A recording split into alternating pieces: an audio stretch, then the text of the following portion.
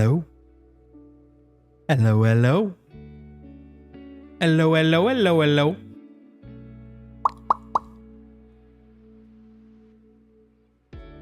We made it to Wednesday. That's a feat within itself.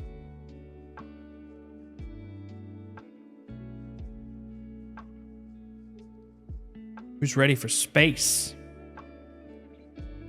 Outer space. May have heard of it. It's kind of a big deal. Pretty big.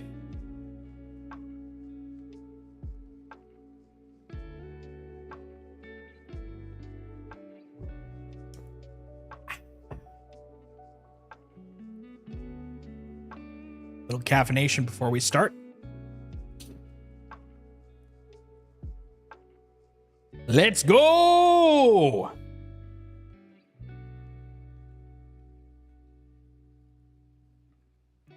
Hello! Welcome! Welcome to Worlds Told. My name is Solstice, also known as Jason.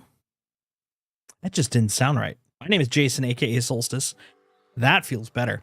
You do something enough times and it just becomes like secondhand, normal, the baseline.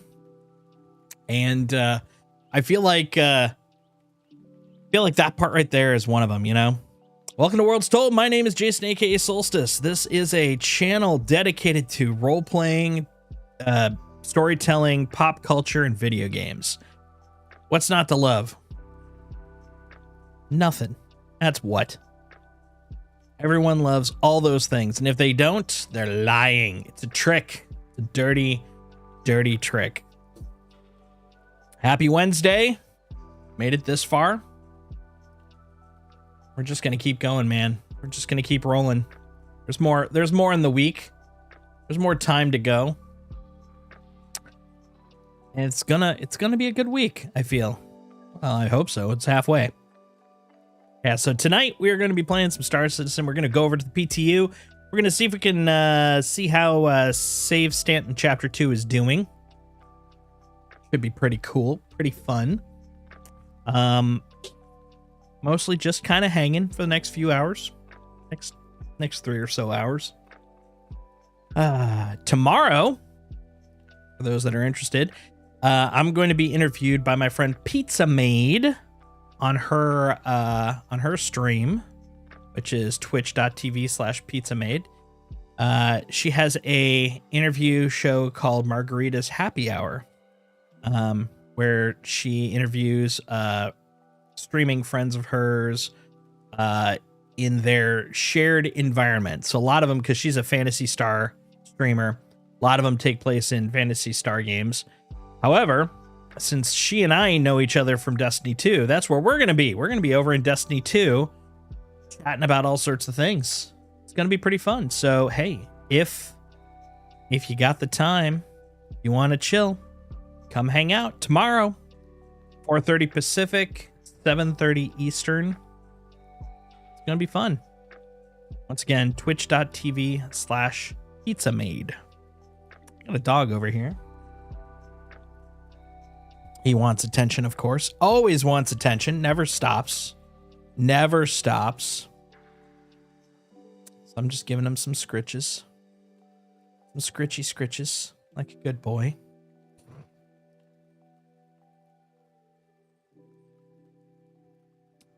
Rubbing his nose. He hates that. He hates that. Using my palm to just kind of like smear his nose. He is not a fan of that.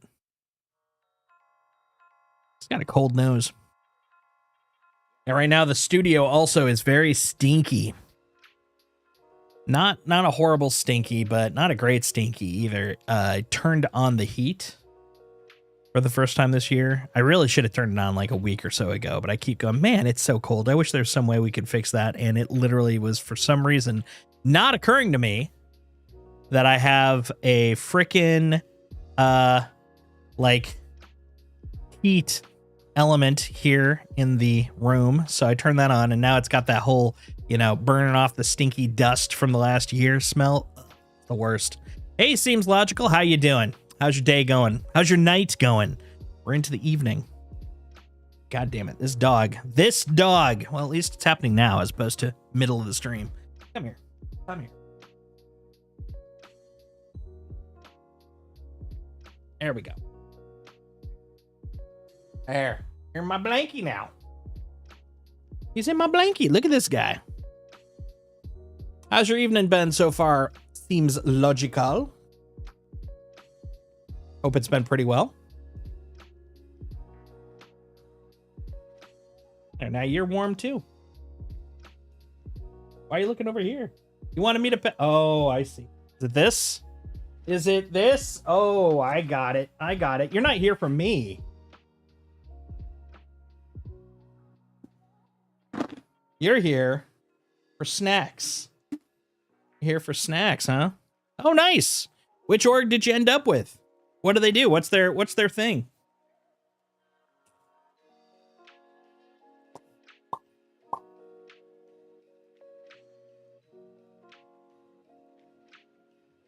There you go. Let's give him some snacks from his official 1/8 SCU snack box.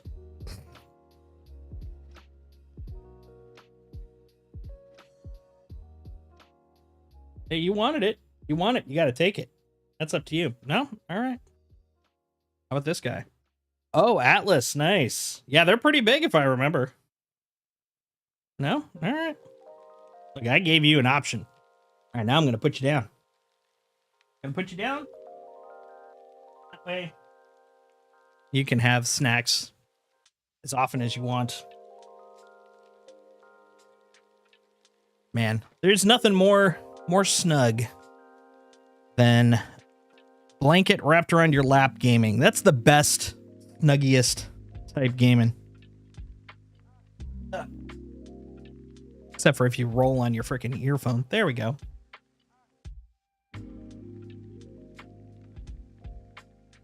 So what did you get to do with them tonight? Was it some hauling? Was it some bounty hunting? Was it live, I assume? Live's where it is. Live's where it's at. Speaking of, look at this. Went through their vetting process. Just joined Yes Live. That's awesome. So what's involved in their vetting? I'm kind of curious. So a lot of orgs, all sorts of orgs have different kind of levels of like how in depth they want to go in terms of their process. Some people are just like, join my org, that makes me happy. Others are, you know, you have to have a certain amount of experience or you're looking for a certain type of group. And then some, you know, really kind of get into the deets like sponsorship and credentials and da-da-da-da-da. So it's always kind of interesting to hear how other orgs vet their members.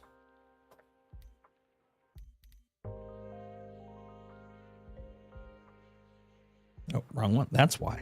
That's why. There we go. Persistent universe.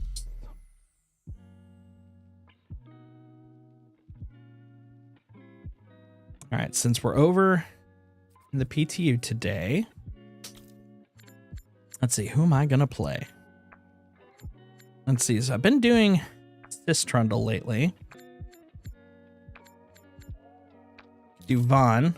So Vaughn is actually in canon the founder of our of the org of this stream. VoIP interview, they're exclusive, so you can only be with them. Asked about experience. Got put to a group of other commerce type players, so we'll focus on salvage and mining. Pretty cool. Nice. That's very cool. Yeah, that's awesome. Congrats. Yeah, I've heard Atlas is pretty good, so that's a good one to get in on. Let's see. So I've got Vaughn. Could do Arthur. This is Jake's brother. He looks kind of like just a pompous ass. Look at that guy. Doesn't he look like a pompous ass?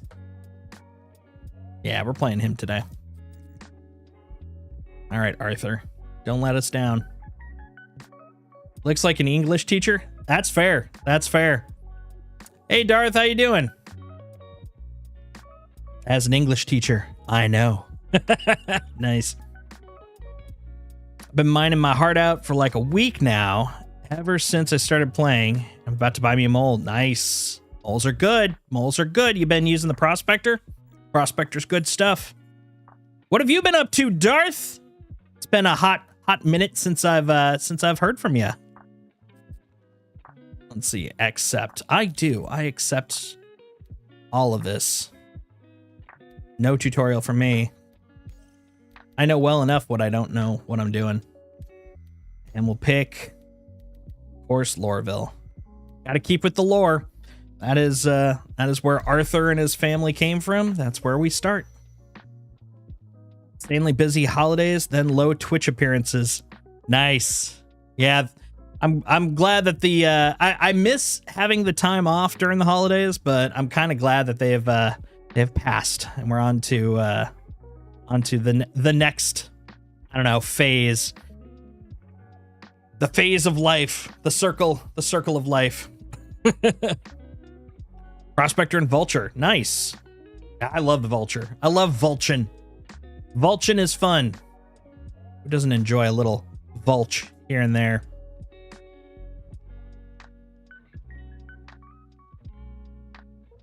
So you've been putting in the Destiny 2 time out of curiosity? The older you get, the more holidays become something to dread instead of something to get excited over. That's fair. That's fair. I think that's kind of hand in hand with if you have any sort of responsibilities during the holidays. Since I don't really have anyone to do anything with, since it's just me. Honestly, I just enjoy it as a nice time to just relax. It's very peaceful. Last year, not this last holiday season, but the season before, so it would have been 2023. I had to go visit my dad because that fall before my stepmom had passed, and so as part of that, because he was a little busy when that whole thing happened, and so I was like, hey, if you want me to come home, let me know. And he's like, I'd like you to come home for Christmas. So, being the dutiful son, I did that. It was not fun. It was just very stressful, very exhausting. I really I didn't regret going, but I regret not having time off for me. And once I got back, I was just like, oh man, I wish I would have spent that week just here doing nothing. That's what I did this year. It was great. Lots of streaming, lots of chilling. It was a good time. It was a good time. Not a ton, a little bit more recently just to finish up the season. This season has been just so miserable. It's clear that it was desperately pieced together at the last possible second. Yeah, I mean, honestly, with how skeleton crewy Bungie is in terms of development and design, yeah, I didn't really expect much. I have actually probably played more in the last week and a half than I have the entire season, and that's just because now that everything's out, I'm just busting through stuff to get the season title. That's it. Like, the only thing I have left now is just grinding Onslaught Salvation, because literally I did like 2 Onslaught Salvations in the first act to finish the seasonal story, and then I didn't log in for like 2 months. So yeah, I'm doing some catch up, but I'm pacing myself. I'm doing like one full 50 round Onslaught like a day and slowly getting through it. Everything else is done though, so once I get that, I'm done, and I could care less about bento boxes. I'm just doing the bare minimum to get my story stuff done. That's it. Nothing more, nothing less. All right, let's see. We got the lightning. We're gonna bring out the lightning. So today's master plan, we're gonna go over to Pyro and see how the chapter 2 stuff is doing for Save Stanton. But first things first, we gotta class up this ship. Gotta put the good guns on. Kinda, sorta, yeah. I'm honestly, I'm just gonna do 2 bentos to get the Artifice chest piece, and the rest of it, I've kind of burnt down on gun hunting. Honestly, I've never been I mean, it's funny because I know so many people are into the guns for D2, but for me, I always hopped in for the story and for, teaming up with friends. If neither of those are there, I don't care. I've got a vault of like 700 guns. I don't need 2 more. It'd have to be really, really amazing to make it worthwhile for me to care about any gun in this game at this point.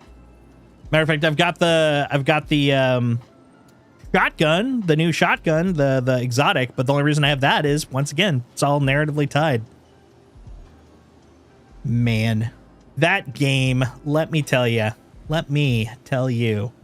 All right, so that's we're gonna pop this guy on here. So my goal is basically to just swap out all the cannons with the Ardor repeaters, because I don't like shonk, shonk, shonk. I like burr. Burr beats shonk for me. So if you do the dungeon one, then stop short of actually using the bento and head back to Drifter, you can get 2 free bentos on your other 2 characters. So that's 4 total for one thing, which is enough to get you anything you might want. Yeah, I was gonna look into that. So I saw Cheese dropped some sort of thing about a bento exploit, and I've been meaning to watch it, but I got swamped today. That's good to know, because I still have that dungeon one to go. I also noticed, so I did the exotic kills one, because I was like, oh, well, I'll just do this and grind that one out. And once I was done, I was expecting, okay, I'll just pick that up and do it again. Is it only like you can do each one once and that's it? Like, I don't fully understand, like, the thing. Is it just you have 5, and if you do the 5, boring, bleh. Okay, that's good to know. I played E2. I started this X-Pack, but fell off for some reason. Love it. I played the very beginning story loop where you're inside the Traveler. Oh, nice. Yeah, so the Final Shape. I did like the Final Shape storyline. I really enjoyed that. It was fun. It was I feel relative to. So the thing is about Destiny 2. Destiny 2's story is effectively like Lost. They've been building up so many promises. It's really hard to make it a fulfilling ending in any stretch of the imagination. I feel like they delivered on at least expectations, if not slightly above. I feel it's really hard to fully deliver on that dream, and so I'm very proud of what they did deliver. Now, if only everything else was at that level. Final Shape story was great, but they've just dropped so many balls since then. Yeah, no, I basically have, other than core stuff, I've sort of checked out on the game because of that exact reason. It really hasn't been hitting, and I'm a little bummed about that. I mean, we'll see how the free expansion goes, but I mean, honestly, expectations pretty low. Pretty low. There we go. Put that guy on. And that's fine. I got other games. All right. So we got that guy.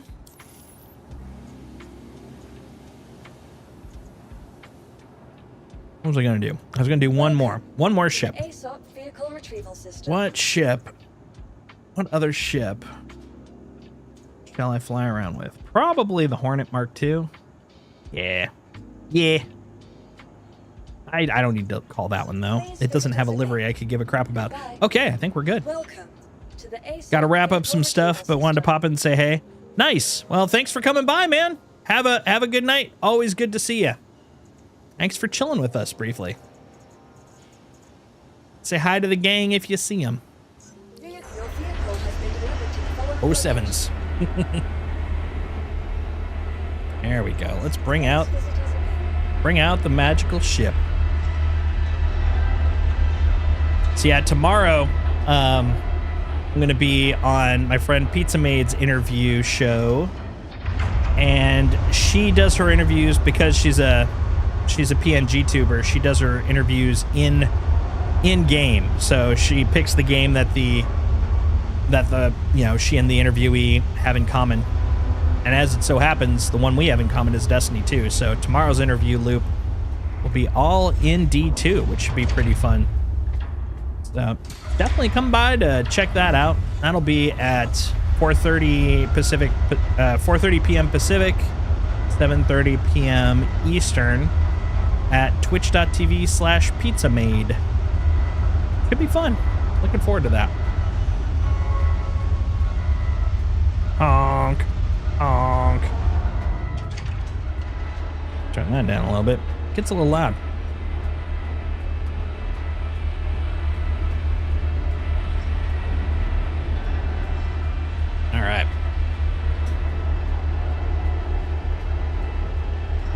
You're not going to trick me.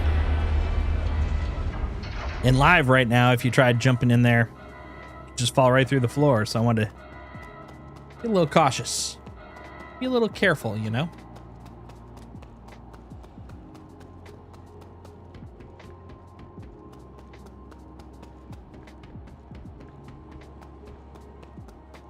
Once we get over to the other side, once we get over to Pyro, we'll go pick up some weaponry and such. I could do it here. I also could have started in Pyro, but I really want it to feel like the experience is going to be like once 401 goes live, because I'm a Stanton boy. What can I say? Uh-oh, no respondee? I wonder if that means, yep, sticks need to be enabled. There we go. Much better. Oh, that's very quiet. Yeah, I can literally hear nothing on my ship. That's hilarious. I can hear the background, but I cannot hear the ship itself. I know they're having some audio issues, so I'm guessing this is one of them. Well, let's start the bug list.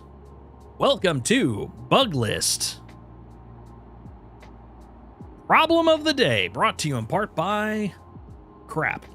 Let's see, what was it, like a Notepad++.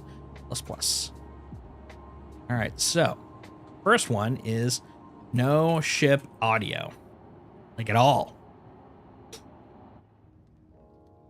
I mean, now it's really quiet, like completely quiet. You head out, can't hear nothing. The only thing that proves that it's actually got some audio is like when you hear the clicks from confirmations. Once we get into Shields offline. once we get into space, I'm gonna reset the engine. That might fix it. Received. There we go. All right, we should be high enough. Let's see what happens. All right.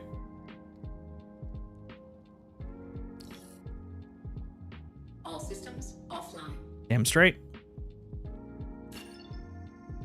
No, nothing. Anvil Aerospace. All systems online. Crazy.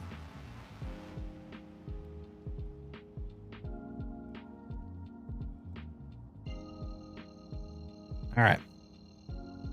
Well, let's get this going here. So we're going to gray. Not gray. We're going to Pyro. Pyro Gateway.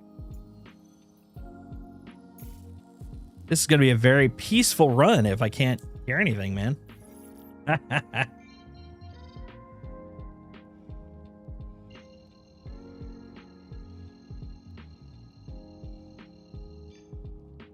Quantum drive is now on.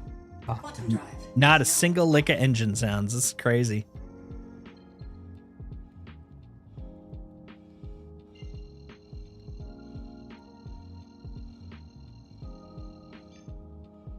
Quantum drive is now on. Quantum drive is now off. Who's ready for some peaceful adventures? Quantum drive is now on. You know, actually, without the audio of the engines and everything, she almost sounds more mocking than usual. Let's check the audio just to make sure. Yeah, the only thing down is music. That's it. Everything else is on and up and good to go. Crazy, man. Crazy.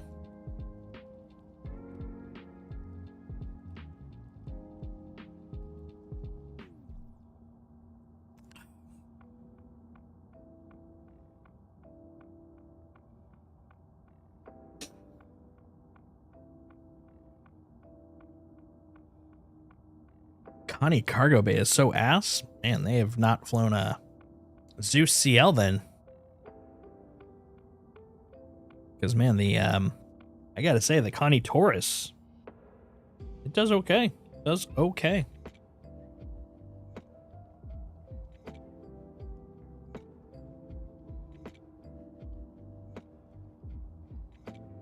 Bum, bum, bum. Ba-ba-dum, bum, bum, bum, bum, bum, bum, bum.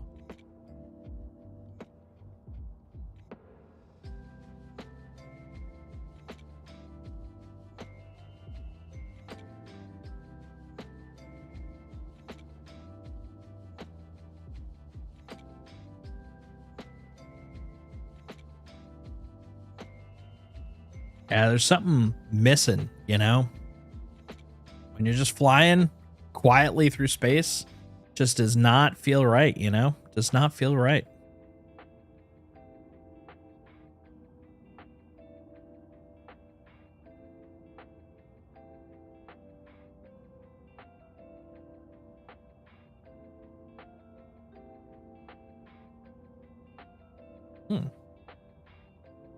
Oh, there is something on my glasses. There we go.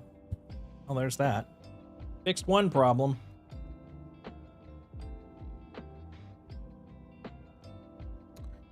Fixed yet.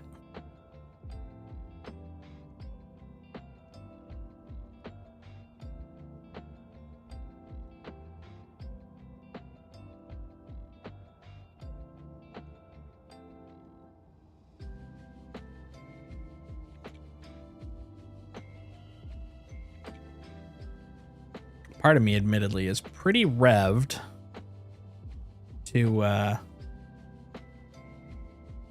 start working on the first Jake Trundle video, man. Very stoked about that. Just lots of little things that keep getting in the way, but the question is, how many of them are actual things getting in my way or me procrastinating? Because both are legit. Both are things I definitely do. So I am kind of curious, which one is it, man? Which one is it?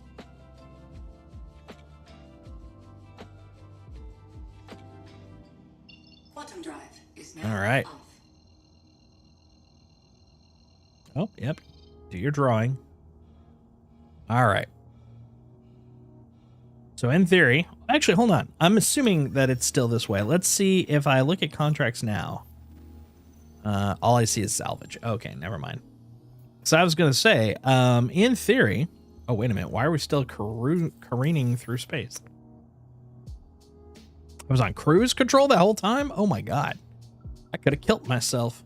I could have been killed. That wouldn't have been good.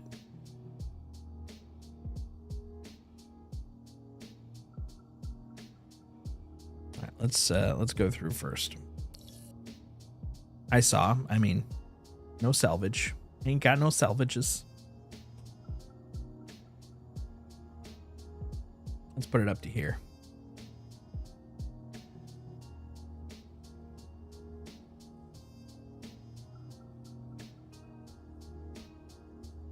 I'll admit, I am kind of curious if we're going to be able to successfully see, or successfully hear the jump gate when we get close enough.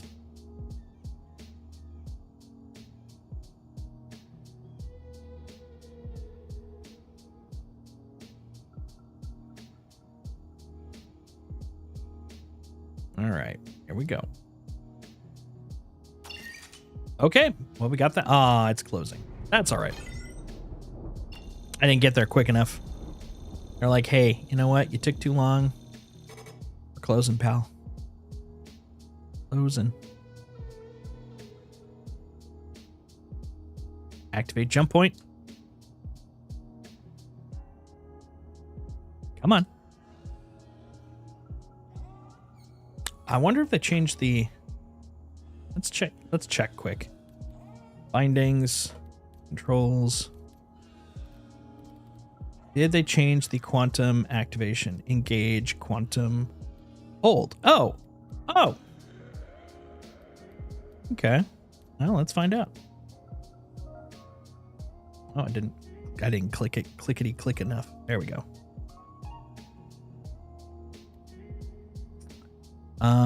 Yes, that is fine.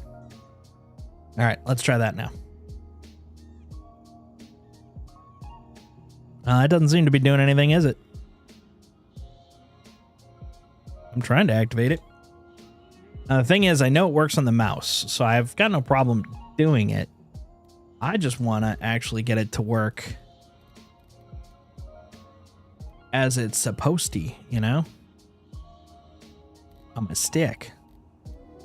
See if there's another one for it. Activate. Yeah, this guy. Jump drive, request jump. This is the other one that it's supposed to be. Yes, that's fine. We're going to double it up. Come on, man. All right, now watch this. When I click the mouse, it'll just do it instantly. 1, 2, 3, click. Yeah, see how it just does it automatically? So that is definitely not working the way it's supposed to. Chip audio can't activate jump point with joystick keybind. That's what we're here for. We're here to find bugs. All right, here we go. It's gonna be very quiet.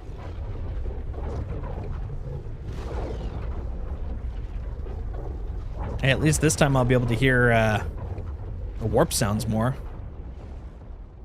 Let's go, Windermere. Quantum fuel is at 75%. That's fine. That's fine. We can live with that.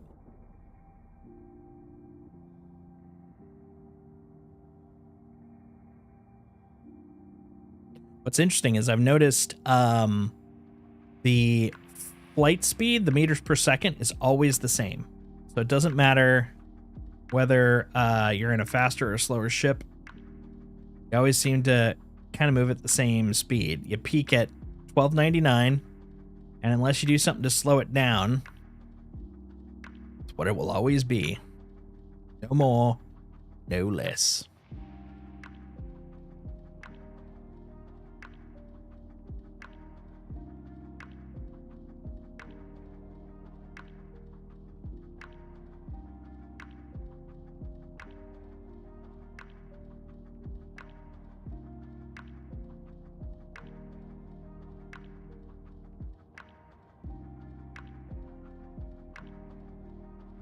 Sure is pretty. Oh, we're getting close to the other side. You can hear it.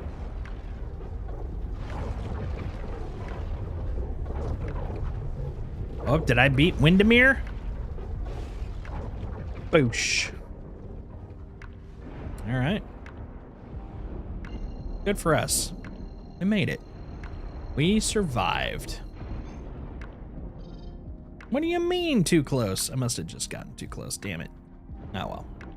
Well, you know what? I don't need to go all the way over there now that I think about it. Why? Well, because we're going to go to checkmate.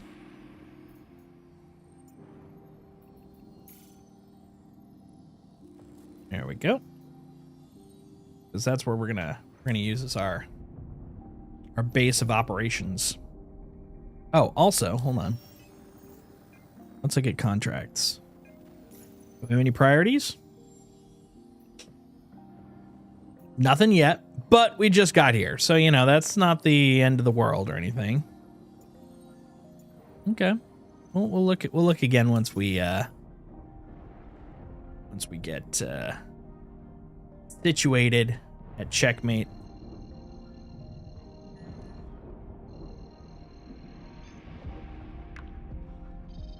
Oh. Now you're obstructed. Rude.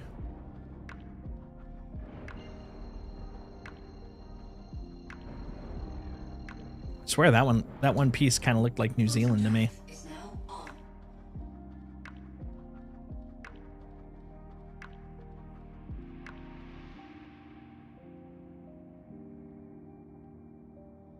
Shenanigans. Shenanigans.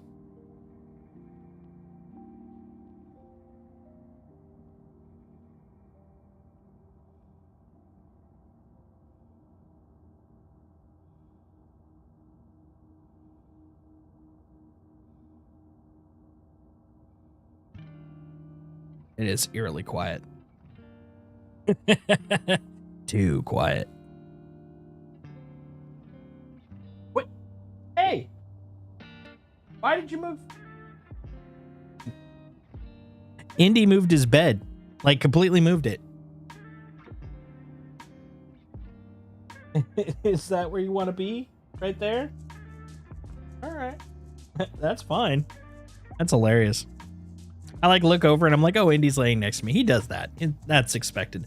But literally, he's in his bed, which was around the corner. Usually he likes to kind of be in his own little nook. But not tonight. Tonight he's like, you know what? I just wanna just chill next to you. It's kind of sweet, you know? Kind of nice. He's such a sweet dog. He's gonna get some quality cuddles at the end of the stream.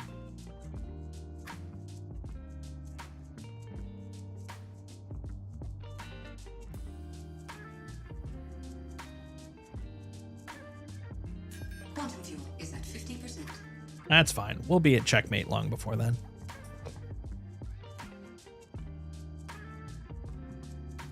I'm curious if anybody else is having the same issue.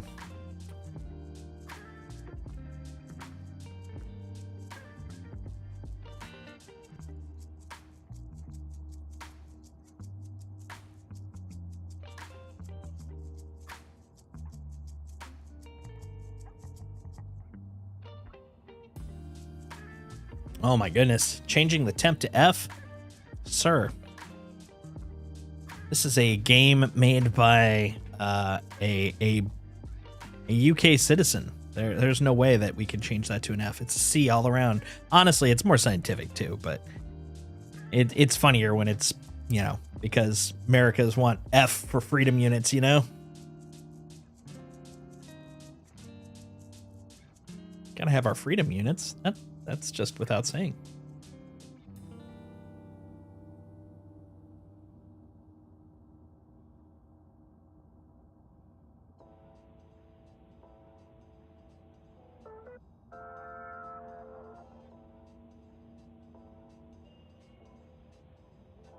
I landed my Vulture at Port Tressler. The ship and hangar sound cut out. Cool. I don't feel so bad then.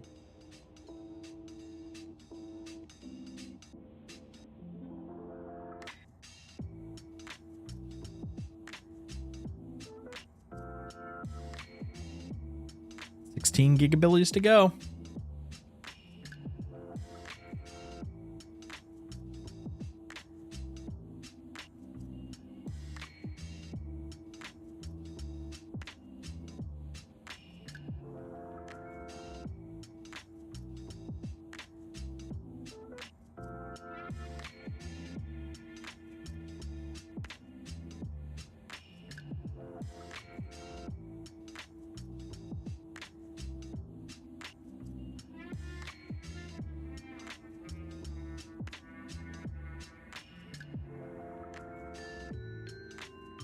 How bad could it be?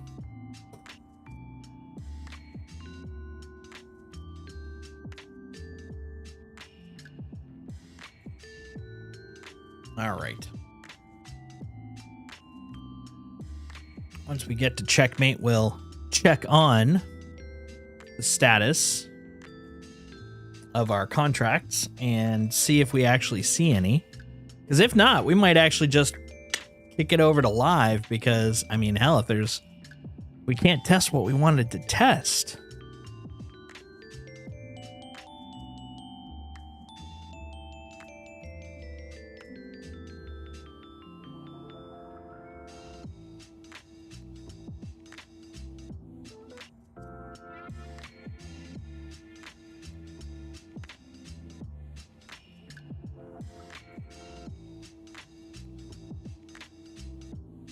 Quantum fuel is at 25%.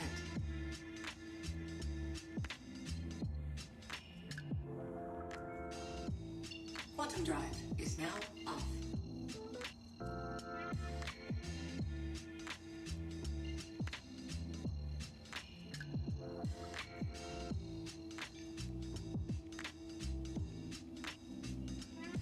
All right. Let's see. That's Pyro. That's Gaslight. That's checkmate. There's checkmate. Okay. Yeah. Heading into checkmate. Gonna get me a lot of weapons. We should probably... Shields online.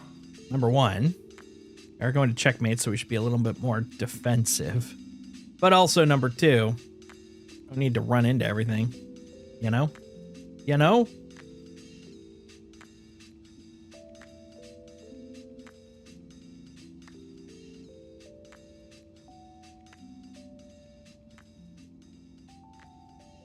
All right.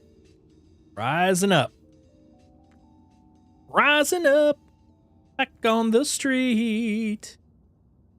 Took my time, took my chances. All right.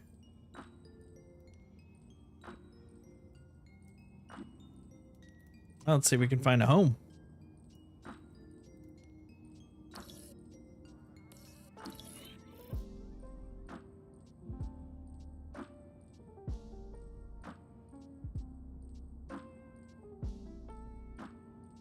Oh, perfect.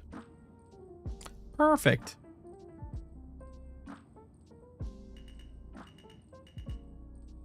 And also, you have the proximity warning.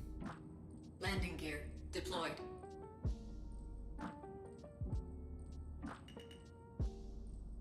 Beep, beep, beep. Beep, beep, beep.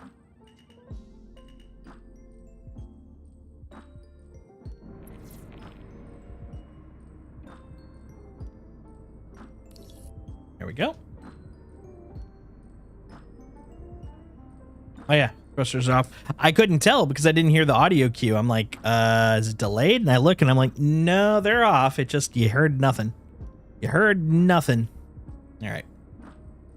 Let's hop out. Oh, sure. Outside of the ship, you can hear it. That's crazy. That's crazy. Okay, let's see if we can see any of the contracts now. No priority either. Huh. Well, it's not too late. All right. Well, that's a bummer. Well, that answers that question. All right, we're gonna probably rename this stream in a moment. Let's see. So we're gonna put no priority contract or save Stanton in contract tab. Contracts Moby Glass tab. And I'll take a screenshot because it's very convenient right there. Very convenient. Mucho conveniento. Just in case, let's look at what we have available. Just in case there's something. It doesn't look like it, unfortunately. Trainee hauler. Okay, what about unverified? Wow, there aren't even any available unverified ones. They're like, nah, look, it's all legit. You either go legit or you go home. That's all there is to it. All right, well, that explains that. Okay, in that case.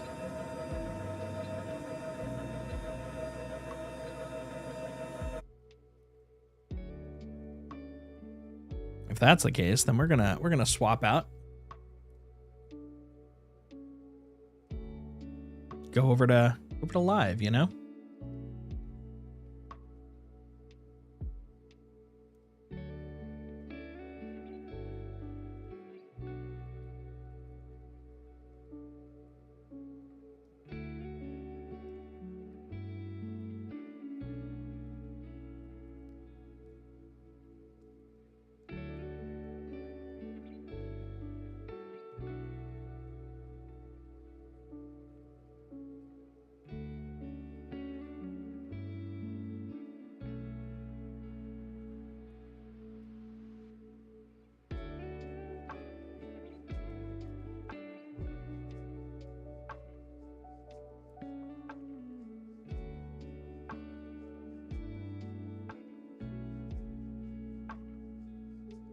There we go. Live on live, making mistakes.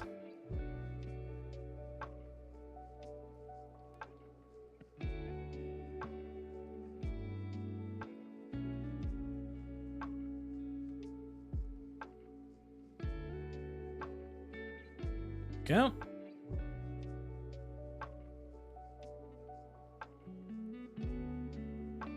Here. Pop that one off. Pop that one off. There we go. I fix, guy. I fix. All right. Live. No, not live. Preview. Live on live. Kinda.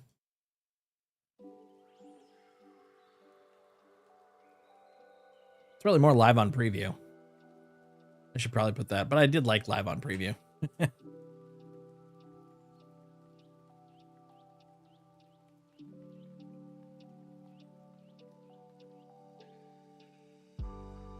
Updating it.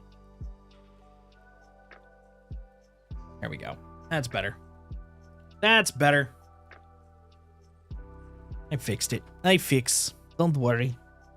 Hey, bro, I fixed. I fix, bro, guy. Don't worry. We're gonna make some money. Now, what kind of money? How much money? These are all questions I can't answer, but some money will be made.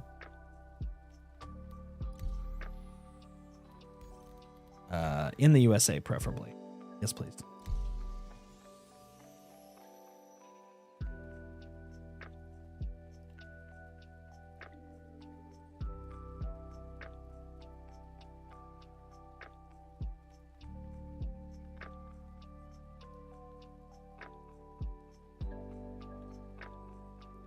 Boom, boom, boom, boom, boom. Boom, boom, boom. Boom, boom, boom, boom. It's so peaceful, like, you know?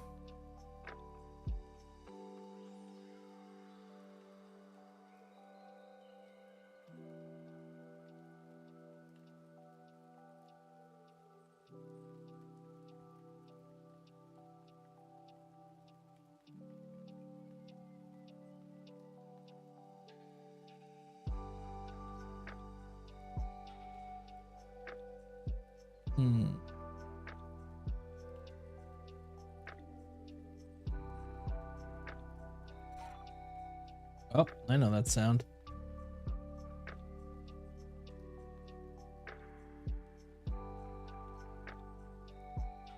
The familiar bebop of servers slowly waking up.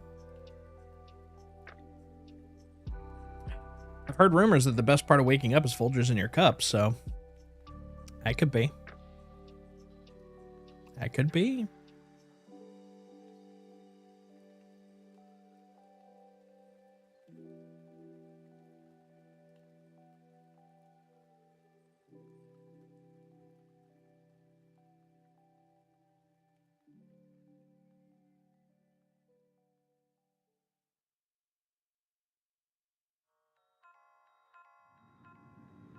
There we go. Oh, emergent services are en route. Must have done something. That guy's not doing well. You're a person, aren't you? Kinda. Kind of a person. We won't talk about what happened. We were both consenting at the time.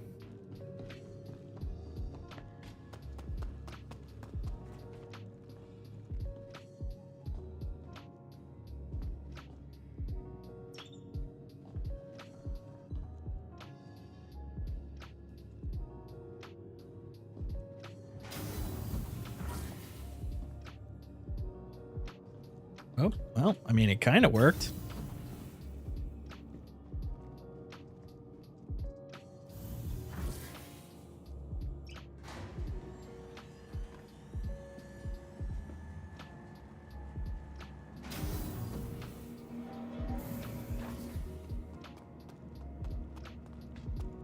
Ugh. Well, this global chat's horrible, so I'm going to close that out. So, I'm also going to just show you my face. Look at my face. Good face. There we go. All right. Don't need that kind of crap in our life. Am I in? I am. Okay. And do I have... I do. In my back, nonetheless. Okay. That's good. That's important. We're good. We're good. Okay.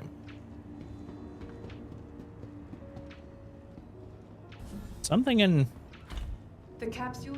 Let's just go get us some salvage.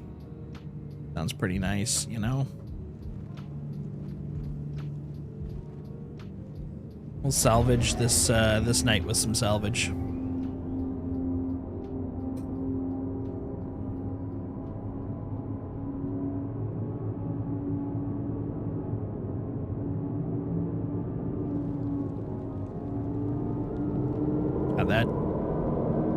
That sun right there just totally gives me memories of growing up in Wisconsin in the winter.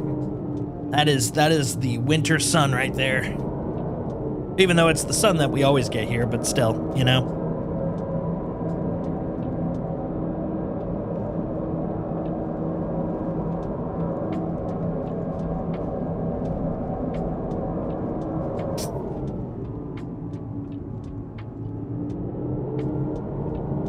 Oh, come on, bud. There you go. Like, you can do it.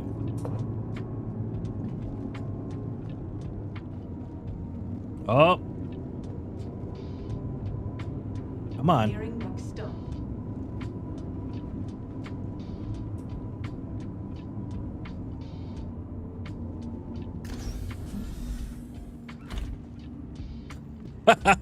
Wow.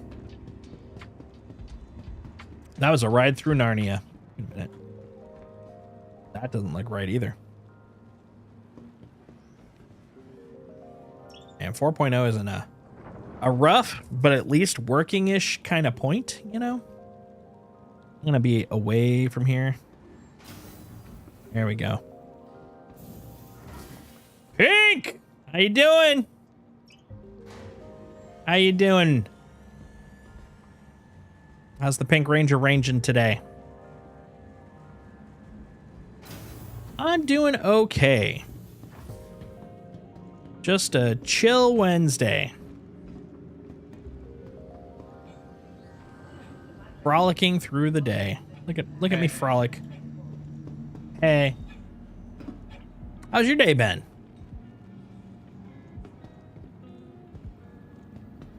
I hope it's been awesome.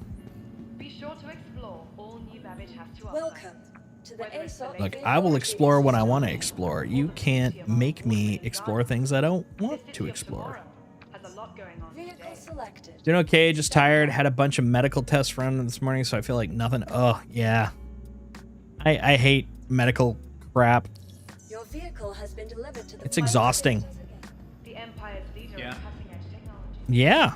where creative innovation meets innovative. Well, I hope they turn out okie dokie. Because, yeah, that's never fun. Oh, wait, what am I doing? That never works. We'll go over here. Yeah, see, trustworthy elevator. Always go to the trustworthy elevator. Not the sketchy elevator. We know better. We know better. Probably not awesome, but not terrible. Well, not terrible is a good bar to have, too. See, this is why I stood back. I knew I was going to get beat up by an elevator. Errant elevators. They're the most dangerous thing. They're scary as hell.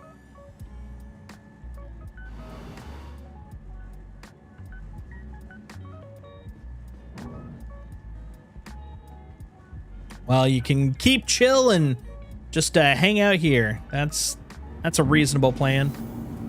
Blood test, MRI with contrast. Oh my goodness, that's a party. It's a lot of stuff.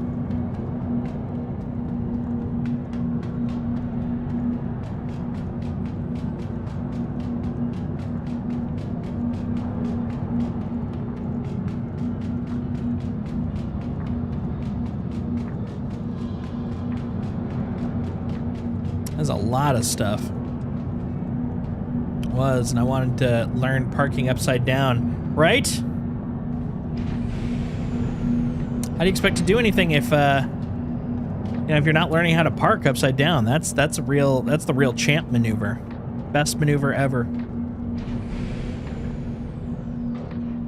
You aren't living until you're parking upside down. Need more ships that do awesome things when you park them upside down. That's what we're learning.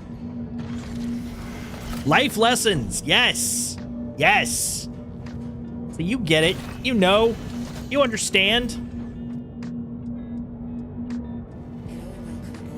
And this ship is just messed up. See if I can get... Ah, there we go. Repair, please. Repair and refuel, please. Quit making it look so sketch. De-sketch my ship, please. No, no dice.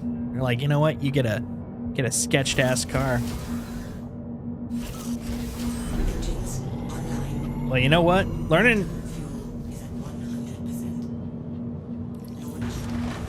Learning how to park your car upside down, I mean, you get so many more opportunities if you do it, you know?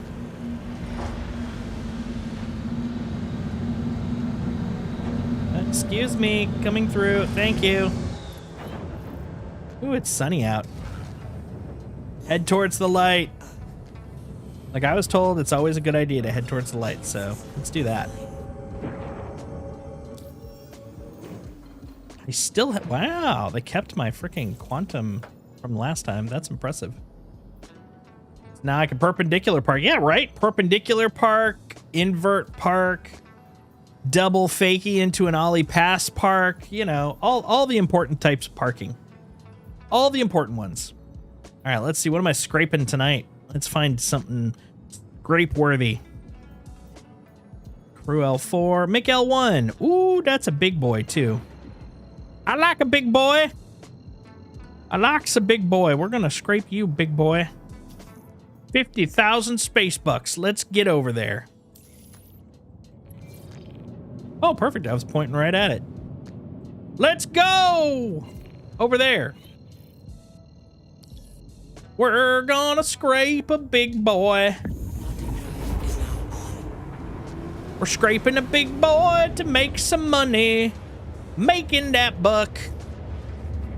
Plus, I'm gonna be getting a raise soon to pay for any scratches on the roof. Hell yeah. Congratulations. It's gonna pay for all those upside down parking jobs, man. You're gonna be like just set in all parking job related shenaniganery, tomfoolery. That's right. That's the lesson today. Well, why is it off? Oh, because I gotta go over here. Oh, I've still got space miles to go. Take pics to send on. Hell yeah. Hey, check this out. In space, you can park upside down and no one will notice. Deep, you know? Hey, I want to go this way. Come on, bro.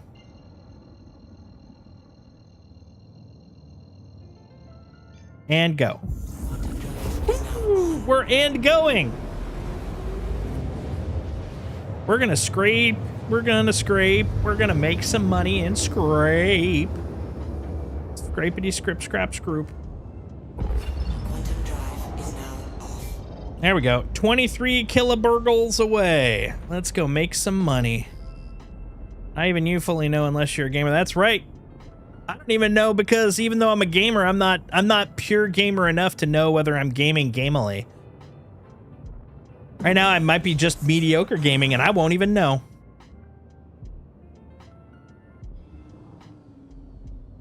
Half-assed gaming. My skill. We're gonna scrape. We're gonna scrape. It's gonna be best. We're gonna be scraping like a mofo.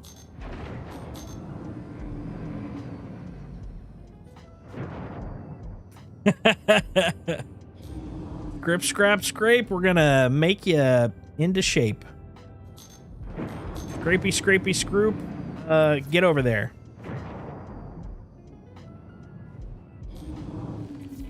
Stop making 5 quotes at once. My brain can't work.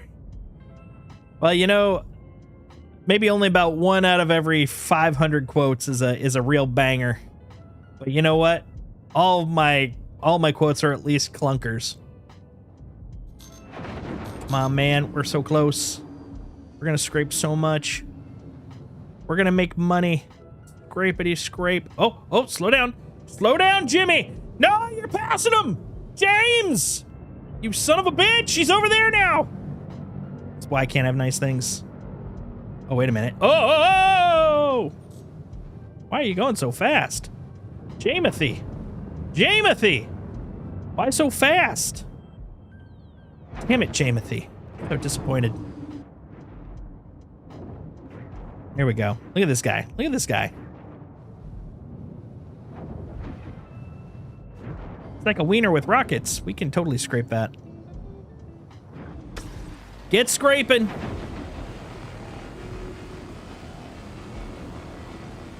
That's right. Damn it, Jimmy. Damn it, Jamesathy. That's his full name when he disappoints everyone. It's like, ah, Jamesathy, how dare you? Jamnesia. Man, this view is really scraped up, man.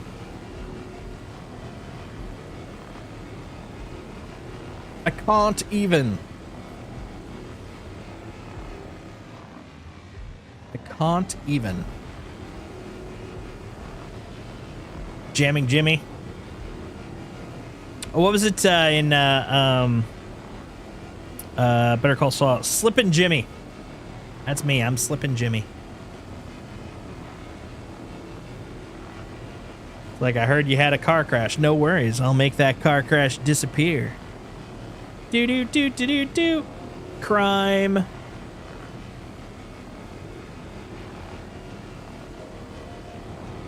They actually do have contracts in here if you want to go the illicit, criminal route where it's like, hey, we kind of took these guys out and we don't want proof anywhere. So if you could get over here, you have dibs on whatever parts you want.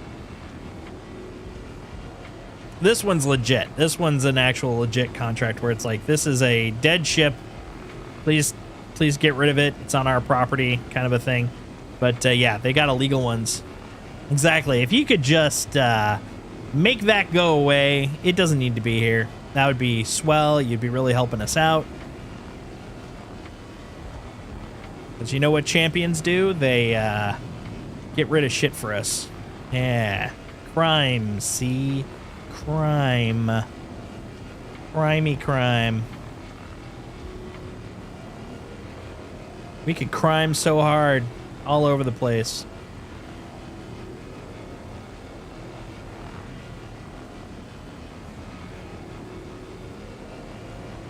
But meanwhile, I'm like, look, I'm just an honest businessman looking for some business bucks.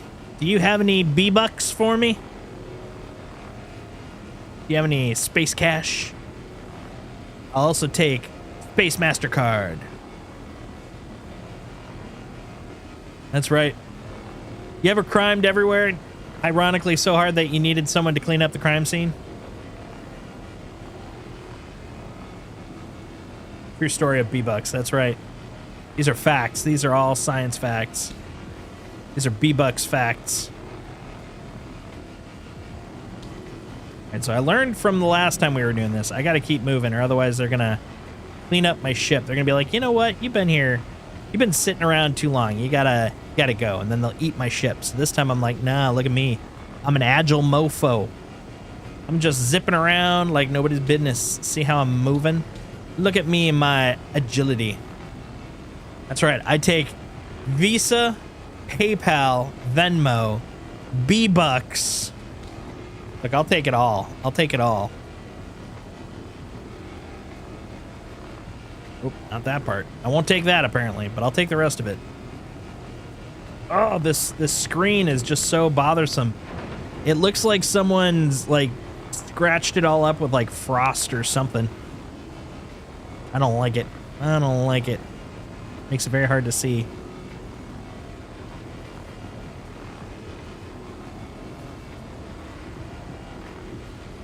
Well, sir, I don't like it. Throwing those subscribers away. I'm throwing them at the B-Bucks. I'm doing the subscriber to B-Bucks pipeline. It's involves cryptocurrency somewhere. I don't know where, but somewhere.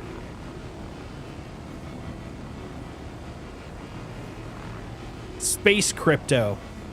Spripto. Gotta watch out for that Spripto. It's dangerous stuff.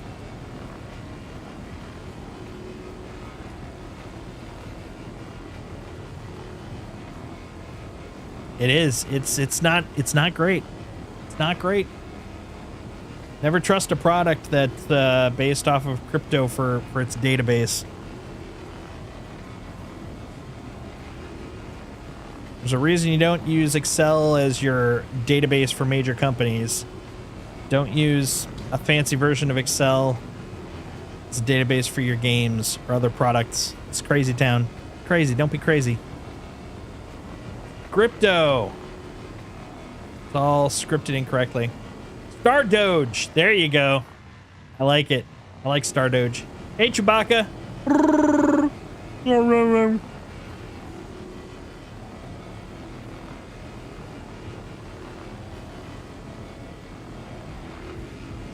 Crypto. Nailed again. Hell yeah.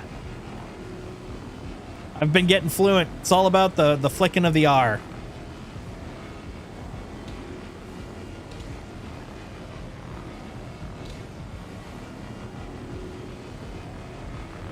How's your day been, Chewbacca? Mind if I call you Chewie? Hope your day's been going pretty well. I don't know why, but this week has kind of felt like, at least during the day, I'm having a great time now, but like the day job era, like that whole midday stuff, it feels like I'm just trying to, you know, make the day complete. Like that's really about it. It's like this week hasn't been about like looking forward to specifically anything. It just feels like a finishing the progress bar kind of a week. I don't know if that, if anybody else is having that experience, but that's definitely been the vibe this week for me. It's a literal grinding week. I was sent to anger management with Jabba. Didn't turn out like planned. Yeah. I heard that Jabba doesn't do group sessions well.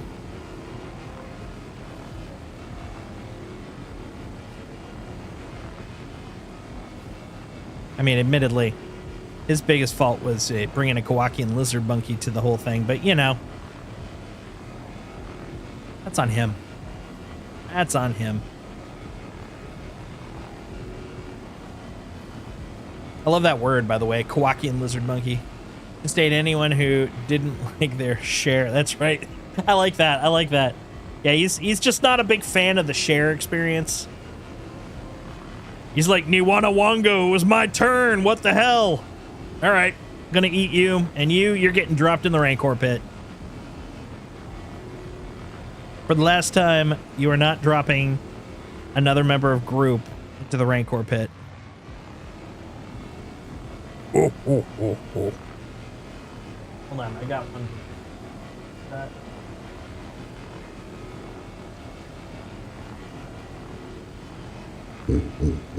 Niwana Wango. Destaka Pakutuki. Destaka. Nina Kuwana. Jedi.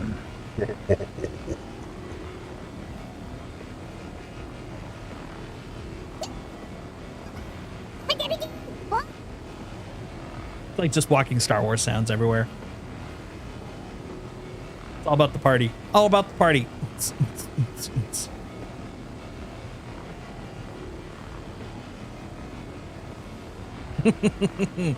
Yeah, Kawa Solo Chunwookie. Kawa Solo Chunwookie.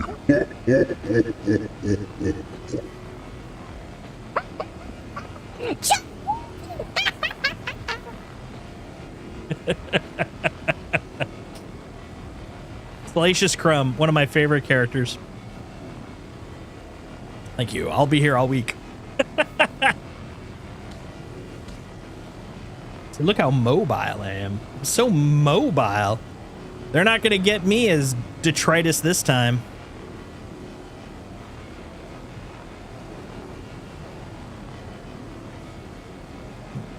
I do take tips. Try tips, wing tips. Never just the tip.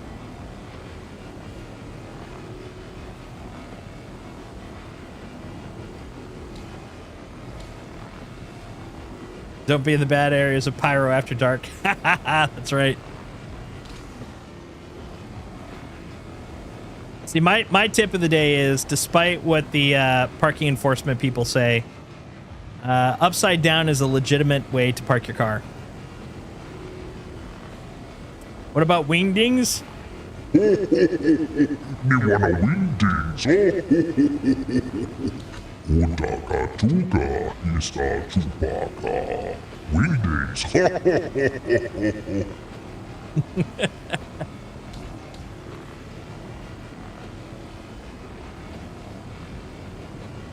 Honestly, I'm surprised that there hasn't been like a tech firm based like chicken company or something called Wingdings. Like, imagine like an Uber Eats, except all it is just chicken. It's called Wingdings. Oh yeah. It's also what you call bumping two ships into each other. Wingdings, get it? It's funny. I'm funny looking.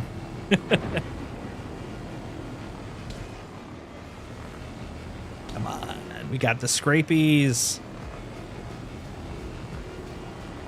Look at all the scrapies I'm doing, guys. So much scrapies.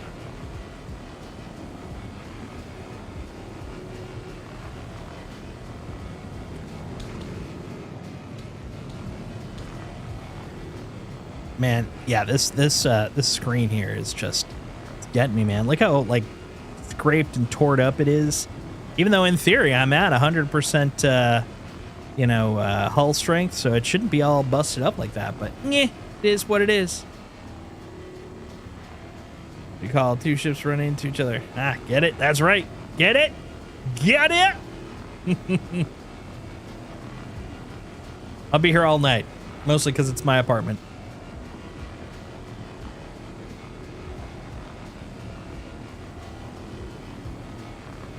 It was even quote worthy. I'll take it. I'll take it.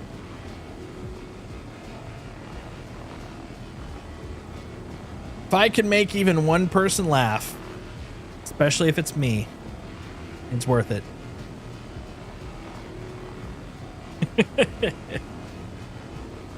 Very easily amused.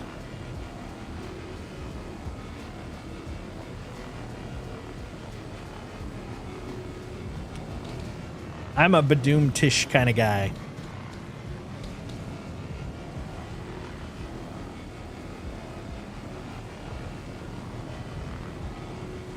So what kind of games do you usually play, Pink Ranger?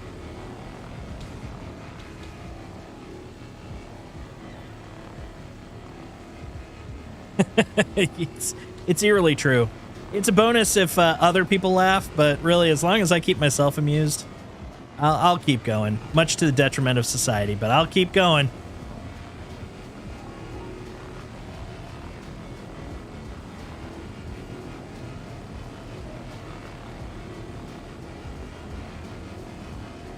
That Jason, he's a 1 in a million. That's still too many of them.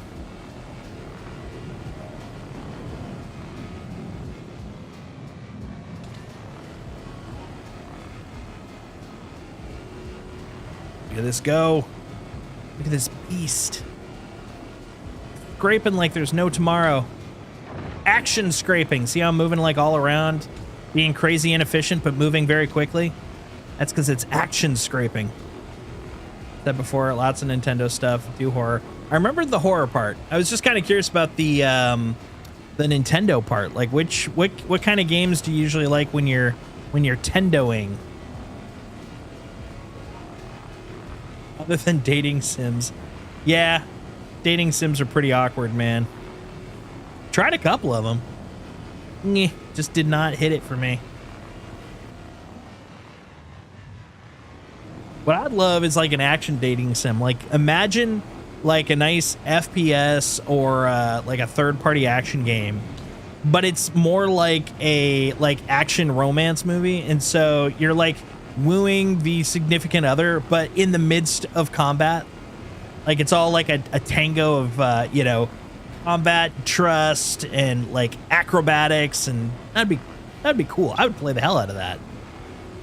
If anybody's out there listening, Look, you can take that idea and run with it. I would play it.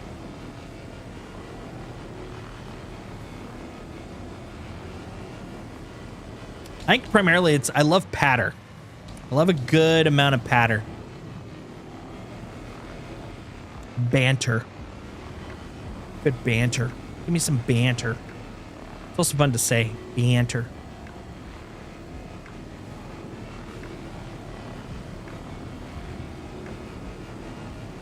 Legend of Zelda, Pokemon, Animal Crossing, Golden Sun stuffs. Gotcha. Want to collab with that salvage? I can bring out a cargo ship and help keep your hopper empty. Find other salvage for you. Panels. I'm down. Yeah, yeah.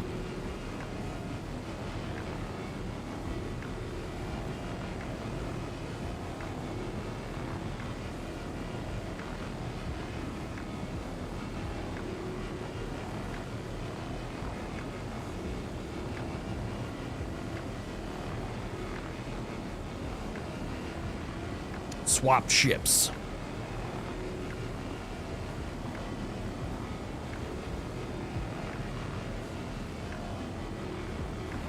It's dating to horror. Yeah, that I liked the vibe of Me Side. That looked really cool. It had such a creepy vibe. Like the first I don't know, like 30 seconds of it, I was like, oh, okay, that one might not fully be, because it, you know, it had that kind of very basic, like, you know, your virtual girlfriend. And I'm like, I don't know. That may not be my thing. But then when it was like, kind of went all kind of creepy horror, yandere sort of weirdness, I'm like, okay, now it's getting weird. I like weird. Still making that game I was talking about. Just gonna take a while. Just take your time. It'll be worth it when it's done, you know? Honestly, anytime I work on a game or another project, like, oh, it's so satisfying when even it's partially completed. Once I can actually start showing people, look what I did. Oh, best feeling. Best feeling. That's according to Best Feeling Magazine, which is the best magazine for feelings.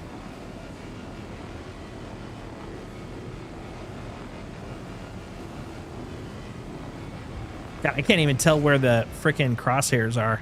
There we go. Okay.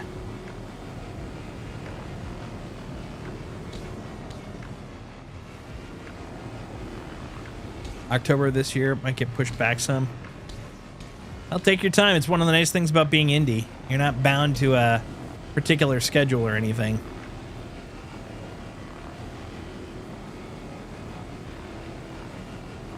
I mean, unless it's your bread and butter, that's a whole other thing, because then you got to make sure you get, you know, food on the table. But if it is not, take your time. Indie's the best. Just ask the dog.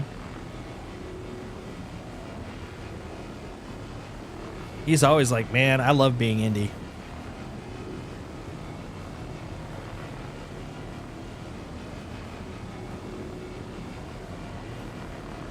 He kind of brags. He's like, I've been indie before it was cool. And I'm like, well, Indiana Jones was indie before you, but, you know.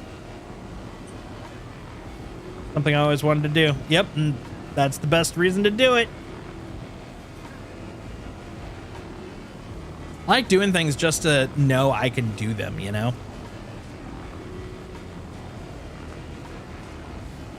I think once I clear this guy out, I'm going to probably drop off the crates and then just leave this as a derelict and then switch over to a nice shiny new version of the Vulture, because this is crazy, man. You can barely see out of it.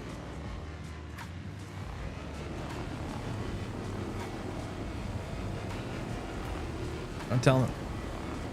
I mean, he is sleeping, so he's dreaming whether I want him to or not. He's just all about it. He's like, I'm living that dreamy dream life, you know? Hashtag dream or die. Oh, man. So I was watching the last couple episodes of Outlander for the season. I just finished up before stream, watching the last one for this season. And a pupper dies in it. And like the first thing I had to do, anytime an animal dies in anything, I just immediately have to go over and hug Indy. It's like every time. It's like I can't disconnect the fact that that could be my dog, you know? I don't know what it is. It's just like they're one and the same. I'm just like, oh, my little baby. So I have to go run over and like hug him. And he's probably like, dude, I was sleeping or snacking or something. And I'm just like, well, yeah, it's your fault for mattering so much, you stupid.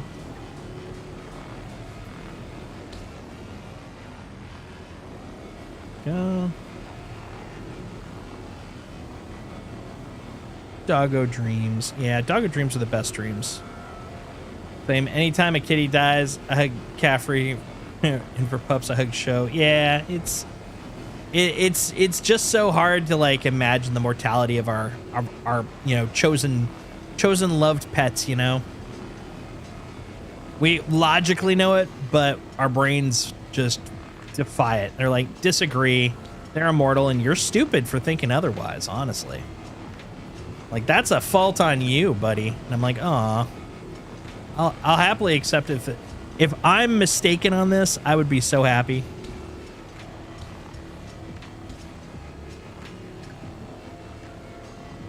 Exactly. I was doing cat things, and I was doing dog things. What's up with you freaking out over there? Just like, you're alive! Of course I'm alive. I didn't go anywhere. My precious baby. Yep. No, I'm the same way. In my life, I've had one pet death. Because I've only had this is my second dog. 'Cause I wanted a dog for a long time, but just didn't live anywhere where I could really afford it. And then after that, it was just like since I hadn't had one, I was like, it didn't even occur to me. I was like, oh, I think I can. So I finally got around to doing it. When that guy passed, it's just like, I don't even know what to do with my life. Like, it's just so lonely. So lonely. But then I got Indy, and now everything's great again.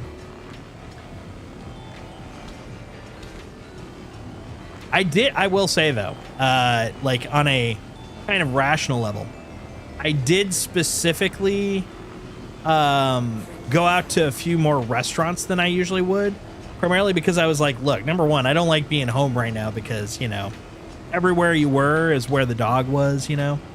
But the other thing is, like, I always felt guilty going out to eat. And I'm like, look, if I'm going to try to think about this in a better way, in some better way, this could be part of it. It was nice to see, you know, be out there with people and stuff. But still. Like, oh, what a nice dinner. And you come home and you're just like, oh, my dog is gone. You know, it's rough. Right, just woke up. Why are you crying? Yeah, exactly. That is exactly it to a T, 100%.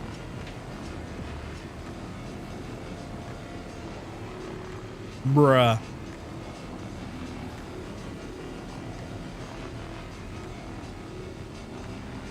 Go. Go over there. Little over there. A lot over there.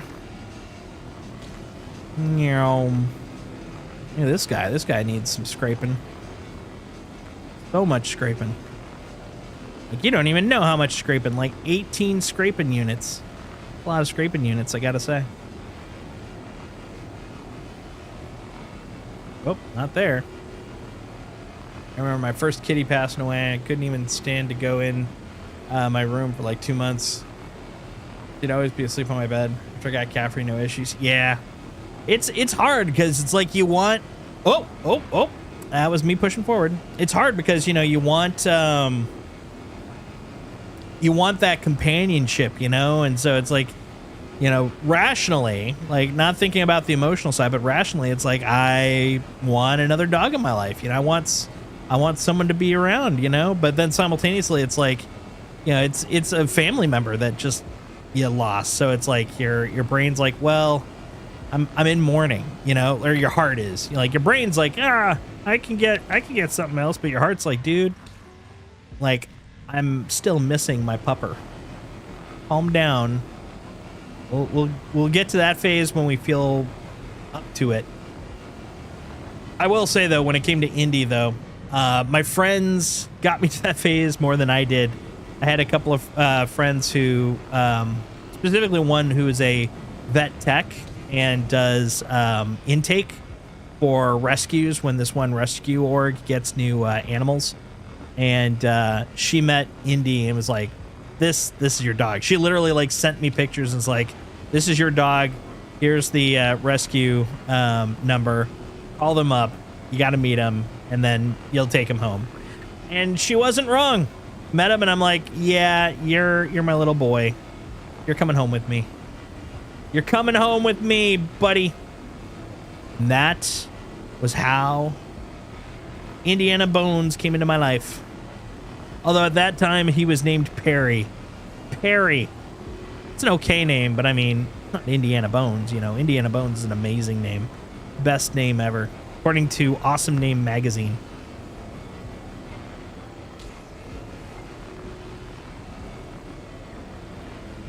Oh, hold on.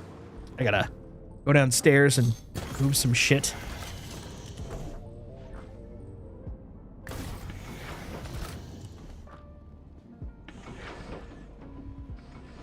Exactly.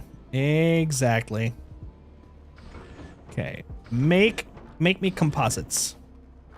Do it fast, because I don't want this ship to disappear on me. No.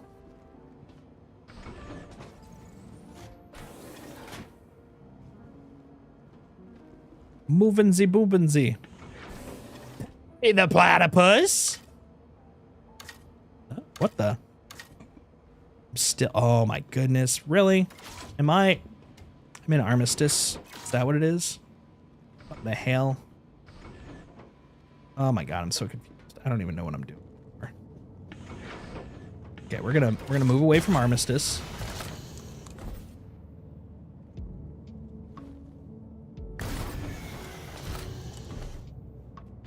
What? Where did it go? Did it get et? It got et, didn't it? Son of a bitch. All right, you little whore. Okay, we're getting away. We're going into the deep peace. I still had 7% left on that contract. That son of a bitch. I should have kept going. I just should have kept going. That's all right. We'll get some more panels. Panels. Paneels. There we go. Now I should be able to. Let's go make us some boxes.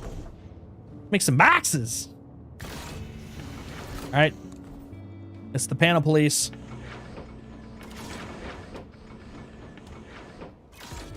Stop. There we go. There we go. That'll learn you. Look at I can click buttons like nobody's business. Well, at least I have enough to pay off the cost. Bring me another. I hunger for more boxes. Bring me another. Kind of reminds me of Thor with the coffee mug in the first movie.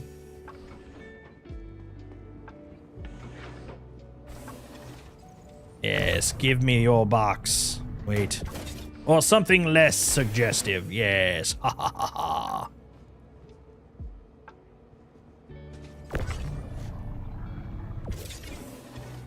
There we go. That one in the corner. We'll pretend that one's baby. I'm gonna put baby in the corner. Ha ha. Ha ha ha. I thought it was funny. I'm hilarious.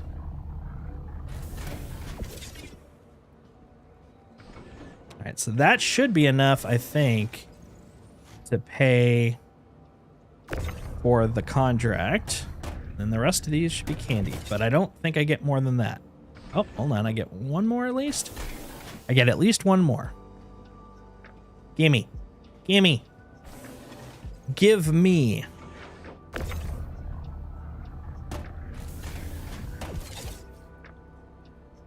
Yes, continue pooping out your boxes.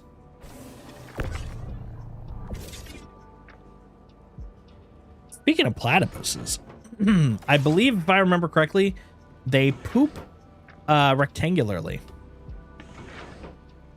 There is a mammal that poops rectangularly, and I'm pretty sure it was the platypus. Isn't that crazy? Isn't that crazy? I mean, I haven't pooped, you know, rectangularly in years.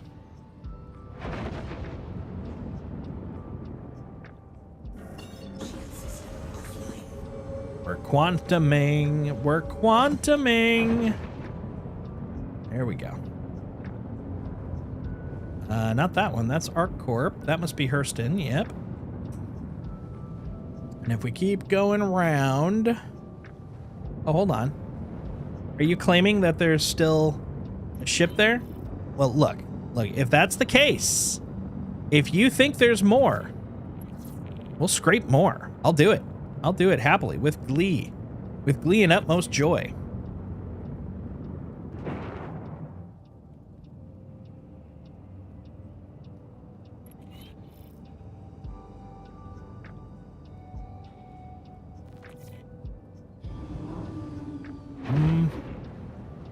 I ain't seen it.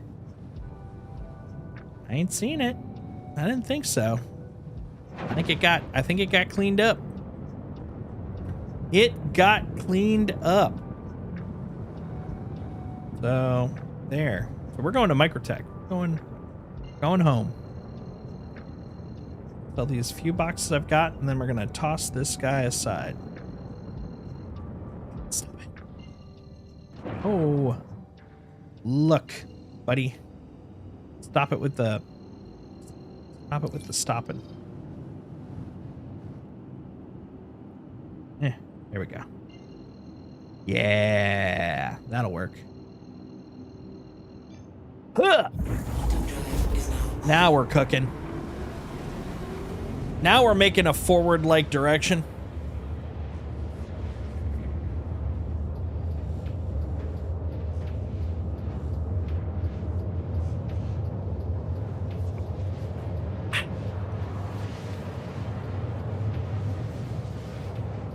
Delicious.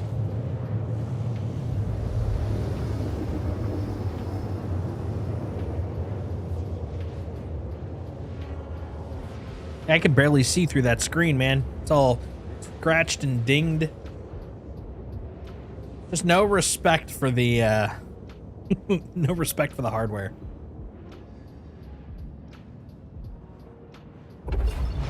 Choo. All right, now we got to find the Pentagon of Justice.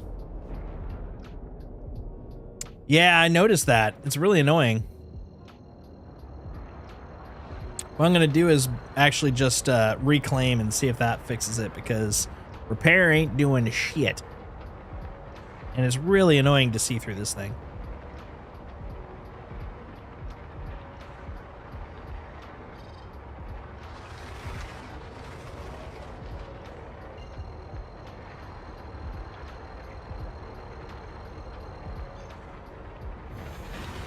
Time to quantum. Ladies and gentlemen, the quantum drive.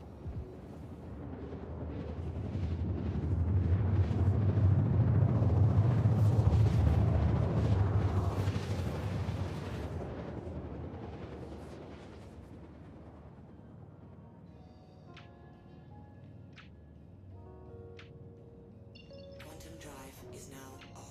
All right, now the fun part. Where the hell am I? All right, there's that guy. And that guy. We got to find the water. Double or nothing, it's like right over there. Right over there. Part of me misses the olden days where you could just go over to the Commons landing and go sell off stuff from there. But part of me is glad that it's a little bit more physicalized, because I do kind of like the fact that it's a thing now. You know, it's a physical thing. I dig that. Oh man, I cannot see in this ridiculousness. Saw a mountaintop. Oh, I think I saw it. Well, I saw something. I don't know if that was it. Maybe not. Maybe not. Let's dip a little further down. We're at 4,000 kilometers. Oh. There we go.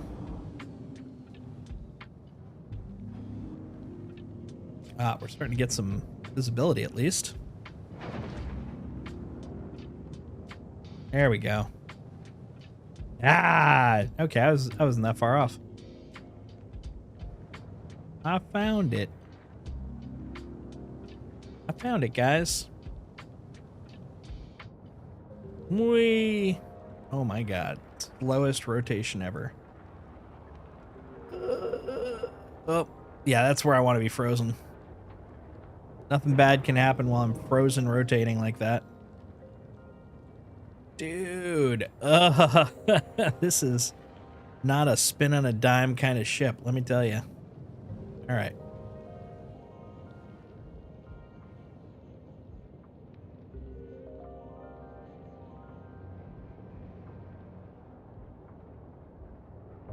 Go. All right. Roger that. We're coming in for a landing. Go ahead and open up the doors for me because I want to get inside. Over. Shield system online. Online. Always this one.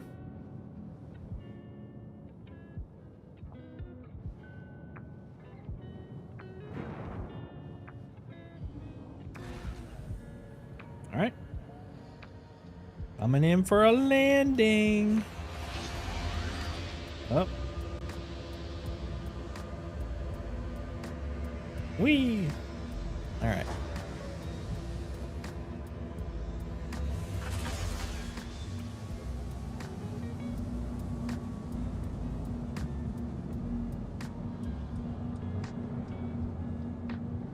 Meep, meep, meep, meep, meep.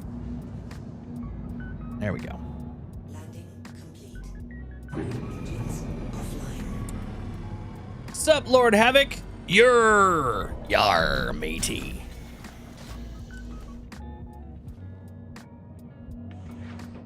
Oh, ye be. A stinking pirate. Yar, Steve. All I can think of is Steve anytime I do a pirate voice now. Thanks, Alan Tudyk. All right, open up. Come upstairs. I got a treat for you. There we go.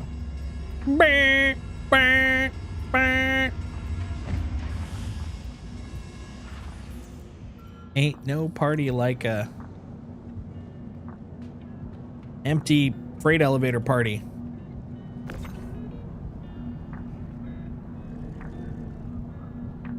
I like how airy my freaking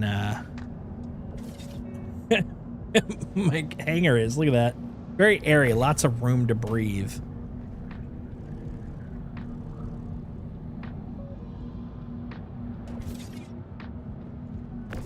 Come on now. Get off the ship. We're shoving you in the hole. Yarr. We're making space books.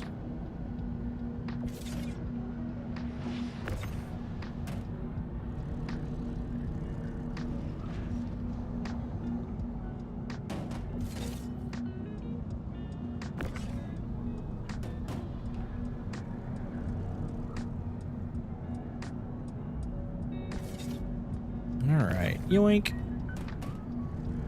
Come on, over in the hole. Get in there. Your punishment. Your punishment for being a bad 4.0. Get in there.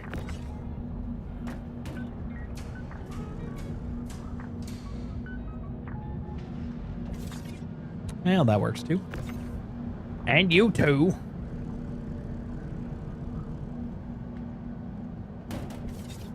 There we go. All right, now we'll put this away.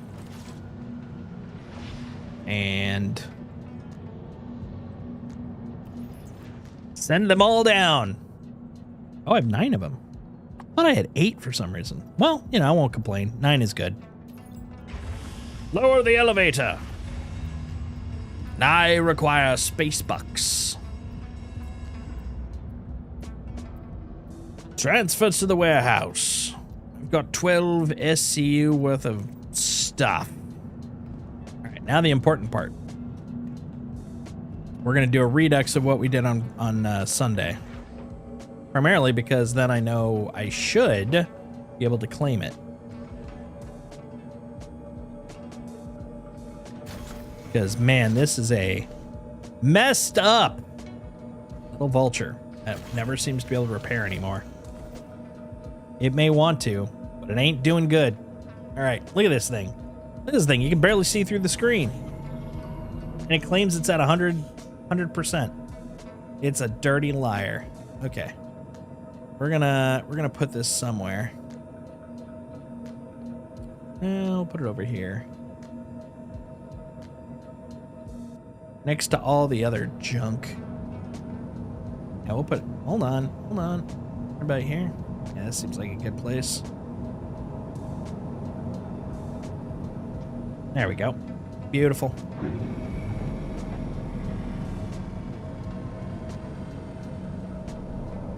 Oh, look, it's dancing. Going off this dancing party machine. Yeah, that can't be good. Quick, off the dancing party machine. Maybe preparing to blow. Get off. Stop it. What? It won't let me. It's like, no, not down there. It's dangerous. Whoa. That was crazy. Here we go. Huh. Beautiful. I'm getting out of here. I didn't realize how close I was to that. Okay, that's good to know. We're leaving. We're leaving. I'm impressed that it can balance that well, considering. Look at that thing. I mean, it's doing its darndest. I don't know if you've been to fancy restaurants, but that's how you tell them that you don't want any more ship. You put it upside down on your table. Like, I'm good. I don't need any more ship, please. If you give me any more ship, I wouldn't know what to do with it. Welcome to the ASOS. All right, let's claim the vulture.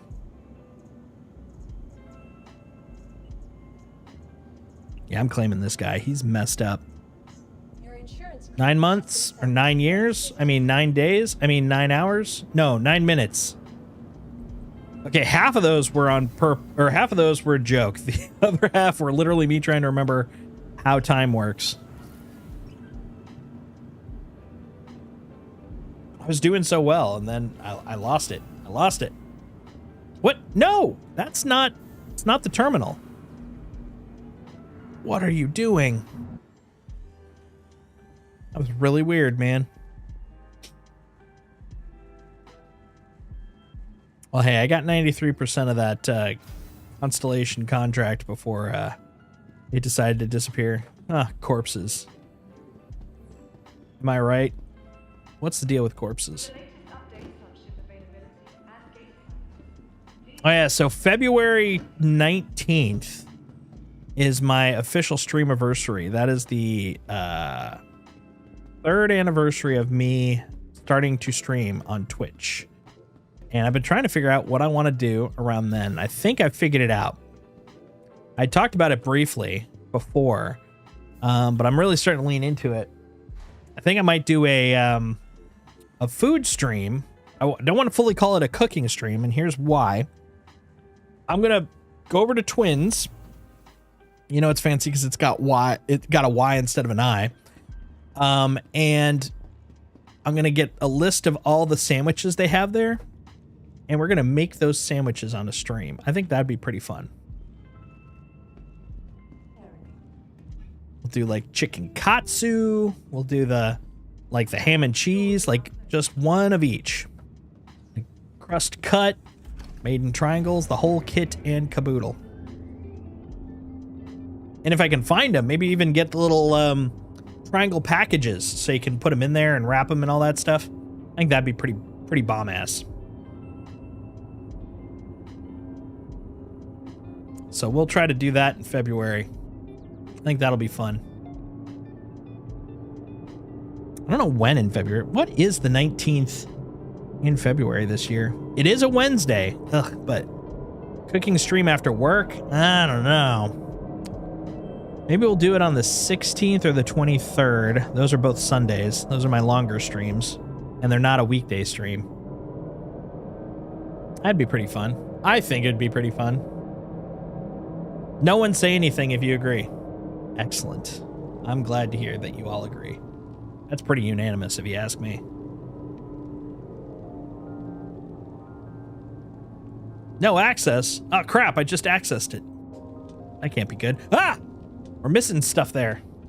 We're missing like whole pipes. Oh, there we go. Don't need to call me the capsule. That's rude. Now we wait. Come on. There we go. Freeze. Freeze turns into loading. Loading turns into... Wait for it. Wait for it. Ahem. Come on, man. I got faith in it. Turn it into stairs. Yeah, stairs. Look at those stairs.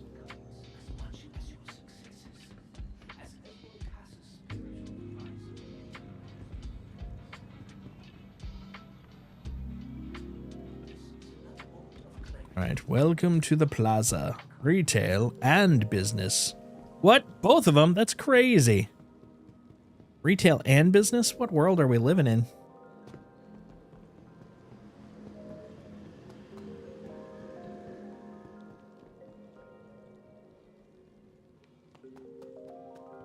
All right, TDD, what you got for me?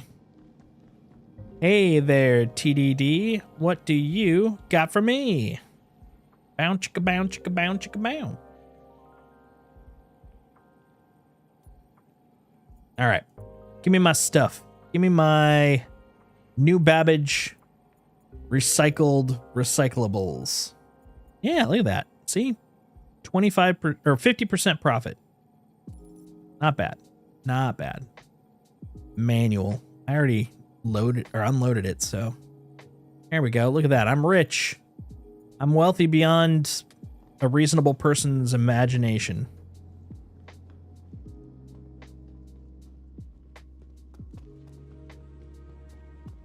Wah! Yes, jumping. I can jump like nobody's business. All right, let's go get some snacks. First, some freezing. Hello, ma'am. Hello, sir. Hello, sir. Hello, sir.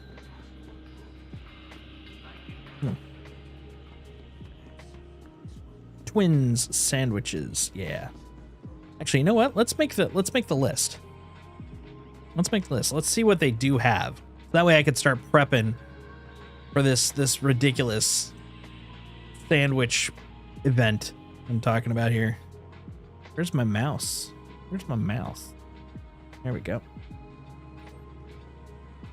My God. My God, man. What the hell's a Godmother sandwich? I've never heard of a Godmother sandwich. Have any of you heard of a Godmother sandwich? Gonna have to find that. No idea. And then we got avocado and corn. They're doing this to, I really should have thought this through. Some of these sandwiches are going to be ridiculous. Bacon club. That one I'm down with. Club sandwich. Okay. Bologna sandwich. That one's nice of them. They're at least not going to hurt me on that one. Merguez. Oh, that'll be tricky. Merguez is like French/Moroccan sausage. Merguez sandwich. Pork katsu.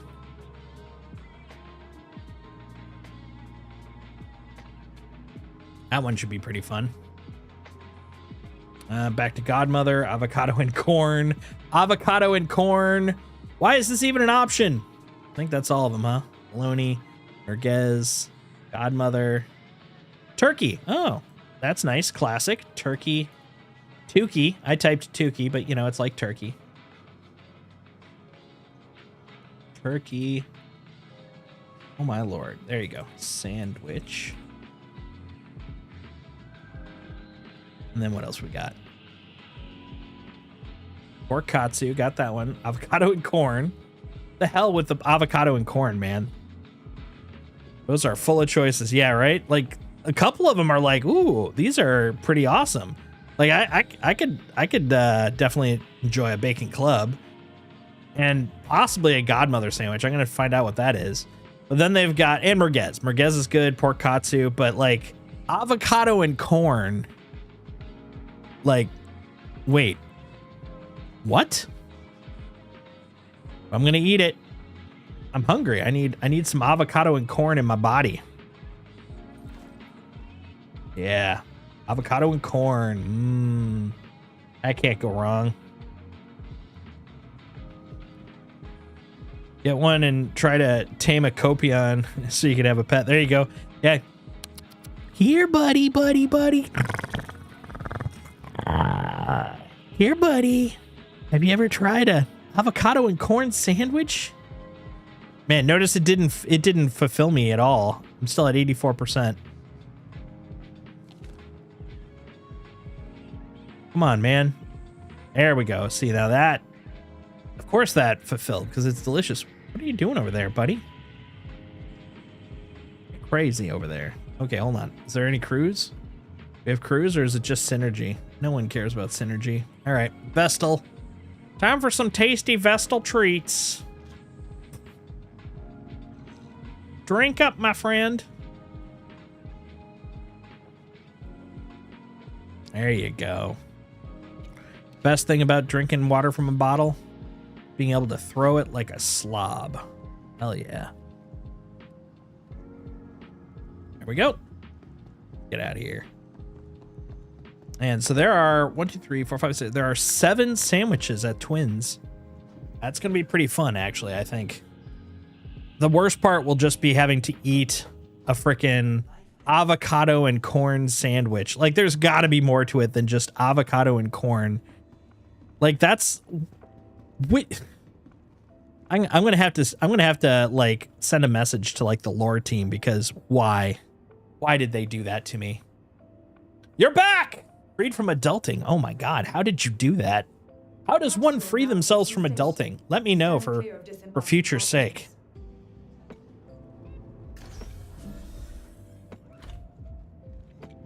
I love the vibes in this part of the tunnel though. Purple, it looks so good.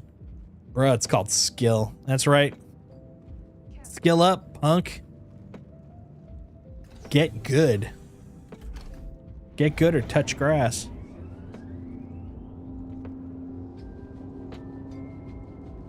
You're so skilled that you didn't even know the skill that you needed to skill. That's pretty impressive.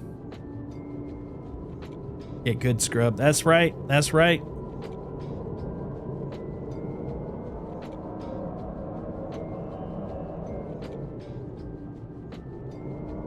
Oh, I think we can eat this contract because the contract got eaten already. So, abandon. Suck it. Yeah. Okay, what about over here? What do we got in the bounty hunter? I mean, do we... Oh, we actually have a lot of bounty hunter bounties for bounty hunting. Ah, gross, but they're all pro-tem. I don't want a pro-tem. Oh, but I can MRT. Hold on. Combat equipment in mode. Ah, boo. How about you? Vehicle suitably equipped. That's what I want. That's exactly what I want.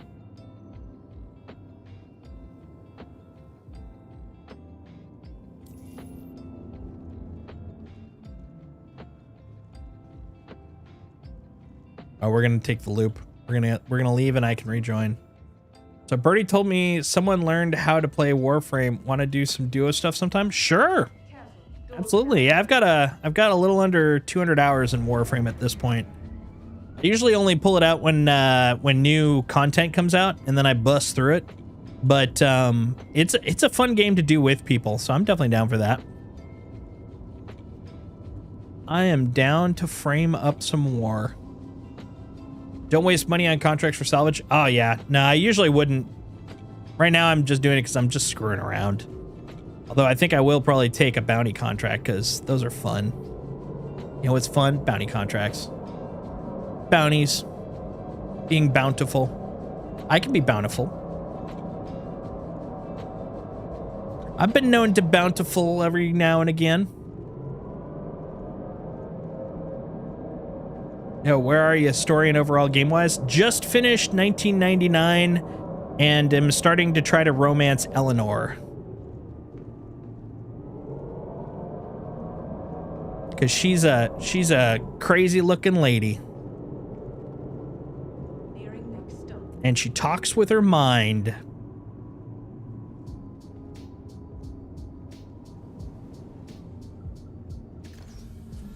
Okay, I'm going to leave here, go over here, try to go through again.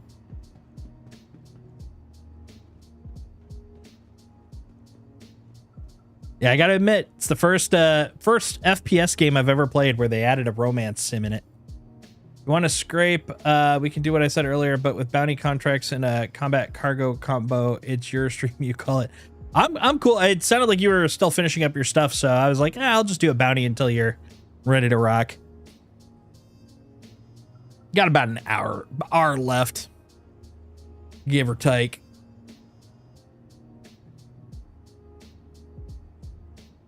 Give or take being able to, what?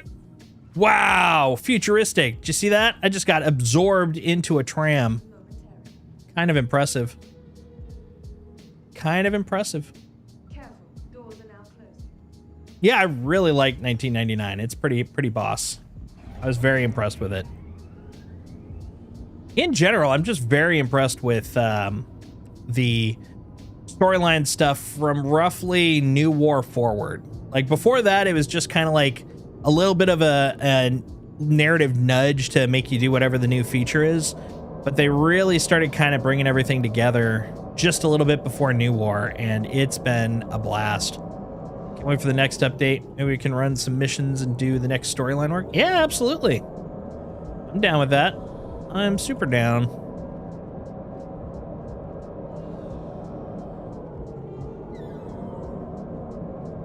Jumping back to Stanton. Yeah, I almost went to the Warframe Con this year. Didn't end up going, but I might go next year. I mean, it's a nice excuse to go to Toronto, right? What's funny is there's a chance this year that CitizenCon might be in Toronto as well, and then I could just double it up, and I'll just go to Canada a lot this year. It'll be a very Canada-centric year for trips. I can get out! Yay! Freedom! Look, I'm free! Gloriously free. I wanted to, but monies was an issue. Yeah, that time was the issue for me, like, but it kind of combines with monies. Currently, my day job, I'm a contractor, and so it's like I could take the time off, or I can, you know, work to save up for in between contract times. And it's like, well, I can't do both at the same time, which is a little bummer. And also, I feel like I'm still a little gun shy on cons since the pandemic. I used to go to about 8 cons a year pre-pandemic, and I have not gone to a single one since. And it's not like a, oh, you know, COVID type thing. Like, yes, COVID still valid, but that's not the main reason. It's hard for my brain to kind of get back into the, like, doing social stuff on that scale loop anymore. And I want to get back into it because I really miss that social vibe, that energy. It's such a good feeling going to cons. But yeah, I like even the local ones. Like I'm in the Seattle area, and I was going to go to so I went to the last Bar Citizen, which happened during PAX West, and I was going to go to PAX West along with it. And when I went to the Bar Citizen, I was like, okay, PAX West is tomorrow. Had my ticket and everything, and I was just like, I don't know. Sounds like a lot, and so I didn't end up going. But I really want to kind of get back into it. I feel like I've become a hermit since the whole lockdown thing. Where I went to only 2 in my life. Wish there was more. Oh man! If you don't mind me asking, what part of the I'm assuming you're in the States. I could be wrong, but if you, what part of the States are you in if you're in the States? Not trying to dox you, but like if you're like Northwest, Southwest, whatever, you know. I'm kind of curious what cons are available in your neck of the woods.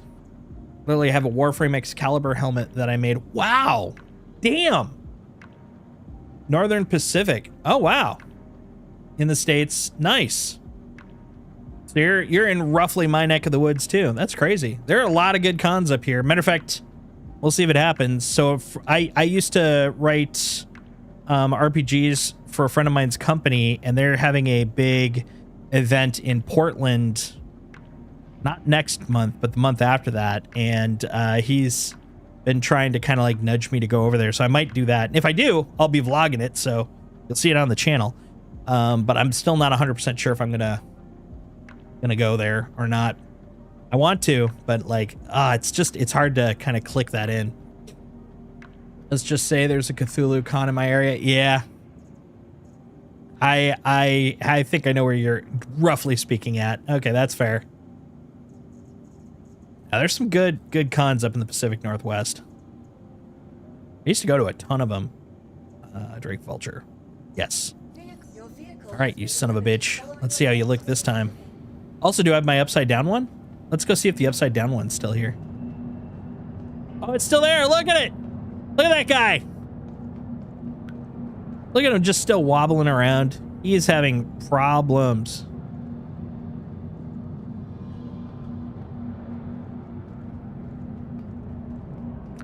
Yeah, so GameStorm is the one in Portland that I'm talking about. But yeah, like I used to go to GameStorm, OrcaCon. I will be going to Emerald City. I did get well, we'll see. Like I said, I've been kind of ducking out, but I got Emerald City tickets. I got, I'll probably go to PAX West this year. I used to go to Gen Con back in Indianapolis. And I used to go to Big Bad Con too, which is near San Francisco. Yeah, I love going to cons. I just really got to get back into that loop, man. Yeah, GameStorm's pretty fun. I've been thinking about going this year, but it depends on the schedule because March is busy. That's fair. That's fair. What the hell's going on over here? I hear something over here. I don't know what, but I hear something. Well, if you end up going and I end up going, we can play games together. I do enjoy board games. That actually used to be my big thing. I used to do a lot of board gaming and writing role-playing stuff, but haven't really done as much since the pandemic era. But I'm trying to break that curse. Love some of the Pokemon cons they do in Portland. An excuse to wear my Eevee custom. Nice.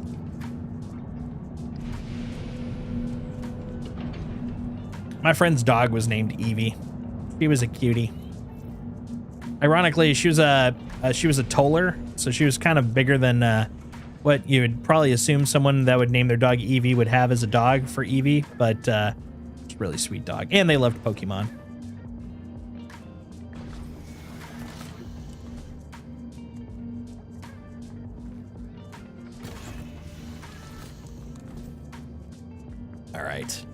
All right, you. Look at that. Look at that screen. This is the screen of a champion. Notice it doesn't have any cracks or any wackiness in it. It doesn't look like it's been, like, busted down or anything.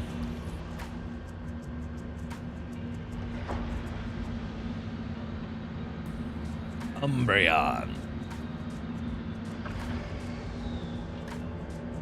So I take it you like to cosplay? That's awesome. It's a clean ship. It's a very clean ship. High quality ship.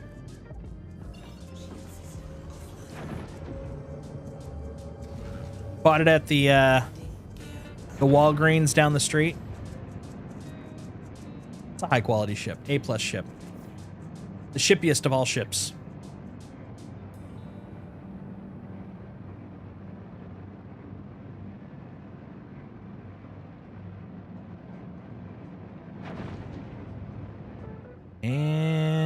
We're clear. All right. We're in space. You can tell because it looks very spacey.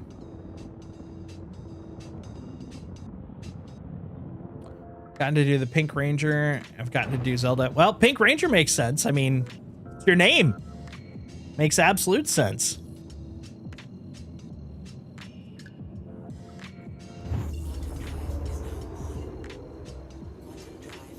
Yeah, cosplay is one of those things I've always wanted to do, but I don't have any particular like things that I've thought of that I'd want to cosplay that I'd feel comfortable doing, because you know it's a whole me thing. Like I just don't feel very confident in cosplaying because I'm a big dude and stuff, but I do take a lot of pictures of cosplayers. I love doing that. That's like one of my favorite things to do at cons.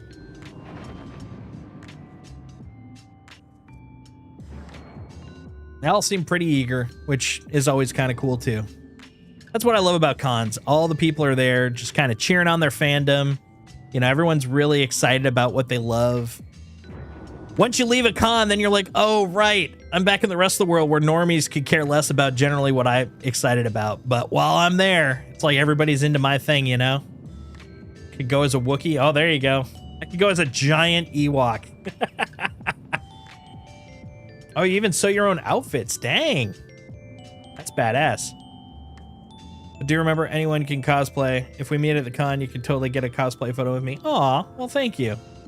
Yeah, it's definitely a me thing. Like I know that for a fact. I've always had kind of a, well, I've got a lot of neurospicy things going on, but yeah, like I always felt very self-conscious about that. It's like the one thing I've always been kind of self-conscious about. It's like I know I'm funny, I know I'm smart, I know I'm creative, but never really been physically very, very confident. Everybody's got their faults. I mean, honestly, if I thought I looked pretty physically amazing, it really wouldn't be fair for everyone else. I'd be a menace, and I'd need to be stopped. So thank God for that. You're welcome, world.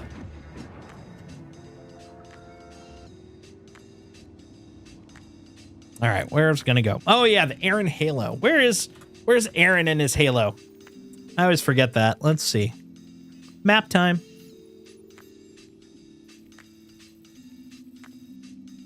All right. I think, isn't it like over here? Over here?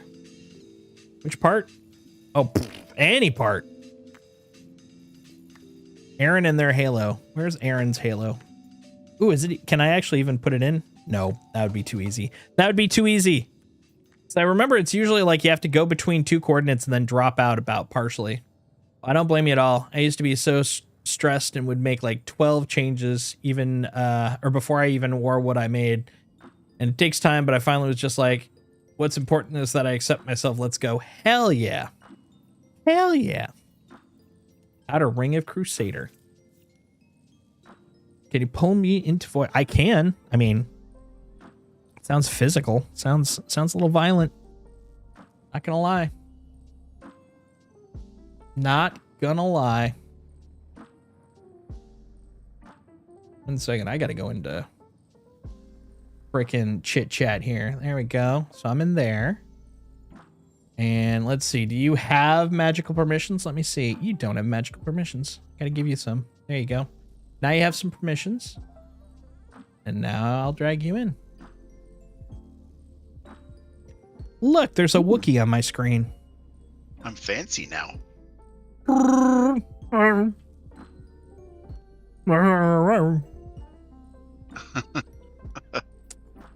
right, so somewhere near Crusader, huh? So I'll just head there. No, first. it's the whole outer ring. Where are you jumping from?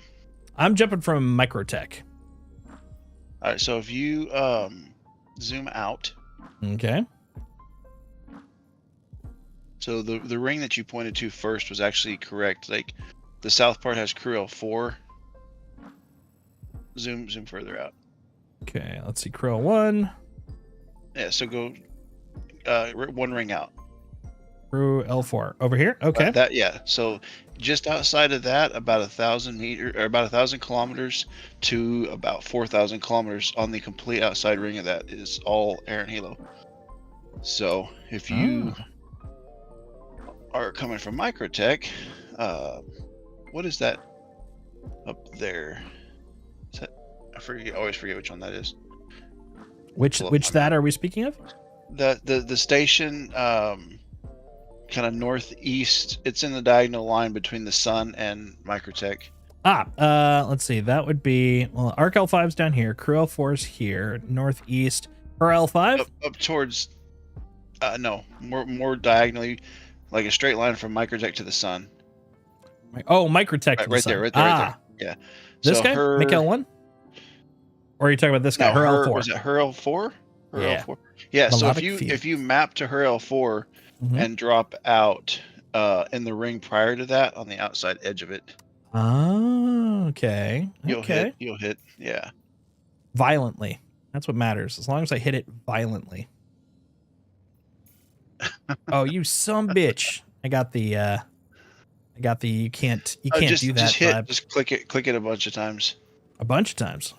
Show you. Does it go and vanish? Yeah. Yeah.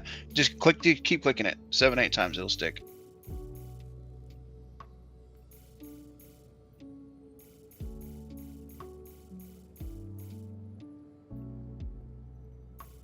You just gotta be persistent with it.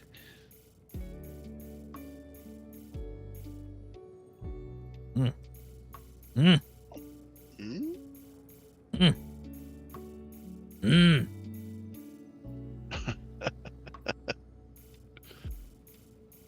That's all right. I can make a straight line anyways, because I can use Mikael 1 and then find it. No worries. I've gotten so used to frickin' manually doing all this stuff. It's like maps. Maps are a lovely little optional perk. Back in my day, we would have to go there manually. We'd have to use... Uphill both ways. Exactly. We'd have to use our shoes as our entertainment systems. Those are LPCs, leather personnel carriers. That's right. I'm a leather personnel. I'm a personally leather personnel. Okay, get down there, buddy. Get down. Get it. There you go. Talking about being self-conscious a minute ago. You're gonna make me have to change my name because you do a better Wookiee than I do. Yeah, that's thanks to years and years of hard work, not having friends as a kid. Moved around a lot, so I got to watch a lot of TV and do weird sounds. Which my dad, being the quintessential Midwestern dad, is like, why can't you be like a normal kid? And I'm like, normal to me. This is the best me I could be. Let's go, her L4. Yeah, you got. Can't you be a normal kid and you answer him in Klingon? Right? Oh man, so I used to listen. There was an audio tape that Michael Dorn did for the Klingon book, and the best part what I loved was right in the beginning where he warns you, expectoration or spitting is common when learning Klingon, and I was like, that's awesome. All right, now we're cooking. Now we're flying across the fields. Look how stationary my guy looks, but in the background you can see all the grids zooping by. Oh, damn it. We got the cross DGS warp drop. Hey, at least it didn't have red glows. I sort of disagree with the assessment a little bit, that Paramount's done too many Star Trek shows and they needed to kind of pare it back a little bit. I actually thought they were all really good. I've enjoyed them. I will I'm say so that... excited for Section 31. Oh, dude, yeah. That's Friday, right? Yeah. I will say that new Trek, the current stuff, doesn't have the same allegorical feel that the earlier Treks did, but I enjoy it for what it is, and I think it's great, and it does still have like the allegorical parallels like it did before it. They just aren't like the core because each episode was singular back then. But now we've got these kind of epic arcs, these big stories that they're telling, and I'm loving it. I'm enjoying it. It's fun. It's a ride, and I'm here for it. Like freaking Strange New Worlds. Strange New Worlds is awesome. So good. So good. Have you seen the extended clip for the new episode coming up? No, not yet. Not yet. You remember the episode last season when Spock accidentally became human for a while before his engagement meeting with the parents? Oh, yes. And they figured out how to medically turn him back to Vulcan. Well, the first episode they were showing, they did like a 4-minute clip of it, and they were turning most of the crew Vulcan to go do this mission. Oh boy, it was hilarious. That's cool. The short that they played was absolutely hilarious. Yeah, I actually like caught up. Shows for Pike too. Oh yeah, Anson Mount. So there was a show I used to watch on AMC called Hell on Wheels, and he was the lead on that, and I loved that show to death. That was such a good, like, it was a cowboy show, but it was more focused on kind of like this guy's personal vendetta and honor. Also, I'm a sucker for a good Western type show. Like another one I really loved. If you ever, it didn't unfortunately stick around, but it was on Showtime, then Max. Now it's on Netflix. Warrior, loved that. Takes place in. I love Warrior. Yeah, in San Francisco. Warrior's good. 1800s Chinatown. Oh, so good. Oh, that was a great show. Are they doing a season 4 of that, or is that over? No, it's done. There was a lot of people hoping that we would get enough playthrough when it showed up on Netflix that they might put the money in, but not enough people were watching it, which I can kind of understand because the people that have watched it a lot because it already bounced twice, and then the people that hadn't watched it, it wasn't enough people. Yeah, which I thought it was weird. I recommended it to quite a few when it was HBO Showtime, but that, and I like the one dude that was the son that was always saying, "Let's go get some sticky." Yeah, he was a pretty cool dude. Up. Yeah, I think I'm in the ring, but I might not be in the right place. Let's see.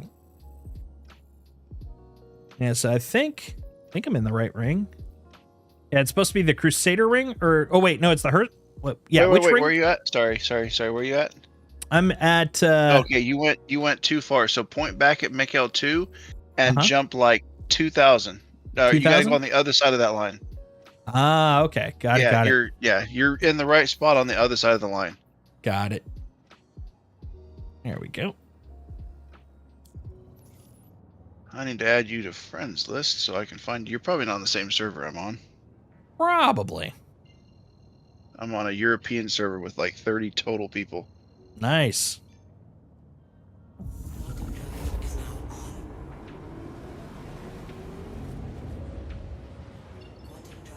Check now. How about now? Oh, I lied. It's up to 113 now. Because Europe's waking up. Good morning. Oh, I got up way too early there. Okay, let's try that again. Not quite. Yeah, it's 5-6 a.m. over there. Yeah, you're getting all the bankers. The bankers are gaming before they go into work. Here we go. All right, and drop.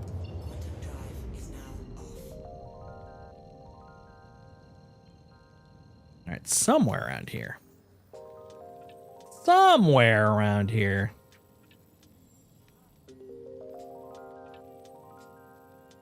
I'm on the other side of the ring. Look the other direction. Maybe I could see him that way.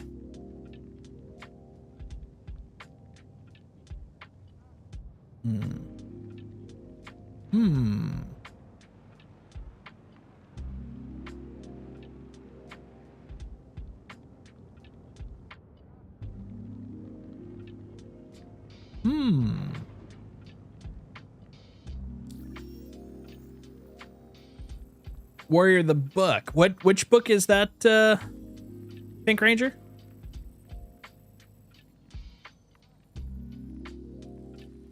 So I'm going to get my freaking Eevee custom and just do TCG stuff. I like that. I like that. What TCGs you thinking about playing, Pink? So am I in the right area or is this too far?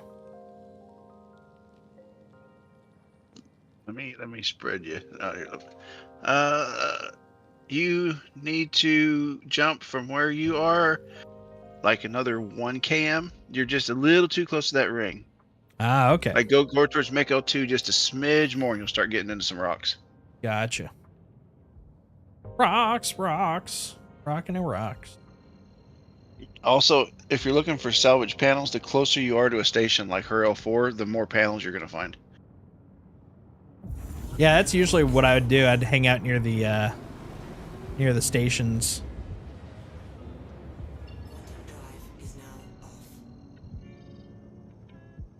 I thought I'd try this Aaron Halo thing because I've heard a lot of people talking about that. Aaron's got a halo and a pocket full of shells.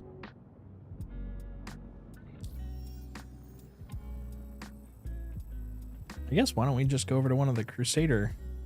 So let's see where you're at there.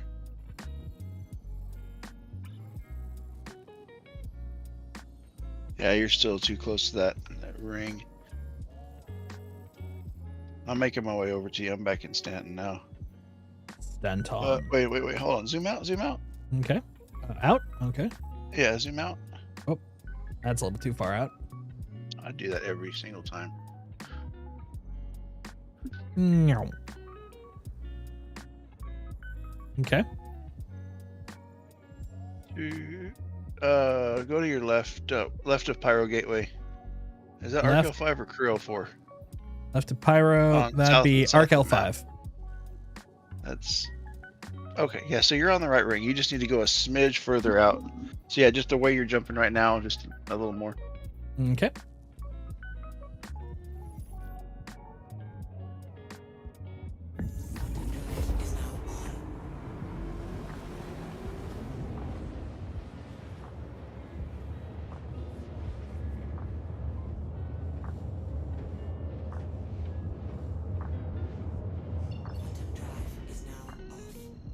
Go. Let's see about now. Hey, Trickster. Almost up to 400K. I feel rich. Oh, I know that feeling. I know that feeling very well.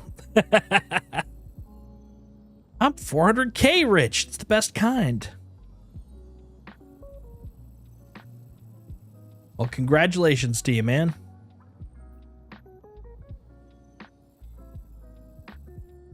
I wish they'd have left the old measurements. They were so much simpler than all this GM and MM. And you're at 19 GM. Jump until you're at 18. Okay. You should be there.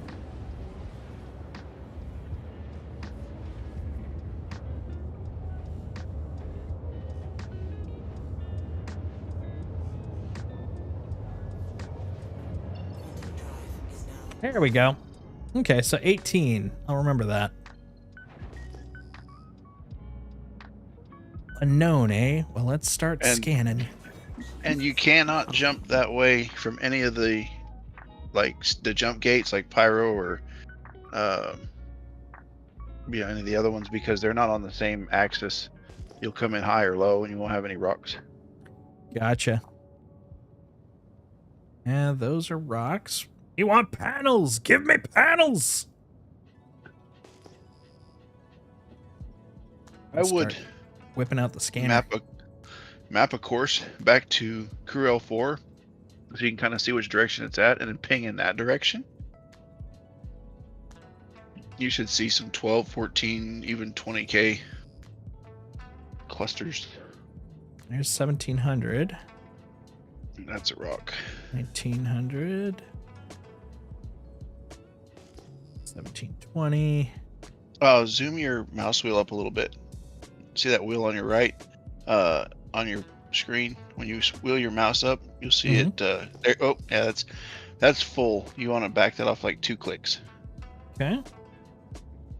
That'll give you a better ping in the direction you're looking.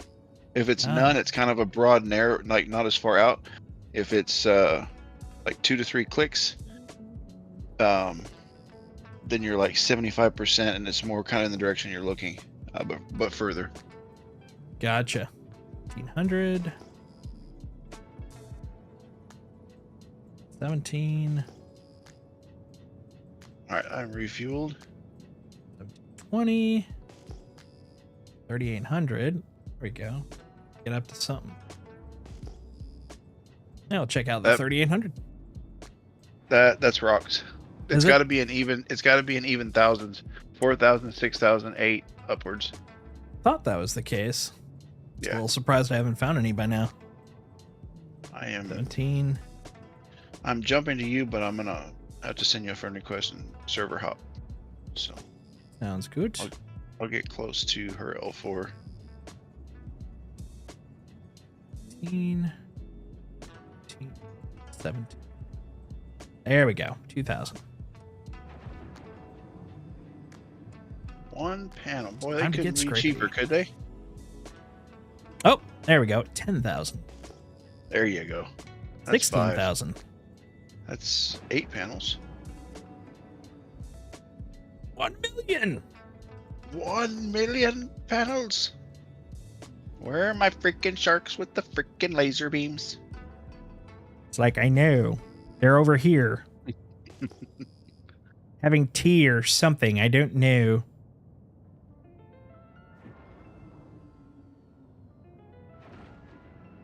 Some sort of high-speed, high-falutin, all-straw diet.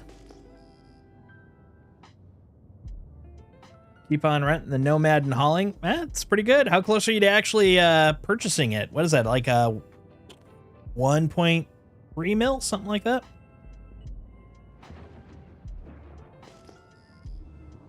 I'll tell you what, Trickster, if you want, you can come over here and do some paneling, make some money with us. Look at all these panels. Look at all these panels. So many panels. Oh my god.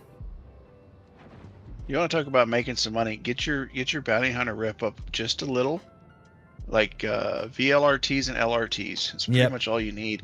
Go to That's- Pyro, That's what I was Jump making to- my money on.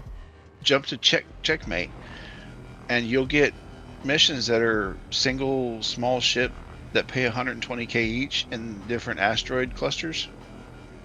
Half of them you jump out to them, the guy runs into an asteroid, kills himself, and you get 120k and leave. Right? It's pretty That's satisfying. great. What I love are bounty missions where you have to kill someone and it's external. And so you end up going there and just shooting everyone with a ship outside, and then the dude pops and you're just like, okay, and you're dead. Or better yet, like he hits a clipping glitch and falls through, and once he hits the center of the earth, you get the money. Yeah. That's satisfying. It's like, okay, there he goes. It'll be a moment, but we're gonna be rich in a moment.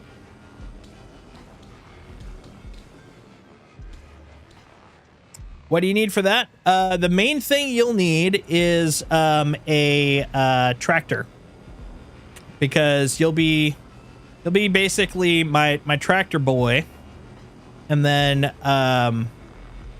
Chewbacca is going to be doing the delivery runs, and then we're just going to split the cash. You know what, if we can get Solstice to send you a party, I can bring my vulture out and you can both scrape, and then we can fill up a cargo ship in no time.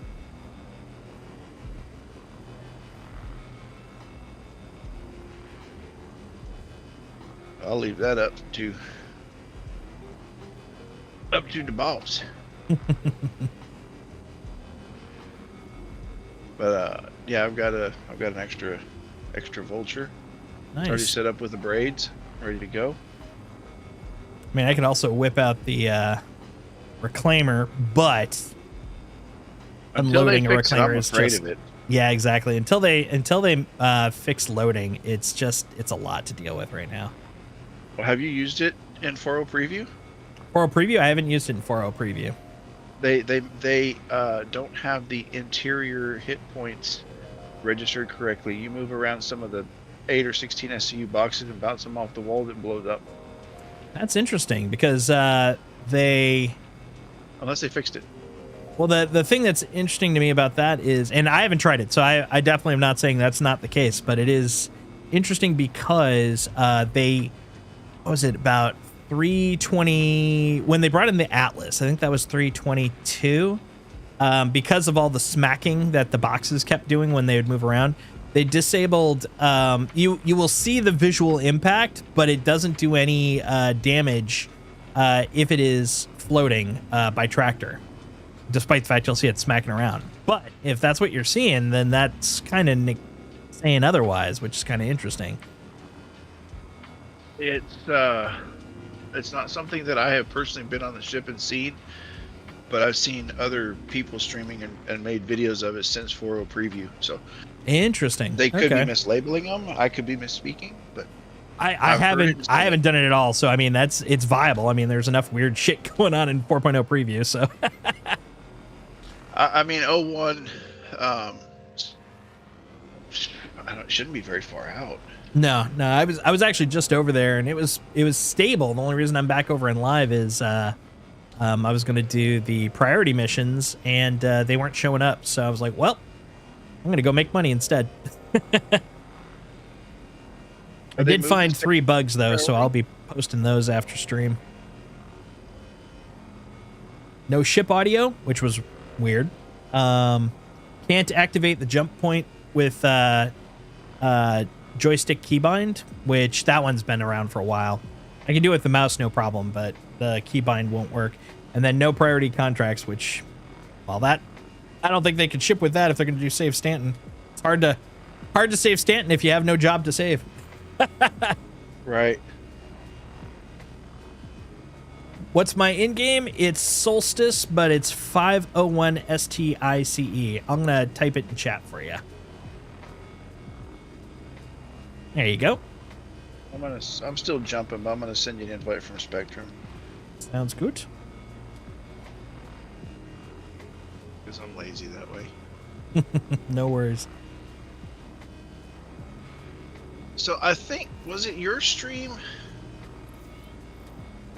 I've been involved in too many streams lately, but was it your stream we were talking the other day? I say that there's like five guys that I'm with quite a bit, but was it yours that we were Feel talking so about tawdry.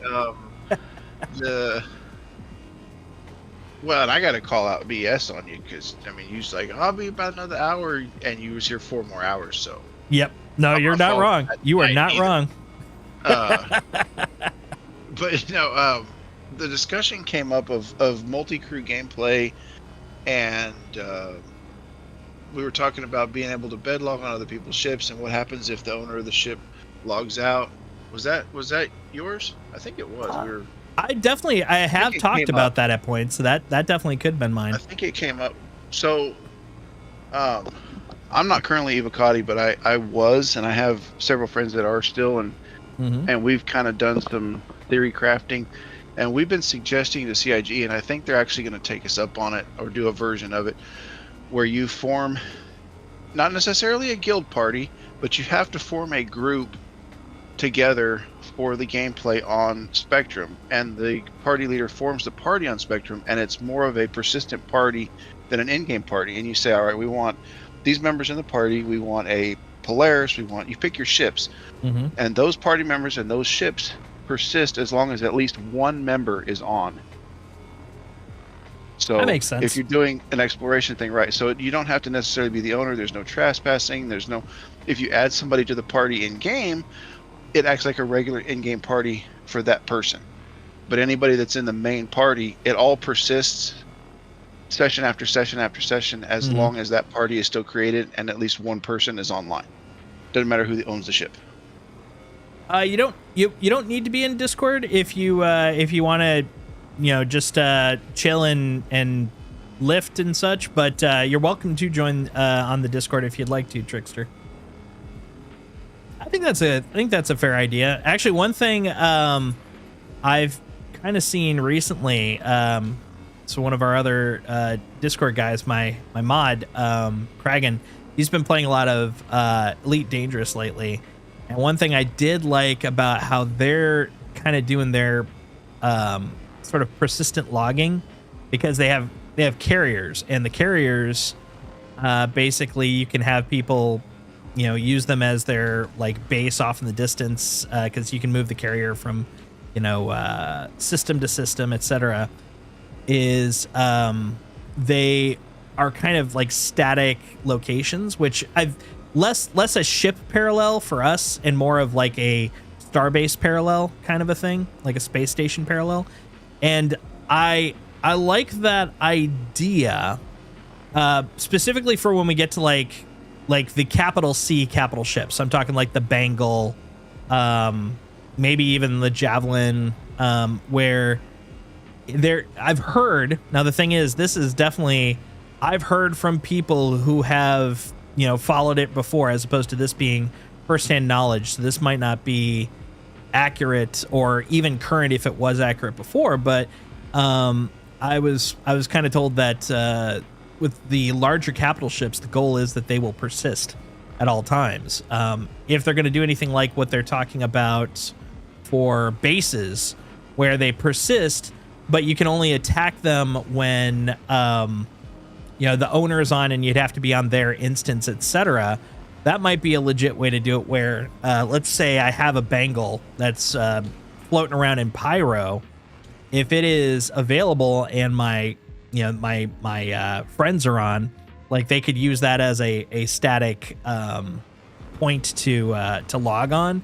And if I decide to move my Bengal, let's say I go from Pyro to Nyx, next time they log on, they're like, okay, time to stretch my, I guess we left for Nyx now. That'd be kind of interesting. You know, I mean, I'm like most people in this game. I think there's not a lot of teenagers or early 20s. Like, I'm 42. I think most people are mid to late 30s, early 40s. I've got some friends in game that are 60s, and I mean, we got a lot of professionals, a lot of engineers and smart people that play this game. And the idea of an exploration gameplay loop where you're actually going and finding things that aren't mapped, that haven't been found, that take 3 or 4 days to get to, is exciting. Oh, absolutely. I definitely agree with that. That's the one negative, if I was going to toss a negative in there, with the current approach for Star Citizen in terms of planetary systems versus ED, in that ED, though ED is also, the planets are way less, you know, intricate and detailed than Star Citizen's planets, but there are so many of them that apparently, as of like January last year, they've only gone to, I think it was about 6% of them. But meanwhile, like, the planets we've got are so detailed that they take long enough for them to come out that when they do, it's like we know them in and out. I want that sense of discovery, you know, that sense of like literally boldly going where no man has gone before. I would love for them to find a way to do that. And it's not, I'm not saying that like that's not something they're shooting for and they're planning for that. I feel like they are, and they probably will. But the question I have is how they're going to do it with the scope of what we've currently got, where we know everything about all the systems that are currently coming out to some greater or lesser degree. I'm super curious how they're going to do that. So, I'm assuming you watched last SitCon. I mean, it'd be silly if you didn't. Oh, yeah. When they originally said the whole, we're going to do a system for every million, and then they were at 100 systems, and like, after we started to see the scope of what they were doing, nobody with any brain on their shoulders found that realistic. And then what they said at last SitCon, totally 100% good with that. Like, you can land anywhere, you can go anywhere. Like, what they're doing with planets, making 100 systems is not feasible. Like, it's just, that's especially ridiculous. Not at launch. And what they said at SitCon made complete sense, and I think everybody was good with that. Yep. However, you can find a happy medium in saying, here's Nyx, here's this, here's that, here's our 5 starting systems. We are going to add some of these other systems with jump gates that you can get to by quantum, and we're going to add some other systems that you can get to, but you have to find the jump gates.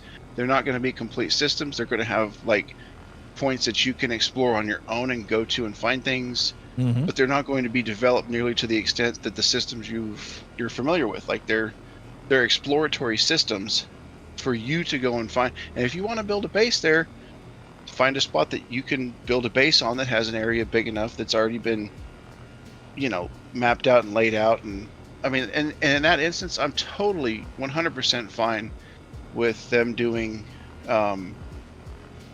copy and paste and AI design on some of this stuff. It doesn't have to be drawn out and intricate and weeks and years spent on it. Procedurally generated for that stuff is fine. What I'm kind of hoping that they'll do is stuff. in that is similar, but my thought is a little more temporary, because if they keep generating that, it's going to get very expensive, because any new system they make, they then have to maintain. Even if it's procedurally generated, if we have the ability to put bases on it and such, it's not a short endeavor. Each of those is increasing basically the cost of keeping things going.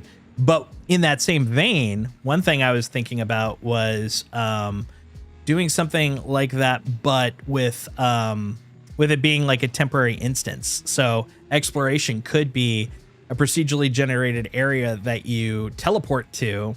By teleport, I mean quantum to, and you then have a whole system possibly that you can explore and catalog and stuff, and it's going to be there until you guys leave your instance, and then it disappears. But the one negative to that is, of course, your exploration is really kind of transient. It's not like, hey, I found this thing and I have the pride of being able to go back and see that thing. So there might be some work they could do there, but simultaneously it's like if they had to hold on to that, imagine there's even just groups, not even people. Let's say there's 1,000 groups wanting to explore. That means each person, each time they do one exploration, that's another 1,000 planets or systems, depending on their scope. And that'll go up real quick. You know what I mean? Well, they could, actually, just to combine what I said and you said, have 5 jump gates that you have to find, and each jump gate goes to a system for a said period of time. Like this jump gate is open for this system for 2 weeks. And if you're still there, you're logged out. You logged out there after the 2 weeks. You're returned to your home starting point, and that jump gate no longer goes to that system. So they can just make it just a temporary, these jump gates are here. They go to these different systems, and you can go explore. You can map. You can find things there and bring them back. Yep. That's exactly what I was talking about previously. That's perfect. That'd be cool. Because nav jumping is a big part of this world, and finding nav points, I think, is going to be an interesting career within itself once they get to that point. And so being able to find it, that's also how I was kind of saying to some people, it'd be great if that's how they introduce new systems, is we actually have an event where it's a bunch of nav jumpers trying to find it, and the reward for finding it is you get kind of temporary early access to the system. You're the first people there, even though narratively, we know all the current systems that are coming, but even then it's that's the privilege. You're a nav jumper, you find it early, you get to go there first, and that's what nav jumping's all about, right? To be the first to find this location. And I'm that, imagine that as a public event. I think that would be a freaking great event. So they do with the different Halloween events, the different bear helmets and all the different things, put things around the planet, put one type of something each that a person can get. If they get there early enough, they find it, it's bound to their account, whether it's a helmet or a weapon or a skin or a paint or a give some exploratory missions that actually make sense, that are fun. And and then add in the drones like the Carrack has and things, so you can send things out and say, hey, there's possible discoveries here and here and here before you actually go down to the planet side. Oh, dude, I could spend weeks doing that and never get bored. Totally. You can hop into any channel, Trickster. I'll pull you into live once you've joined. You can click on the join to create a VC, and then I can bring you in from there. Also, I sent you a friend request. I didn't know if you've seen it. Oh, I did not. Let me take a look. I'm gonna drop out of the party I'm in now. I don't see it actually. Hey, thank you for the follow, Negligent. Much appreciated. That's one of my best friends that I'm in party with now. I Nice. just left voice. I left voice and left party, and I said, "Hey, I'm in a really cool guy's stream." Here he is. Well, much appreciated. Let me bring over Trickster here. I sent you a friend request through Spectrum. It was definitely you, because it popped up Worlds Told, and then it had at 501, etc. Interesting. It's not showing for me at the moment. I'm in main menu, so let me try to add it from the game. Do that. Do that. Send friend request in game.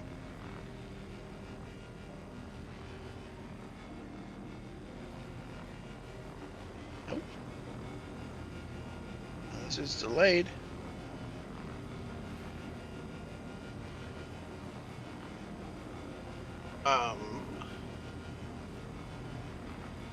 Trickster, what is... Trust, choose, judgment. Oh man. Well, hopefully I don't cause him any sort of reason for you to question it after this. we kind of made a mess of the stream last time. He was getting ready to go to bed, and I did a short sub, and then I subbed one, and somebody else said, "Keep the hype train going." We kept his butt on here for like 5 extra hours past his bedtime. It was a fun stream. It was good times. Trickster, what is your in-game? I'm gonna see if I can add you, and maybe we can go that way. I think it's Trickster 13. And let me send a friend I'm loading request to in-game right Trickster. I'm inviting you to the party. Any special spelling or? Nope. I don't have a 13. Wait. Or this game is particular. There it is. You just typed Trickster. I didn't get 13. Oh. All right, invite sent. So if right. that one's there,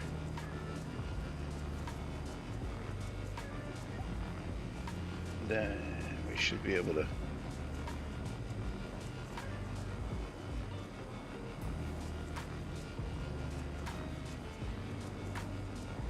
Scrape, scrape, scrape, scrape, scrape. Nothing says I love you like panel scraping.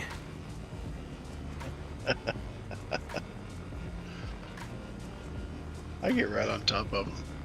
Accidentally bump them. Blame somebody else. It's light refracting off of Venus. It's also chill money. That's the thing I really love about it, Negligent. It's just so relaxing. Like I'll do this for hours. I'll actually pop on like a YouTube video or a movie and just watch that and do panel scraping. Oh, that's the good stuff, man. See, that's where humanity needs to catch up. If we could sit in our office chair and mow the yard from controlling a drone, that's scraping. Pretty much. Well, like literally power wash your house while sitting here. Right.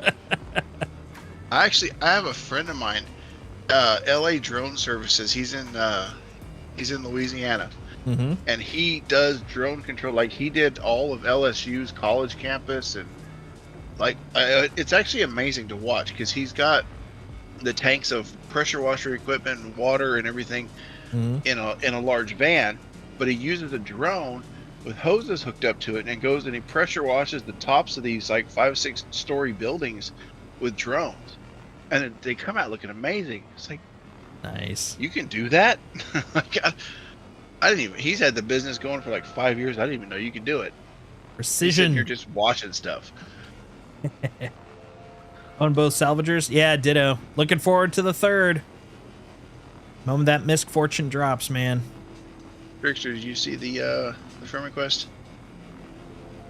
Or mine I is saw broke. it, and now I gotta see if I can find it. What if you hit an F11, hit an F11 for comms and click on pending in that top left corner. It is empty. Uh, I saw it pop up though. can you? I Do didn't you know have a what second button I had screen, to hit. or can you alt No. tab to a web browser? Oh yeah. If you type in RSI Spectrum, open up your Spectrum.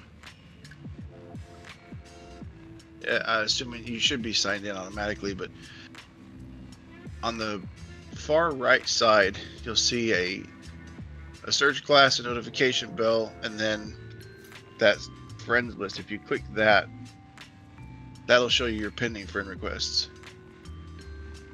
Okay, I'm signing in. Hey, World's got me. And I forgot. I was like, oh yeah, I could just go to Spectrum. It's not like I got another like 3 other monitors that I could use. It's, I'm embarrassed and not embarrassed to say I built my system to play Star Citizen. Yeah, that's roughly the game PC for my stream stuff. That's like that's the bar. It's like if it could do that, it could pretty much do anything. All right.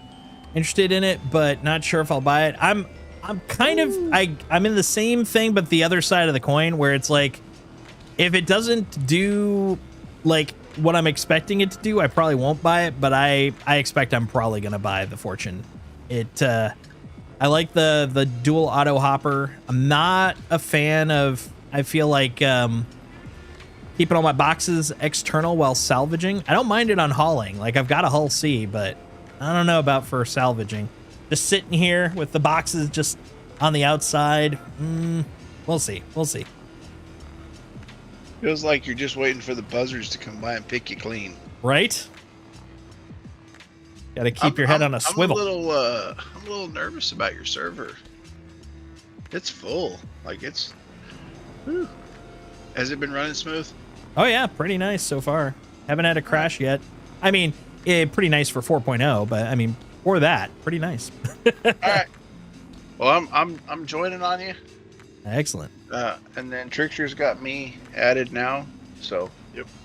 he can join on me or you. Either Yeah, one. I sent a party invite to him, so you should be able to join up.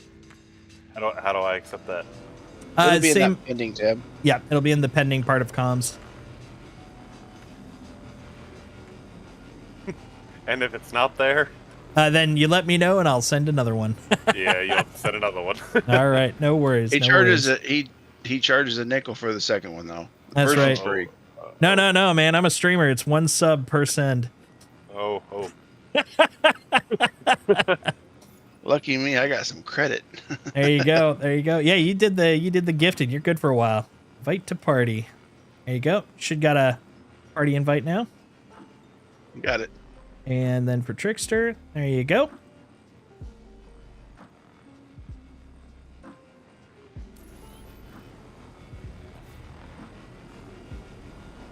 How much did you English? How much you got left on those panels? Well, this is the 3rd one, and it's You at had 5%. 8, didn't you? Yeah, it was like an 8 or so. It was a lot. More than a little. And Trickster, where are you going to be spawning in at? I'm at the Genie Point. All right. So here's what I'm going to jump out to Solstice. I'm going to get the boxes out of his hopper, throw them in the back of here, and then Actually, go ahead and grab him. I'm not even half full, and I haven't even unloaded the hopper, so I got lots of room. okay. I got so much room for activities in this thing.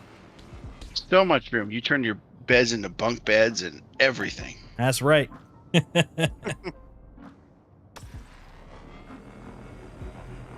Just make sure you pick up a max lift tractor up in the cargo level. Okay, that's where I'll head now. Technically speaking, you only need them for the boxes that are 16 SCU and bigger, but when you're transferring ship to ship like we'll be doing, having that extra range from 30 to 75 is really handy. Also, you have more G-force control with the small boxes. Right. But Yeah, you the can- big thing is the range thing. You're 100% correct. Definitely not disagreeing there. Yeah, if you're moving them from the hopper to the back of the vulture, the multi-tool's plenty. But yeah, once you're going ship to ship, it's really nice to have that extra range to attach them to the grid instead of just letting them float about. Mm-hmm. I just always take my max lift 'cause I never know what I'm gonna do. Max lift in a sperm suit. That's literally how I start almost every adventure. Then I'm like, what will I do with these two things? Sounds like a drunk Tom Sawyer ready to go. Right? Let's do it. Let's get it. I think that's what's cool about it. If you have a crew, then they can pull it right off your ship. 100%. I'm kind of looking forward to that. It's going to be really easy. Kind of like when you're unloading a Hull A, when you're doing small cargo runs. You can just like literally land it, start plucking them off like frickin' berries from a vine.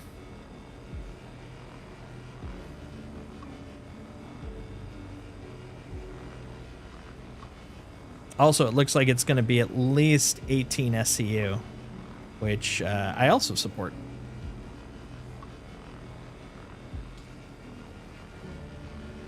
Most likely, I'm guessing 36, because it looks like it could support 2x1s. And it's got a total of 18 panels.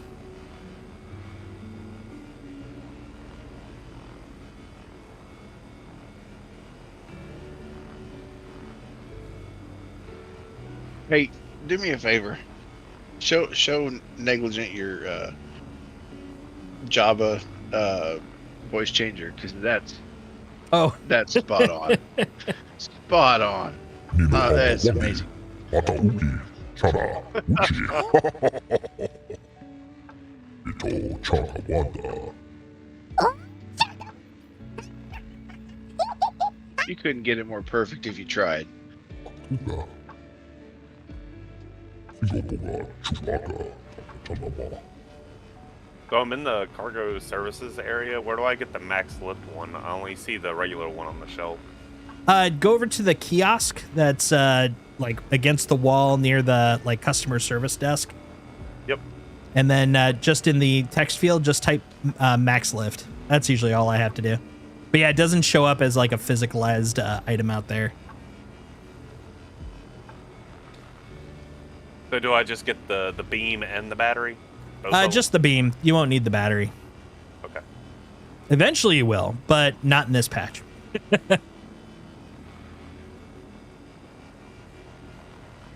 Alright, it's bought. And then you can grab it from your inventory at the item bank. And there's an item bank on that floor really close to where the elevator is that you came up in.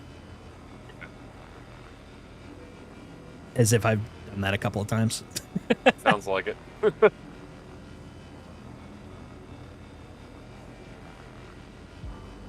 Sounds good, Negligent. Well, it's good good having you by here. Hope to see you again. And if you're interested, I've got a Discord. You're welcome to join.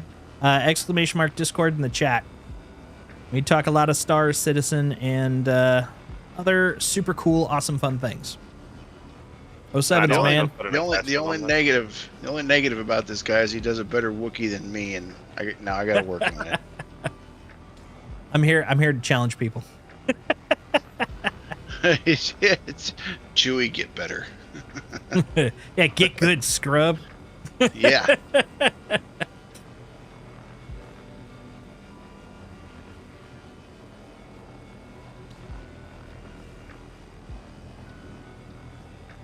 Yeah, pretty soon I'll have enough money that I'll feel confident in buying the other Abrade on this guy. I literally just swapped out to one Abrade and the other one I'm like, I'll get to it later.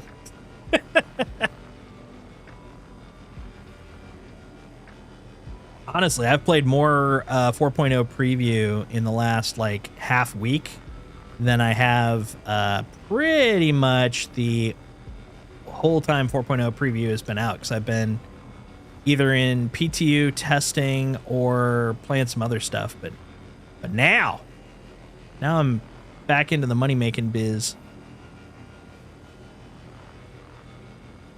Here to make profit.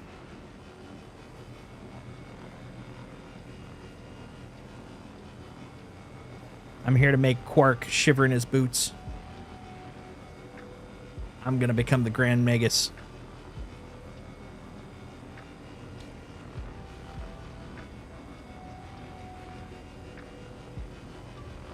Although I suppose At this the isn't very- really the most Ferengi way to make the money, but you know, it works. At the very, very, very, very least, we'll call you Lord Helmet and wish that the Schwartzes be with you.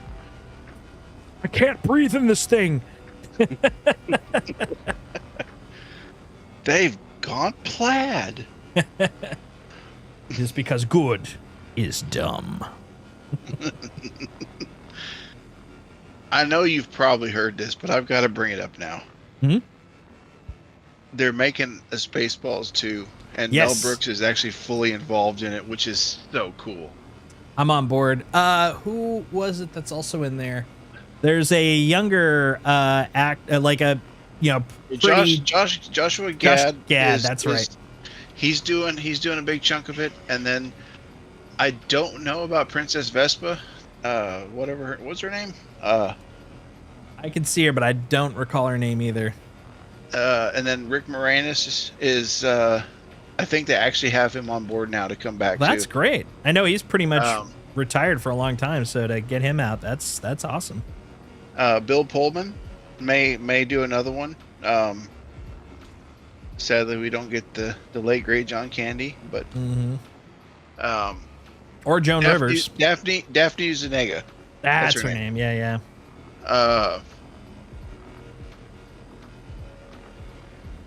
There's a couple others in that. I'm trying to remember who they were now, but I could see the lieutenant, Dark Helmet's lieutenant. He's a Second City guy, but I can't remember his name. well, and the guy in Police Academy that did all the amazing voices, Oh, like yeah, Michael Winslow. Yeah. Michael Winslow, yeah. He's still Are around. you combing the desert? Yes, we're combing the desert. Oh, here's a fun thing. The We Ain't Found Shit guy was the guy that played Tuvok in Voyager. Really? Yep. Did not know that. I only found that out like about a year ago or so. I was like, ah! They interviewed him about it too. It was pretty awesome. Found anything? We ain't found shit. Yeah, and they got that giant comb. The funniest thing is some of this was backstory and some of it wasn't. But in getting permissions to do it, right? They promised George Lucas, all right, we won't market, we won't sell anything, we won't sell T-shirts, we won't sell. There will be no marketing, there will be no products. And then at the end, you come back for Spaceballs 2, the search for more money, and they basically said all the things in the movie that George Lucas made them promise that they wouldn't do in real life. Yep. It was so great. Lucas is one of the first people to realize that that's where the money was. That was all he got to keep from the first one. They were like, yeah, go for it. That's not going to make the money. The movie's going to make the money. And little did they know. Yeah. We're going to do shirts and lunch boxes and the search for more money. It was, I'm not a big fan of, when they do redos, you know, like you'll never, ever, ever, ever beat the Gene Wilder Willy Wonka. You just won't. Just don't even try. They keep redoing it. Gladiator 2, I haven't seen it. I can't weigh in on it. The first one was legendary. It was great. Maybe you don't do it. Maybe you do. I don't know. But all these remakes and unoriginal ideas, I'm kind of on the fence. But if you're going to do a Spaceballs 2 and you're going to do it 30 years later, you involve Mel Brooks in it. Yep. No, that's fair. That's fair.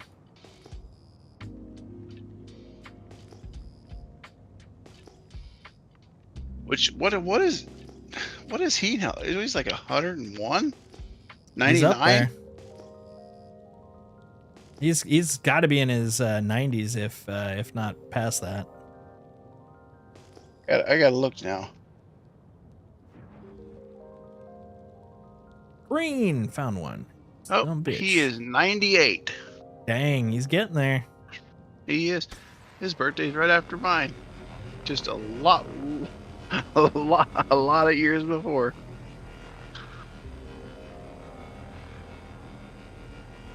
Birthday plus plus. right? Man, If we've I still lost. don't have the invite, do I need to relog? No. Okay.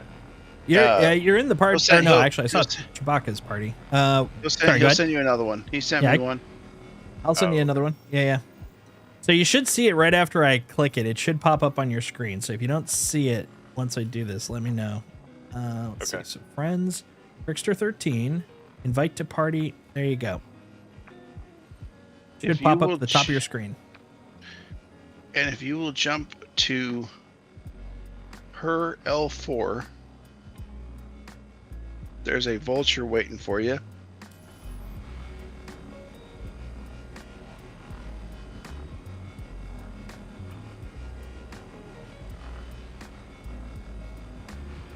Oh wait, I forgot. That's why it's so slow. They're both on cinches. I've got some extra braids if you want to swap them. I've got one a braid, but I would definitely be okay with the second one. Yeah, I just completely forgot because I did that whole rebuild of the vulture since the other one was all messed up. And then I was like, oh right, it defaults to cinch. Forgot about that.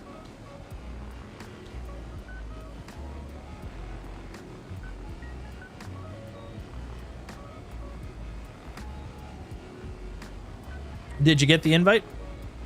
It still isn't popping up, but I'm gonna get off the station and fly out into space and then see if it pops up. It could If just be you- lag where I'm at. If you hit the F11 and hit pending, there's nothing there. Yeah, there's nothing in there. Ah, Chewie could try sending one. If it shows up there. Yeah, I'm heading down to my hangar now. Well, maybe in my hangar I might be able to. I'll try that too. As long as the elevator works. yeah. If you want to swap party lead, I can try to send him one and then send it back. Okay. Sorry, I forgot in this game. Party, The, party leader's the only one that can send those. Forgot about that. Boop. There you go. Let me try. Party friends. Party friends. Party friends, Trickster. You're not in a menu or anything, right? Or your mobi-glass? No, I'm just standing in my hangar. Alright, invite. Well, have your finger on the bracket. Invite to parties. Sent. There we go. There we go. Nice. There we go. I'll go salvage. Pretty good. Nice and chill. Had a couple people coming over to do some salvage, some boxing. How's your night going? Fiero Official Music. How you doing? How long you been playing the game for? Just hit a little over 2 years at this point. I mean, technically, I think it's a little bit longer than that. So I started during the 2002 Luminalia, but ended up picking up the game that January, and yeah, been loving it ever since. Playing for 7, nice. Trickster just started not too long ago, so we've got a nice little swath of playing ranges.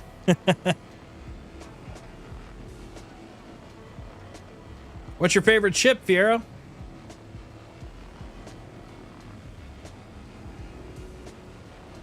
Feel like you guys started at a good time. Yeah, no, I agree. I actually just started during 317, just before Persistence came in. And yeah, well, 318 I Before didn't the get to play at nightmare. all. Because Just before the nightmare. That's what he meant to say. yeah, 318 I couldn't play at all, so I was actually really starting to question my my choice in games, but fortunately I had other stuff I could play at the time, so I just distracted myself. But once they fixed everything to a stable enough point in 319, and also by that point I'd already pre-ordered the pre-bought the Hull C. So when 319, 320, when they had cargo come in, I was like, okay, I'm back to loving this game. Seen the recent CitizenCon? Yes, I did. As a matter of fact, I co-streamed it when it happened. I'm a big fan of cons. So yeah, I watched that whole thing. So good. Looking forward to base building. Looking forward to getting my Pioneer, damn it. See, Terra's gonna be awesome. I'm really excited for CASCOM. Specifically, I am really excited to go to Sherman. But yes, Terra's gonna be freaking awesome. Yeah, if you !org, not necessarily saying, hey, come join our org. If you want to, by all means, put an application in. But if you !org and look at the history, like a lot of the history for the org is connected to Castra, Towhill, Nyx, and Virtus. And so between all those, because we were like, the org started as a bunch of smugglers on the Revolutionary Road. And so like that whole area is like built into the backstory. Do you know that the vocals were sung in the song were Jian? Yes, I did. So badass, man. I was actually, I spent about 2 weeks going through the Jian document to fill out some of the details for the org's background, because we've got a very strong Jian influence because of the Revolutionary Road. Our family name for the org is Lianza. Am I just jumping to where Solstice is? No, jump to where Chewbacca's at. Head to the Wookiee. Head to the Wookiee. I do not see you on the map. I am at the Her L4 station. The Her L4? Okay. Yep. I am, I think, 8.2 Gothic midgets away from Solstice. You know how many different things I've heard for GM? Oh yeah, I just stick with Oh, Googly it's a Mooglies. long list. Googly Mooglies. I've also heard grandmas, but I prefer Googly Mooglies. It's funner to say. Gangster midgets. The list is never ending.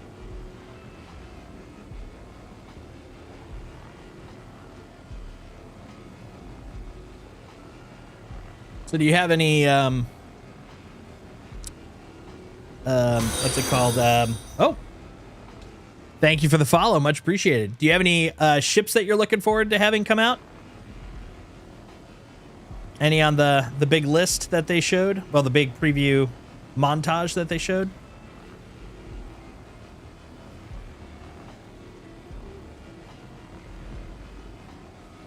I'm very excited for my Pioneer, but I'm also kind of stoked about the Ironclad. Honestly, I'm just a sucker for base building, man. In any game. I have the Galaxy. I have an Ironclad. I have the Perseus, and I got too many, honestly. I need to cut back, but I've got the Banu Merchantman. I'm really, That's right. The Perseus is supposed really to come out too. hoping. Looking forward to that too. Well, I have 2 Polarises because apparently that's the loaner for the Yep. Perseus. So Yeah. I've got Duo Polaris as well. I would gladly trade both of them for them to say the Merchantman is coming out this Invictus.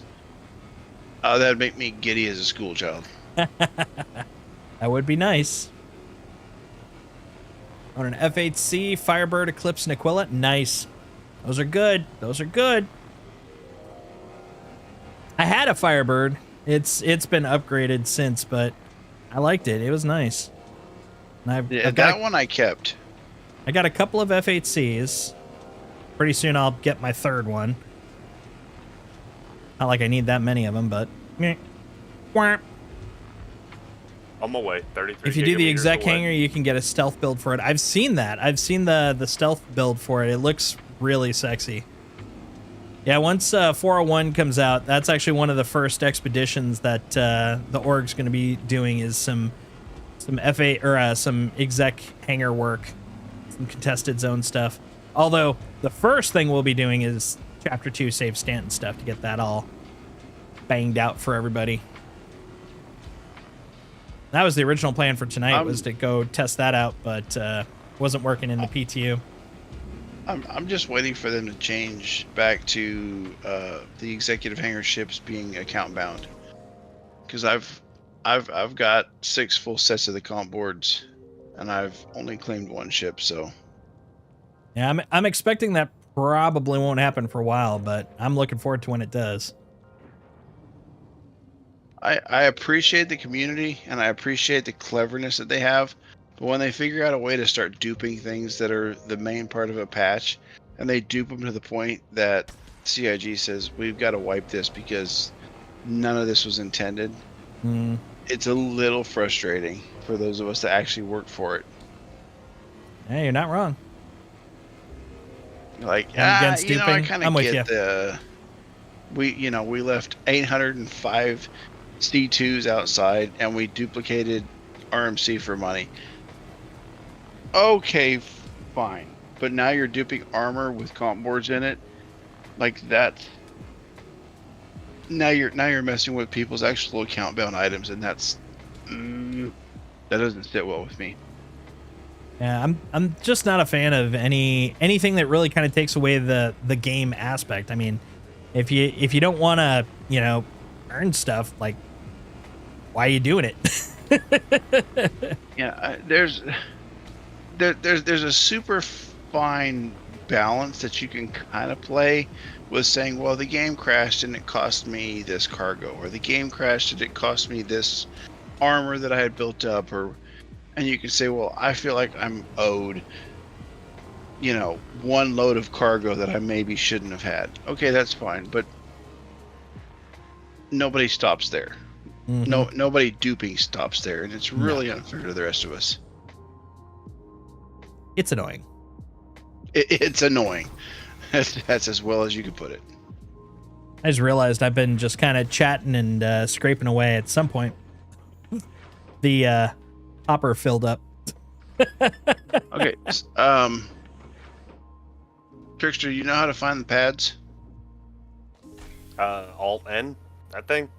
No. Just there's every The station public has pads. 4 landing pads. There's 2 small, 2 large. I put my Vulture on a landing pad. I'm happy to wait for you. Yeah, I'm almost there. I'm 2 gigameters away. Copy. I will just wait for you. You can jump over to where I'm at. The Vulture's on a pad, and I'm back in my Corsair for now, just in case we decide to go shoot some stuff. Pew pew. Oh, Grim Hexorcist and Mix 2 Delidius. Sorry, I missed both of you guys. Thanks for coming by.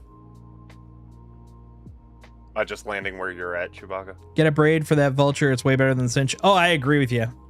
Yeah, I'm gonna go grab him a couple of braids. I only need one. I've got one already. You got one? Okay. Yeah. Yeah. My Vulture, I did 3 of braids and one tractor beam. I left it the way it was on the tractor beam part. That's pretty much how I usually set it up. I've just been really lazy this patch run.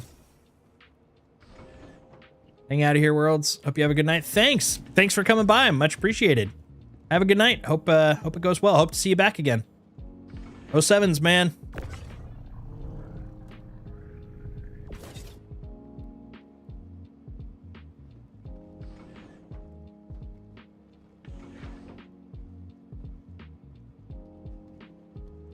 Oop, took too long. I didn't clear. Not enough clearing. What happens when you don't clear? There we go. Get over here.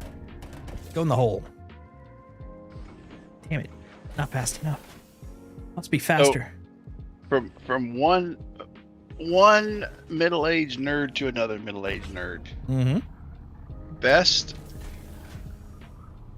fantasy or sci-fi movies, top 3 movies ever made. What do you think? In my list, at least 2 of them are Never Ending Story and The Last Starfighter. Never Ending Story is great. Last Starfighter is great. My absolute favorite movie of all time is, and still has been, funky, Raiders of the Lost Ark. Love that movie. I'd probably consider it fantasy. A lot of fun. Well written, good character development. Snappy, witty. Love it. I'm glad they didn't try to redo Last Starfighter. Where is Empire a, Strikes Back's landing probably pad up here? We're I'm like, we're what? excluding Star Wars. Like Star Wars is a it's in a class of its own. Let's see if we took that out. The Expanse. Yes. And let's see what else. My only disappointment in The Expanse was after they sold to Amazon and season 5 and 6 kind of went off the rails. Season 1 and 2 were phenomenal. 3 and 4 were a bit shy of phenomenal. If you read the books. Oh yeah, I read all of them, including the novellas. I don't know. I liked the Amazon ones. I could definitely tell that they had more room to actually kind of dig into what they wanted to. But admittedly, the other catch is like the books that they were trying to do, with the exception of when we're talking about Earth steroids, basically. That's all I'll put there so I don't spoil it if anybody hasn't had a chance to experience it, because it's a blast of a series, and both book and TV. But beyond that, like the storylines in that point in the book, just didn't get it. It was like all set up basically for the last 3 books that we're never going to get to see in TV form. So I don't personally, I'm not really blaming the production in as much as it's the source material for me on those. It just wasn't my favorite part in the series, book wise. So if you're somebody that read the books and you're looking at The Expanse strictly from a casting perspective, just casting only, Bobby and Avasarala, perfectly cast. Amos, perfectly cast. I was gonna be like, if you had something to say about Amos. Amos was perfect. Amos could not have been cast more perfectly if you would have scoured a million actors. James Holden, he did okay. You know, I think he wasn't for me, bad. The thing that worked for me with James was primarily that I came to the TV series, and that led me to the books, and so it was very easy for me to see him as James Holden because he was James Holden first for me. Right. And so then reading the books, it was like that fit the bill because I already had an image for him. But I could see if I was coming from the books, that might not have clicked as much. But if you look at the main belters, Draper and oh gosh, what's his name? God, they cast those two perfectly too.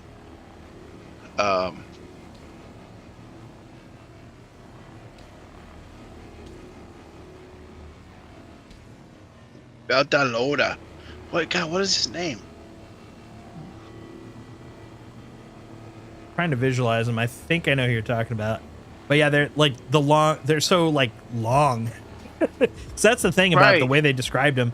And I feel like in the older guy. Why am I having a problem with this? I know who you're talking about, but I can't think of him. I did like Thomas Jane as what's his face, the detective.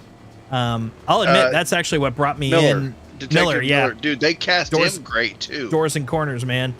Dude, they cast him perfectly. He was awesome. That was what sold me on the series, actually, because I was like, I like Thomas Jane. I'll watch this. And then, he wasn't as crucial overall in the long term, but I'm glad they put him there because that's what got me in the door. That I was like, I could trust this because I like him. If he's in it, I'll probably like this thing.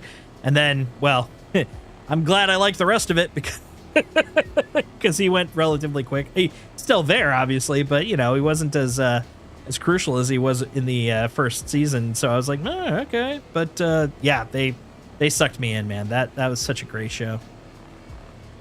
Great book series too.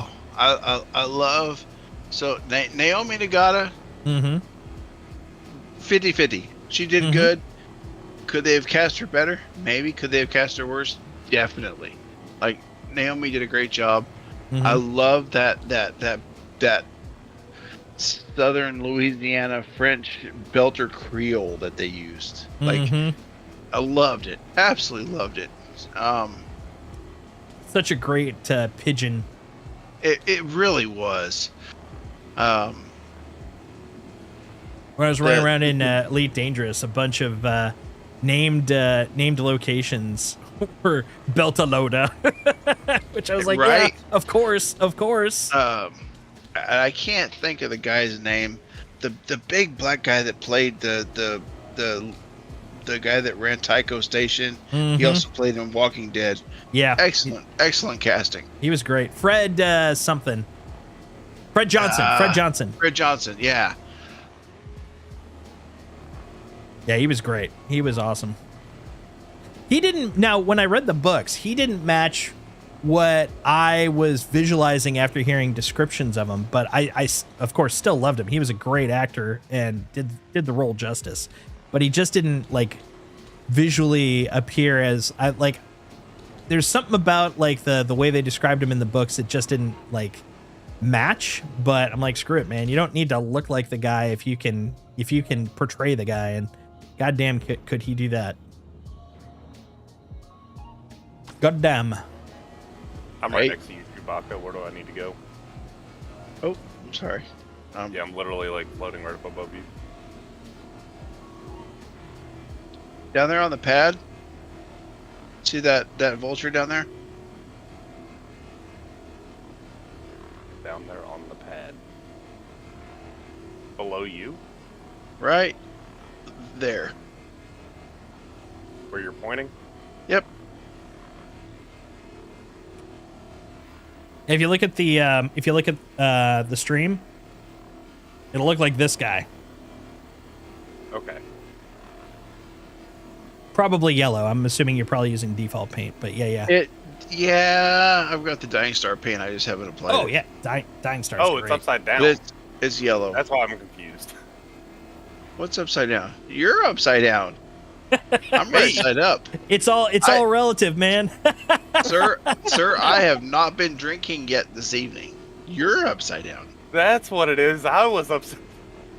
I'm new. Dude, what's hilarious is for the longest time when I first started playing, because there is a relative up when it comes to stations, I had a hard time finding out where hangars were because they didn't look like what I was expecting hangars to look like. And then I'd realize, wait, I'd flip 180 degrees and everything then made sense. And I'm like, oh. Yep, that makes a lot of sense. What's really great is the first couple of times I'd fly into a hangar and not realize I was flying into it upside down. And so I'd turn off the engines thinking I'm on the ground, and it turns out I've smashed myself up into the ceiling. And so I'll just literally just crash, plummet to the bottom of the thing. And I'm like, well, okay, I was upside down.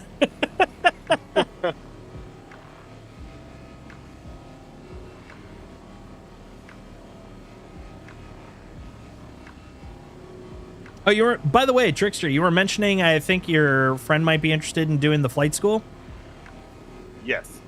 If you'd like, depending on, you might be old hand at this stuff by the time it happens, because they still haven't announced when Free Fly officially is. It'll be sometime next month.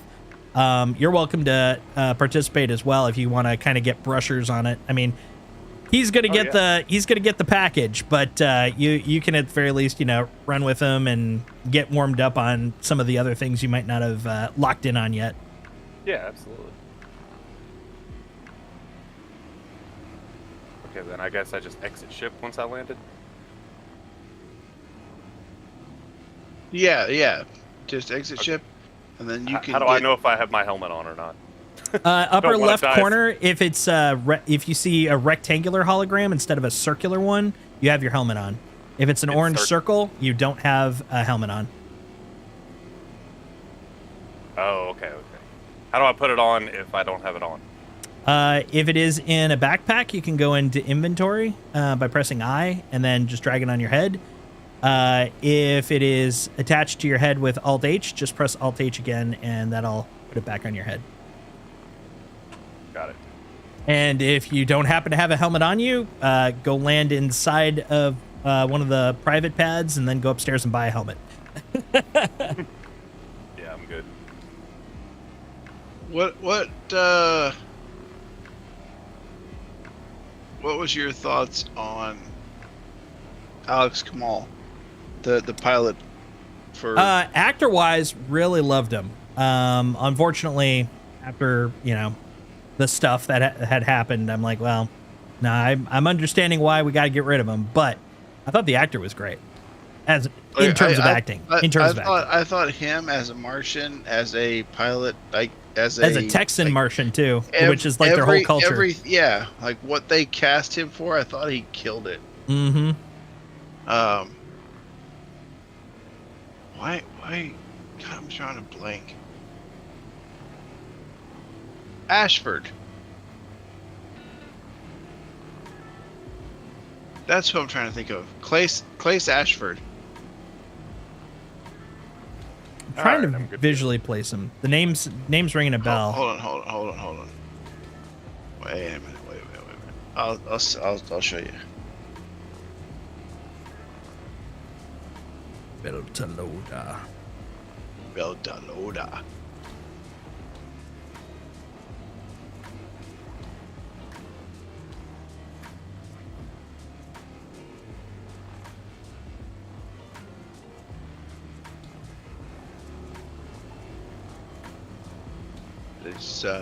This guy. I'll send him directly to you. Him and cannot send. Add me as a friend on Discord. It won't let me send.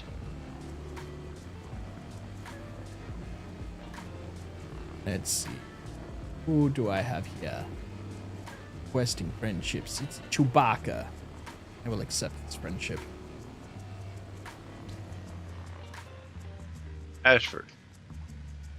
Oh, yeah. David Strathairn. Yeah. Yeah, he's great. I thought he was about as good as you could have cast. Mm-hmm. He was also phenomenal in the Bourne movies, and my favorite movie that I ever saw him in, probably one of the first ones I knew who he was Sneakers. Ironically, Yes. he played a guy named Whistler. That was such a good movie. River Phoenix, Dan Aykroyd, Robert Redford. It's right up there with Die Hard as one of my more favorite Christmas movies. Die Hard and The Long Kiss Goodnight was a classic. Yep. Classic. Oh, phooey, I burnt my brownies. Now you go inside a bar and sailors come running out. That was an He just awesome, picked some awesome really movie. good roles, but that one was just pure fun. Mm-hmm. You know, in the original, what is it when they show a theatrical preview of something before it's actually fully done? Oh, I know what you're talking about. They Trailer, showed but it. it's more than that. Yeah. Right. They showed it, but they killed Samuel L. Jackson's character, and everybody just lost it. They said you can't do that, so they rewrote it so that he lived to the end. And he did that interview with that cheesy ass dad joke. you remember what I'm talking about? Like, It's I'm been a Frank. while. I'm trying to remember. He's like, so are you Frank or are you Ernest? Well, in some cities I'm Frank. In some cities I'm Ernest. You remember? That does ring a bell. Yeah. They wouldn't let him die. Like the fans would not let him die. That was great.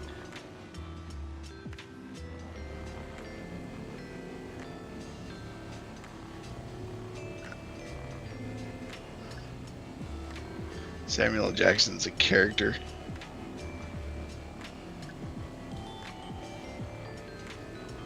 He just about begged George Lucas to be part of the Star Wars franchise in some aspect, and he's like, dude, I'll dress up as a stormtrooper. I don't even care. And they give him a role as Mace Windu as a Jedi. He's like, I get to be a Jedi? Gave him his BMF lightsaber, the purple one. Oh, dude, he was as happy as a kid that won Christmas.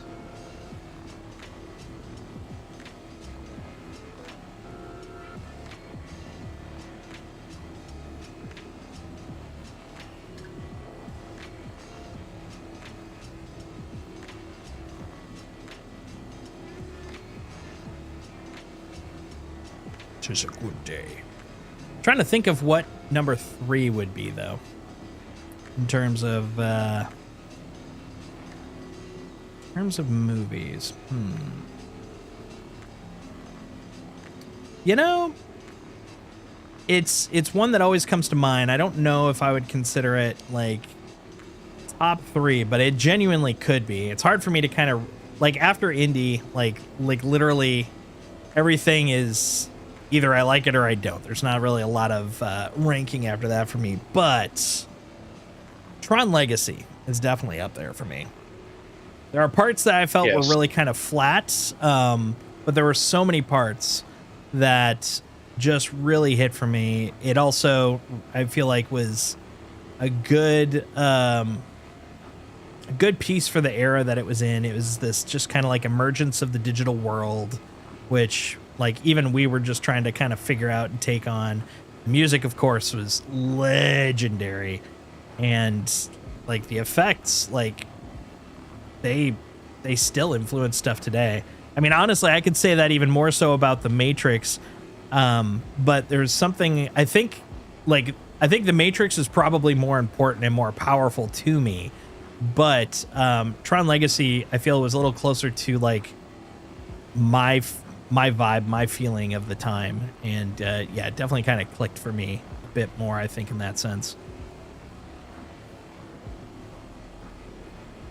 Now we just don't have to really talk about Jeff Bridges' yeah, CG no, we're just gonna ignore for that. young Clue. We'll just ignore all that. But beyond that, really good. Loved it. See, for me, it's like I really want to include Matthew McConaughey's Interstellar. It's a good movie. They had so many influences that actually knew what they were talking about. As far as a film, I mean, it's like, it was, whew. I mean, it was a mind bender. Some of it was like, I'm pressing the BS button. Some of it was like, that's spot on.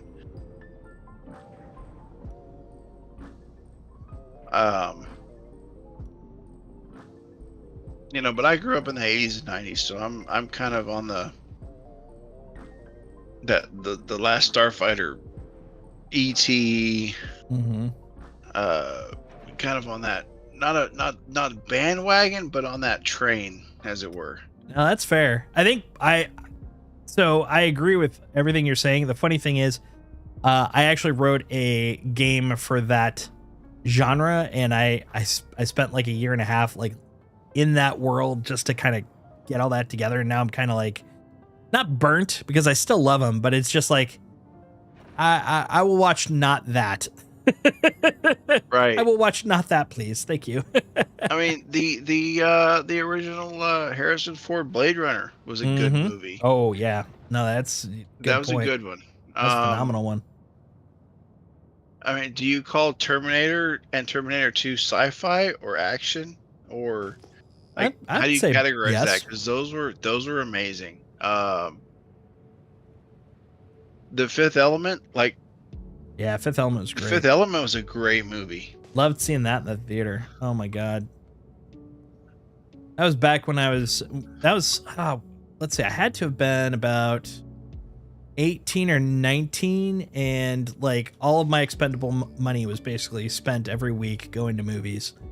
It was a good time. What year were you? I was 82. What year were you born? 77. 77. So you might have been just old enough. The I've never been old enough. original Terminator movie. The original Terminator was 84. Yep. So you'd have been 7. Did you get to go to the theater to see it? I didn't, but I did see RoboCop in a drive-through, which was pretty cool. Which is hilarious because I did that with the family. We went to a double feature, and I saw RoboCop, loved it.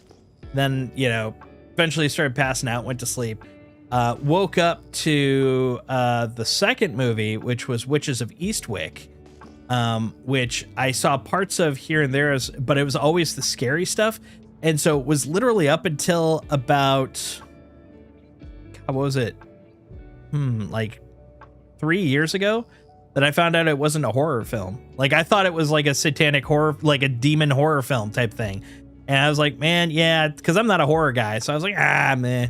But God, when I found that out, I was like, all these years, I could have actually watched it. But yeah, every part I woke up to I'm trying to remember who it was, but one of the women was throwing up cherry pits and stuff, and then another part where it had Jack Nicholson looking all like, devilly and stuff, and I was just like, this is a scary movie. And then later on I found out, oh yeah, it's kind of a comedy.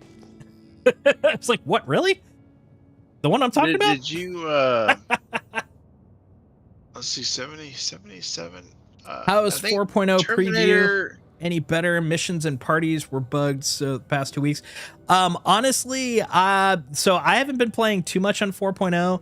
It is definitely a per server kind of an experience. Some servers are great, and if they aren't, time to hop until you find a good one.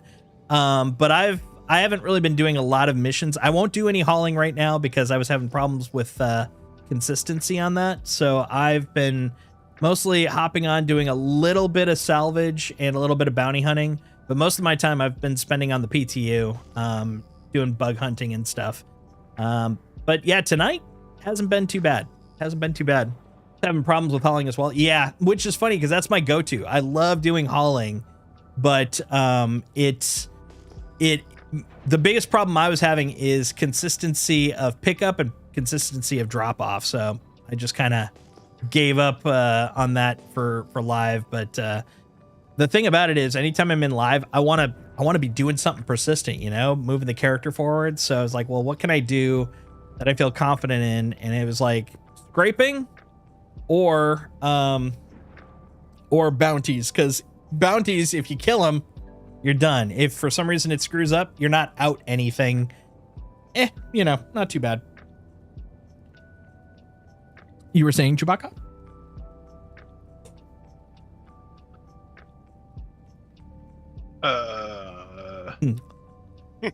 I've said that before. Squirrel. So what do I do once I'm here? Have you found some panels? So I just fly around and looking for those panels? So what you hit the letter V. V is in Victor. Okay.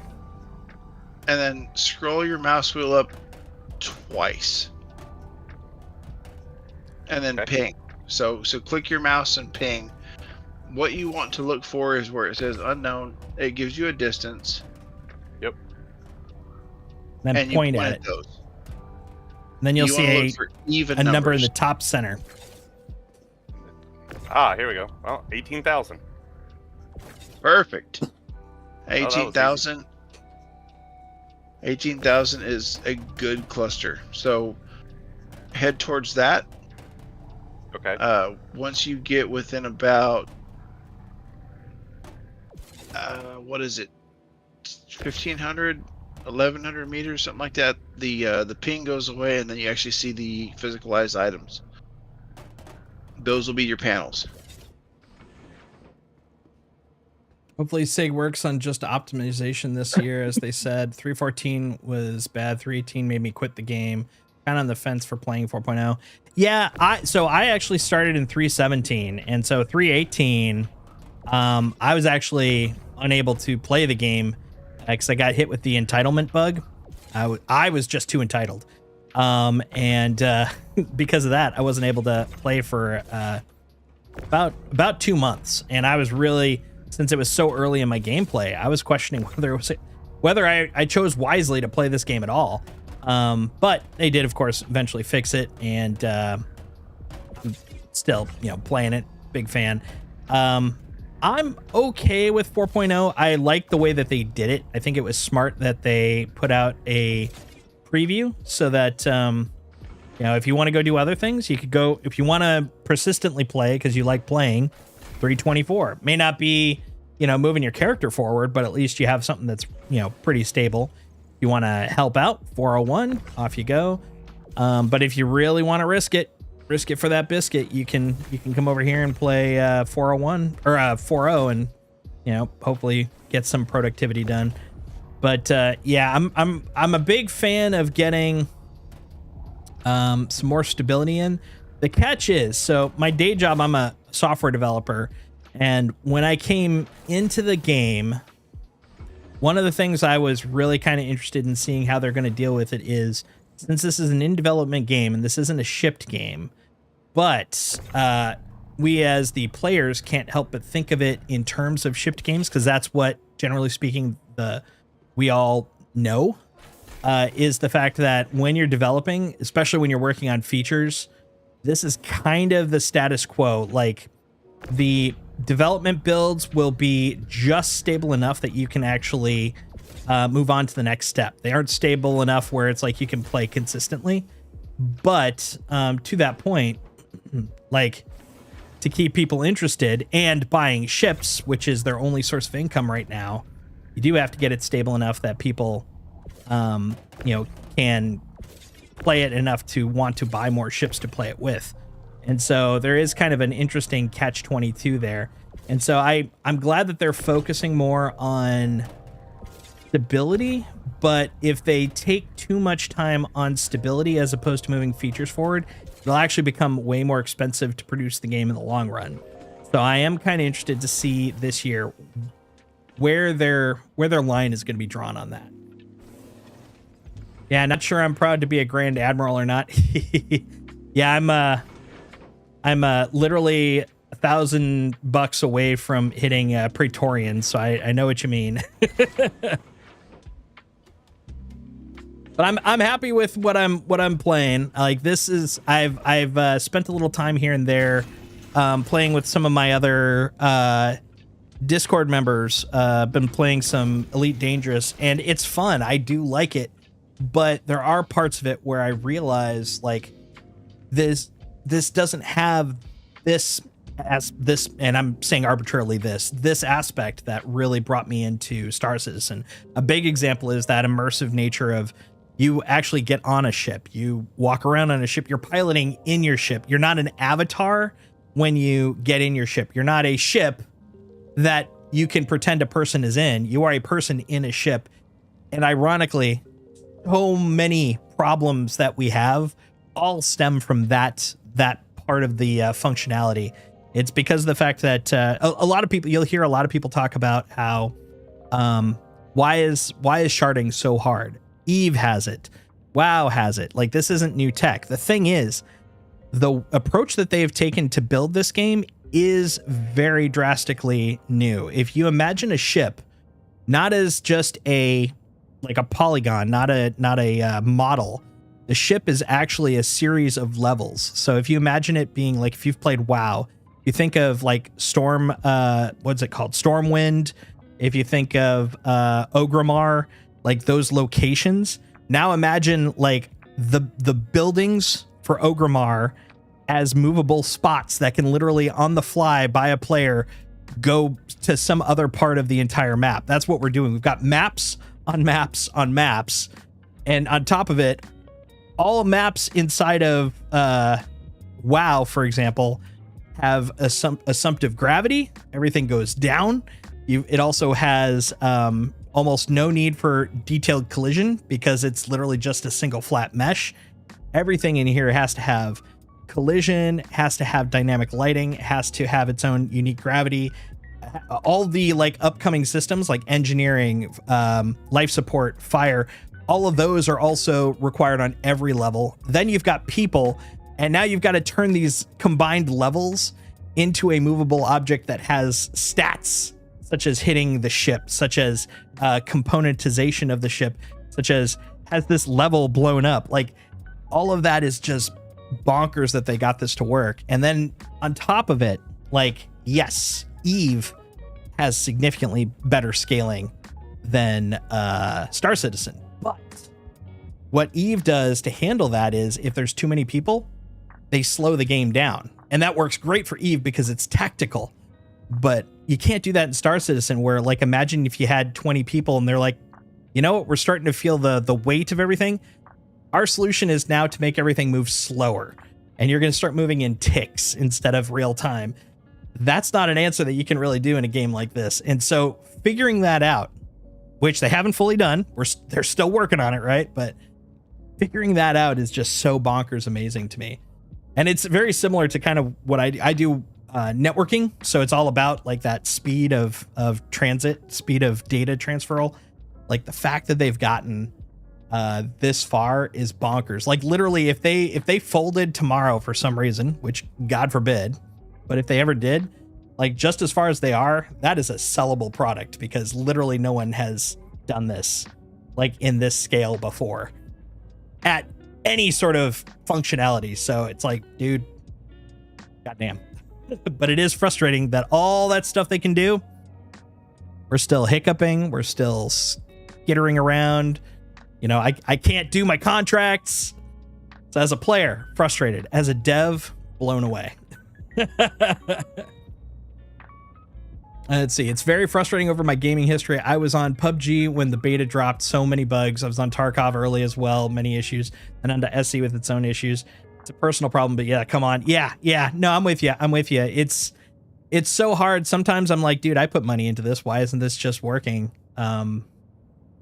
Fortunately, I've been finally kind of tuning out. I've been like, okay, I got other games. I can play other games. I've got other games. I've backlogged games because I've been too busy playing this and Destiny 2. I played a lot of Destiny 2. Of course, Bungie's got its own issues right now. It has nothing to do with the tech. It has all to do with the company itself. But yeah, I'm finally kind of zenning out. I'm like, look, I got other games. You should see my other streams. I'm playing freaking Card Shop Simulator. I'm playing Warframe.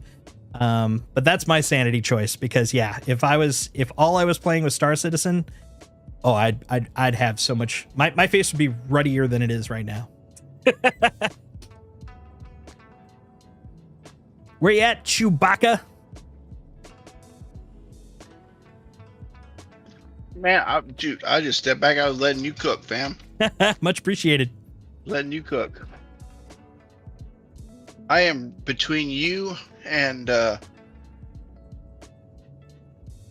because I got a bunch of junk in my trunk, so you're welcome to come grab some. I'm in the kitchen. I'm in the kitchen getting my fat ass fatter. So just give me a second. For a moment there, I thought you were literally like metaphorically. You're like, oh, I'm in the kitchen. I'm cooking. And it's like, oh no, I'm actually in the kitchen. No, I was like you as far as explaining or seeing that what things you was cooking. Much appreciated. Let's see if I can find some more panels. Right now I'm in a panel light area, so I was like, let's just clean all that crap up. Clean it up. But physically speaking, I'm between the two of you. Betwixt. So, I am betwixt, yes. 1850. No. Nope. 1720. 1750. 1850. I think I found panels somebody already did. They don't have anything on them. Yeah, if you point at them, if they're red, then they're drained. What you want is green outlines. Gotcha.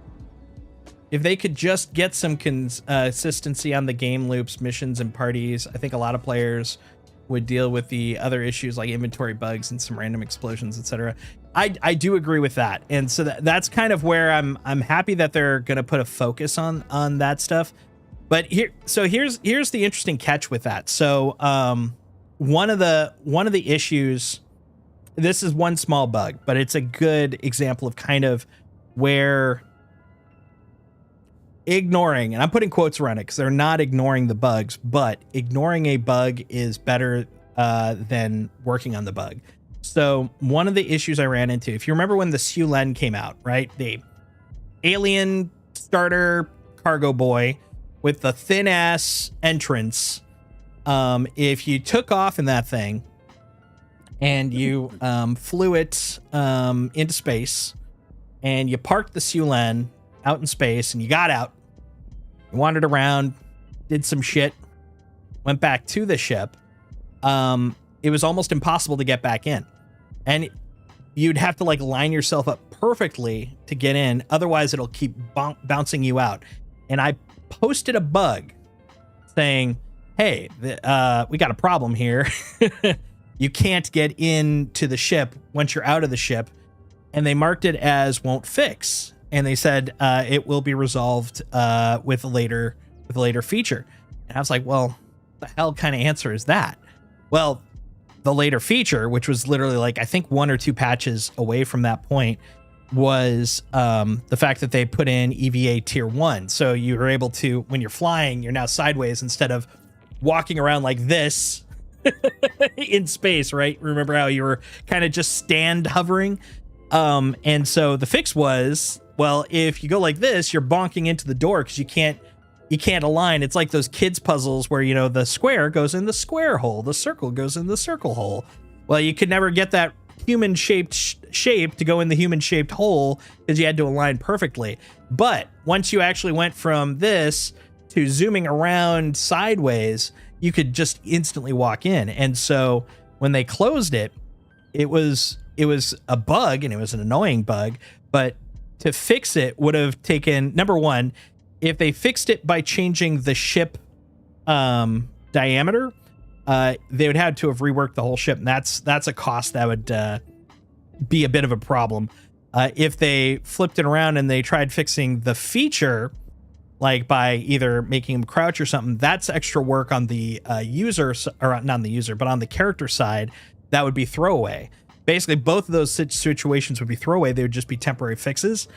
And so they were just like, you know what? It's not worth the extra cost and the extra time and the loss of future feature work that you could be doing right now instead of, you know, doing this temporary fix. And that is kind of a decent example of that sort of that split that they have to kind of figure out with each of these issues, because there are so many of them. Like your point is 100% true. Like right now it is super jank. It's not consistent enough that people feel confident that they'll be able to do what they want to do if they log in. And like there's people that are like spending 8-10 hours on this. There's also people that are like, look, dude, I have to work. I have a family. I have to wait until my, you know, kids are asleep and my wife lets me play. Like I hate throwing out that card, but I do know a couple of people that's kind of the situation. I've got like 1 hour and it's broken. It's jank. I can't do anything with that 1 hour that I get to play. And so it's like, I feel for them, and I feel like that.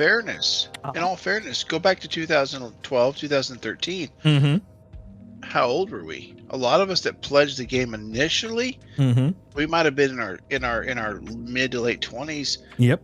If you fast forward to 13, 14 years later, a lot of us have wives, we have kids, we have families, we have, like, things have changed from day one to now. Yep. And so their times have their allowances have also been changed. And so like I can understand that from like you need the bare minimum to work because it's the only thing you're going to be able to do in this game. You want to make sure it works consistently. But that is the kind of the juggle that they have to do, where it's like they've got features coming up. And it is very common, I will say, in basic development as well as game development, that you build a basic version of something with the intention of replacing it when you get to the more complex state. You get something that just works enough that it does the thing you're asking it to. even though you know that you're going to eventually get rid of that thing and put in like the better version of it, this is just to get it out the door. And a lot of the stuff we're kind of dealing with now is that transition from that stage one of this was good enough for like the last 8 years so we could get like the basics done. And by the basics, I mean up to meshing. Meshing is like the last core functionality that they've been trying to get in. And then after that, now we're swapping out all the like starter versions of these functions with the more robust ones. And so that balance is kind of what they're having to juggle with, but they've definitely got to figure out what they got to pull out to make it more stable. Like what features are they willing to hop on board and improve so that we have a more stable experience versus what do they know is going to be tossed out. And if they spent time improving it, that's time that could have been spent just putting in the new version that would be improved by itself. So that part's a little funky to figure out. And that's what they're ideally figuring out based off of the letter to the chairman. So I'm very excited to kind of see what their first, like, I'm assuming we'll start hearing something next month, like what their first few comments about what the letter truly means, as opposed to it just being Chris saying, we want it to be better. What does that mean? They've got to be talking about that pretty soon. And so I'm really excited to see kind of what they say about that. There's got to be an ISC coming up about that. It's too big. It's too big. We got to know that. And to play like devil's advocate, right? Mm-hmm. I want this game to work. I love the game. I love what it could be. There's nothing else like it. I don't see there being anything else like it. Mm-hmm. There's two sides of it. There's we have to add content because we're adding content because it's not where we want it to be. We need to add, base building and other systems, and all these things are coming in. Okay, every time we add these things, we add content, whatever it is, it's going to break other things that have been in for years and years and years that will not be compatible with it. There's going to be bugs. There's going to be problems. So do we push the envelope with adding content at the one thing I would say is breaking the parts you were talking about are features and not content. So content is non-functional. Well, so if you add, right. So when you're adding like base building, base building's not content. Base building's a feature. Content would be a new mission that can trigger off of base building, for example. And right, but they go hand in hand. You can't just say we're going to add base building and then they don't add the missions that give the blueprints to actually do it. Like they have to work together. They can, but they don't necessarily have to. A good example of that would be Salvage. Salvage didn't start with missions. It didn't start with content. It just started with feature. Right. And they could definitely do that with base building. Like base building, you can actually a really good example. Matter of fact, it was in so long that people are starting to think that it was a conspiracy. Is specifically the change in components. So they pulled a bunch of components out of the stores and started putting them hidden in places. That is a perfect example of taking a feature and turning it into content. Because before they had contested zones, they needed some place where you can get them. But you couldn't just, like go into your inventory and be like, I want 15 Atlases, for example. I want 15 quantum a civilian quantum drives.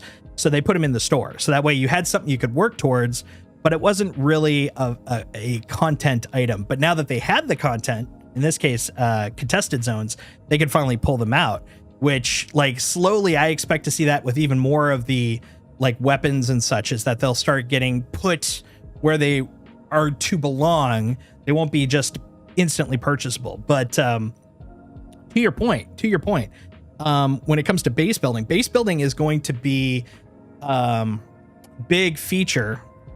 And I do love the fact that in the letter to the chairman, they were focusing, he was focusing specifically on saying that stuff will be decoupled from patches. It will be its own tech preview. So I expect that base building, when it comes out, it's not going to be 4.1, 4.2. I mean, eventually when it goes live, it will be in a patch. But rather than that, first, we're going to see it as a tech preview, and it's going to live there as a tech preview until it's stable.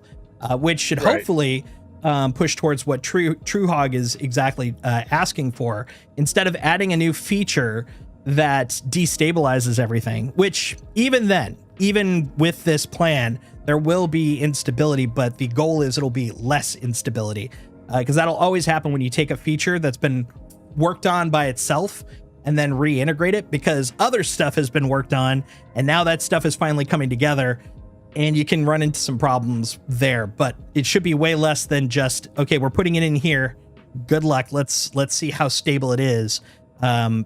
Putting it into pop its own your, tech preview will definitely help. Pop your back hatch so I can tractor beam these real quick. Pop your There we go. pooper. Pop your Yeah. pooper. Thanks for the follow, by the way, TrueHog. Much appreciated. But yeah, I do agree with what you're saying, TrueHog.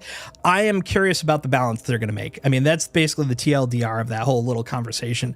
I want to see what the next 6 months brings in the game, because that is going to be kind of my North Star in terms of determining if I think this is the way to go, capital T, or if we're going to expect another change. Because the one thing I will tell you is that there's the only thing that you're always guaranteed with game development is the fact that it will always change, because it's an iterative process.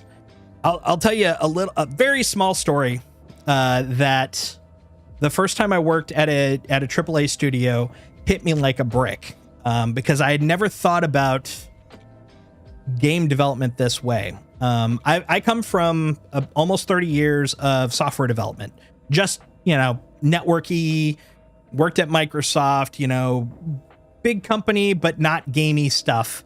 Actually, a lot of game adjacent, but none of it directly in the games. It was always like the network support for getting stuff from a game to the community site, so you could go to your go to the website and see stuff from your game, like that kind of stuff. So I wasn't working on the game, I was working on stuff near the game.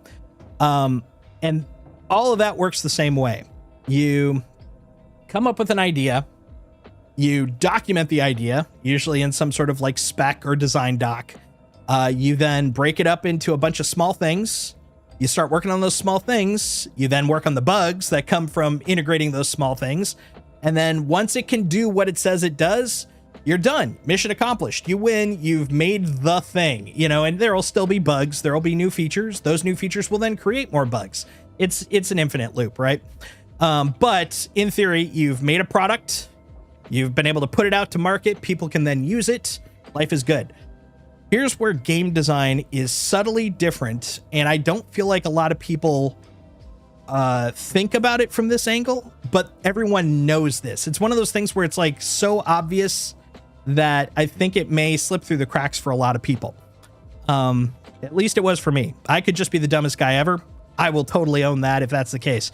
But what I found kind of interesting is, generally speaking, if you're making a video game, the same idea, but then you have to add one extra layer. Now there's technical differences, like you got to create, models, and you got to create audio, and there's lots more stuff to make for it, but it's still the same loop where it's like you come up with an idea, you break it up into bits after putting it into a design doc, you then start working on the bits, and then in theory it should work. However, that's when usually a regular dev would go home. For a game dev, you then have to ask the question, is it fun? Like, obviously, like you've probably played games that were boring as hell. You've probably played games that you love to death. I mean, hopefully Star Citizen's somewhere on that range, right? That's like the two far sides, right? Somewhere in the middle is where you're gonna meet in this game, and that's where the big question comes in. Is it fun? Because you could technically make it work the exact way that it was spec'd, play it, and it's boring as shit. And you can't ship that because no one's going to care about it. No one's going to enjoy it. And so with that, one second, I'm going to do a little butt wiggle just to make sure I don't time out. Incoming butt wiggle. Wiggle, wiggle, wiggle, wiggle. Okay, I've stopped my butt wiggling. Because I noticed if I talk too much, then I'll go back to menu. So because of that, everything you work on is kind of built around the idea that you're going to have to repeatedly iterate on your work. It could be fully functional, exactly matching what was in the spec. You try it, you realize this is not good. This is really boring. It does the thing, but it's just not enjoyable to do. At which point you have to do one of two things. You end up either A, going, this just flat out is not, there's no way we can see that this is going to be enjoyable. And you have to rip the thing out, just literally rip it out. Or you're like, it's close, it's just not there yet. And then you refine. And so you end up, either having to add more dials to tweak it, add a couple of small sub features to make that feature more interesting. There's a lot of tweaking. Because of all this, and because of the fact that every single feature that goes into a game has to go through this, you end up with these very complex, like you may have heard of the term spaghetti code, where everything's just kind of like interconnected, like blah, blah, blah, everywhere. The thing I discovered is most games are like hairball code. And the reason I say it that way is you end up with these little clumps of spaghetti because of the fact that they have to quickly change things. They don't have like that nice refinement time I do usually at most of my companies where you can really kind of cleanly break stuff out. It's like, okay, you can cleanly break it out the first time, but also you have to make it with the assumption we're going to possibly have to rip it out. So you have to make the thing itself clean, and then it has very thin connections to the game. So that way we can just rip those things out if we have to, if it doesn't work. And so you plug it in, and if it sucks, you pull it out. And so, boom, you just throw it all out. However, if it kind of works, that's the thing that makes it even worse, because you get those little plugs in, and now you have to rewire. You're adding more spaghetti to this little chunk. So you're turning it into like a big old linty hairball that's slowly growing over time. Now, the thing is, eventually, when you get it to the point where everyone likes it and it works, you leave it be and you end up with this hairball. So you'll never have time to come back and optimize that. That is a dream. The closest thing you can do is if you're in an MMO and it's gone for like 10 years, you might occasionally get to come back and fix one hairball at a time, maybe like 2 or 3 hairballs per year, get to tighten them up, turn them into smaller little like fuzzy pills to go with the metaphor, like on your sweater sleeve. You'll be able to just kind of slowly tighten it up, make it a smaller jumble of code, but it's still connected by these little bits. That's kind of the tricky part when it comes to all of these features, because right now we've added a bunch of small features over the last year, many of which were ported over from Squadron 42 for UX, for AI, for general flight model, gameplay, all that kind of stuff. All that stuff came in. These are all little, hairballs that have been plugged in that have been proven to work over there. And then, of course, they have to tweak it so it works in a multiplayer environment. So they've gotten to be slightly bigger hairballs. That there's nothing that the devs would love more than to have the free time to be able to just kind of shrink it down, fix it up, make it a little bit better. But they don't get that opportunity because guess what they've got? They've got to stabilize what they've got now, and they've still got to add all those new features. And so this chase is basically the loop that they're going to be going through over the next couple of years. And seeing how they do it, do they work on shrinking those little hairballs, or do they add more hairballs? Because we aren't shipping with the number of hairballs we have now. We need more hairballs. We need so many more hairballs to get this thing out the door. But also these hairballs are starting to cause problems. That's kind of the balance that I'm kind of interested in watching over the next 6 months. Like, are they going to try to do a little bit of both? Add a couple of hairballs, shrink up some of the existing ones? Are they going to just focus on shrinking the hairballs so they're a little more manageable? Or are they going to just shrink one and go, okay, we did our best, slap more hairballs in because we got to get this thing rolling? That's the part I'm super excited to kind of see. I hope that makes sense. This was a pretty heavily metaphorical conversation to make sure I didn't get too techie and stuff, but hopefully that made some sense. Look at that, butt to butt. You are clear and ready to go. I'm gonna head over to Trickster and empty him out. Yep. I was gonna say I'm full up too. Yep, I'm heading to you. Pulled up. Nice. I'm assuming it maxes out at like 13. Is that what it is? Well, you get 13. You can make the boxes, move them to the back, and and then make another 13. You can Yep. actually fit like 39 and 42 if you're really Yeah, Trickster, if super you creative. if you look on my screen, I'm gonna go down and show you kind of where you go. So over here, Let me pull up the stream again. no worries. I was afraid of lagging. That's why I closed it. No worries, no worries. All right, got it pulled up. All right, so this screen that I'm in front of, this is the filler station output. On the top, it'll show you the content, which will be all recycled material composite. And then down here on the depot, you'll see that you have the ability to eject a box.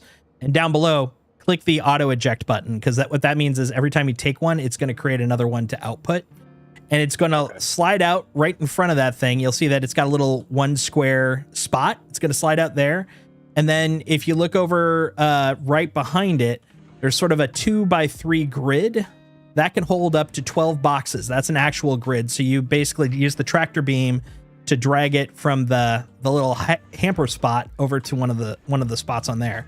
Now the thing is, to what Chewbacca was saying, once you've got all those filled, this walkway that I'm kind of going up and down, you can actually fill this full of boxes as well. So you can like basically 2 high, put another 3, probably more boxes this way. And basically what that does is it gets it out of your hopper so you can actually continue doing more scraping. Ah, okay. More you know. Exactly. It's all, it takes time to learn all this crap. This is the first time you're in a Vulture, man. So yeah, no worries. Yeah, I've never done any of this before, so. I don't understand why you don't just psychically know this stuff. It's crazy. It's crazy. These small adjustments, like when jumping from points in the star map, make it automatic. A lot of new players don't understand you cannot jump through a planet and it will jump. Quality of life issues like that would go a long way for playability. Absolutely. But for example, that's actually a perfect example. They probably are going to avoid doing any major jump work because the current jump system is going to be going away in the near future. Now, what near future means? Like, is it this year? Like they were talking the year before about it being soon, but of course we've run off scope on that because of server meshing. Are they planning to do that this year? And if so, that might be a reason that they're holding off on a lot of like quantum quality of life stuff, because soon you won't have to, use jump points. You're going to be making a quantum to quantum jump. And so that'd be a perfect example of things we don't know that are part of their plans. And so that's why it's like, well, dude, why don't you just make the quantum points work better? That would make things so much better. They're like, yes, but we're literally about to drop those quantum points because you're going to be able to make your own jumps. And it's like, well, when is that? Well, we can't tell you because the higher ups haven't given us the permission to tell you, like, here's when it's happening. But it's a good example of kind of that. Do they fix the temporary problem now, or do they fix it by putting the actual solution in? It's a tough one. It's a tough one on management, not management, kind of management, more on the project management as opposed to the people management side, where they got to figure out like what's the priority order. This is literally like one of the most underserved jobs in the software industry. Project management, aka producers. If you hear the term producers in games, that's basically the project managers for a game. They have to figure out these exact balances where it's like, look, we want to give everyone what they want, but sometimes it's the question of, do we think it's what they really want, or do we think it's what they want based off of the limited information they've got, and we've got other stuff that we can't tell them yet, that kind of a thing. It's a weird juggle, man. It's a super tough thing, especially considering it's a bus full of moving parts that are being created on the fly. Like, it's one thing if we shipped the game and there were problems, because then you could be like, well, this should be working now because this is the product. This is the end result. But meanwhile, here, it's like, this is broken. Yeah, that's not even supposed to be there. This is just a temporary. We literally put some spackle on it and called it a day because we're going to be smashing that wall out tomorrow.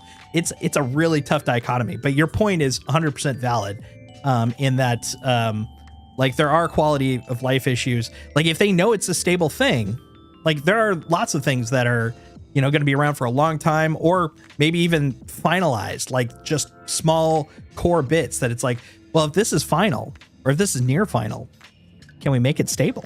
can we improve it? Like that's the balance, because it's like neither of these are like one-shot solutions. Juggling that balance between those two sides of, can we just fix this small thing now, or can we put in the feature that will fix the small problem now? Like, where are we landing on this? Where are we going on this? What's going down? It's crazy, man. It's crazy.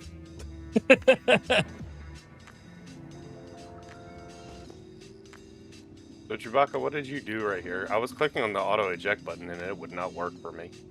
So the auto eject on the bottom basically is a checkbox, and then to the right of the item that you selected, so it's like RMC recycled material composite. To the right of that, if you move your mouse over it, it will show you, eject, don't eject. There's a box that pops up.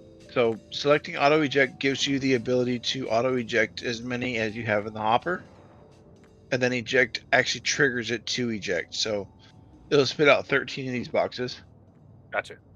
And you can fit 2 sets of the 13 back here on the grid, like one there, one to the side of it, onward and upward. Okay.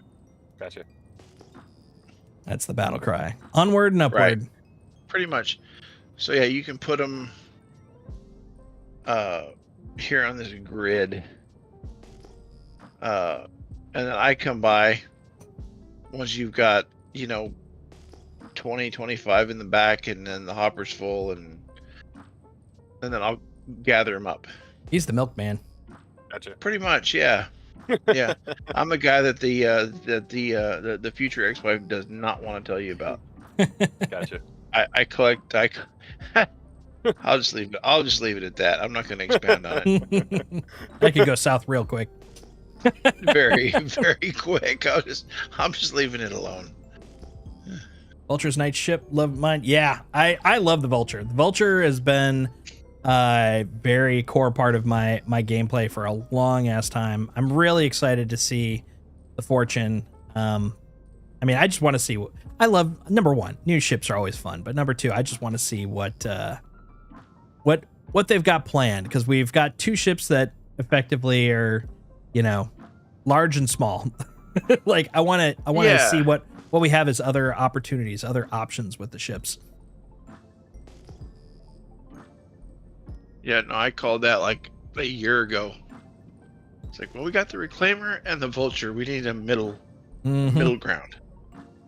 Yeah, that's been my wish in the Discord for a while. I kept getting told that there's no need for it. There's no use for something in between. I'm like, I respectfully disagree.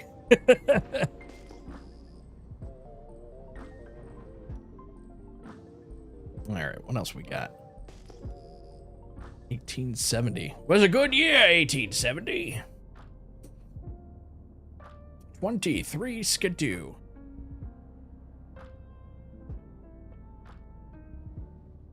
All right, we got.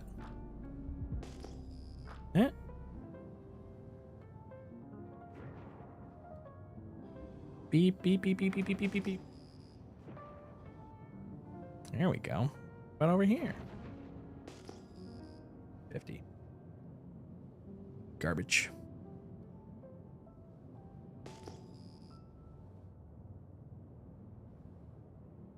Ooh, what about you? 3470.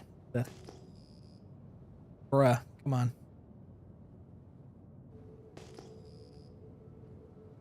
Find some more.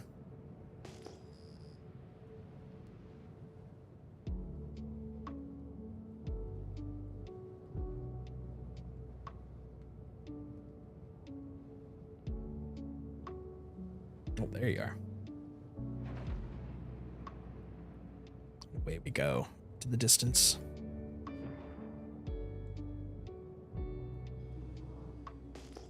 Oh, there's a couple more.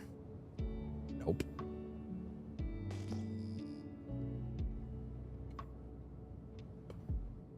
Nope.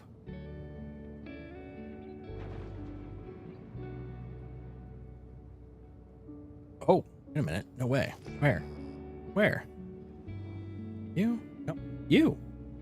There we go. I found you, you son of a bitch.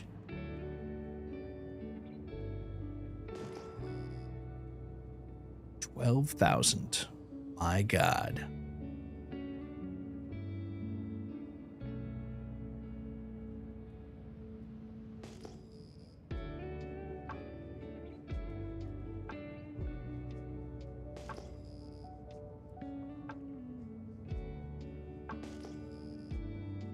There we go. 1, 2, 3, 4, 5, 6. Beautiful.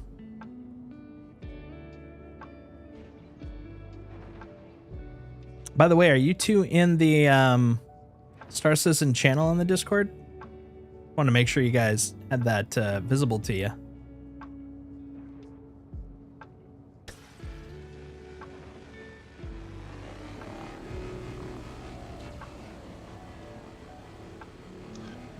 I have not checked. Oh, are you talking to us? Yes. Oh, I'm in the zone. You're grooving. Start the channel.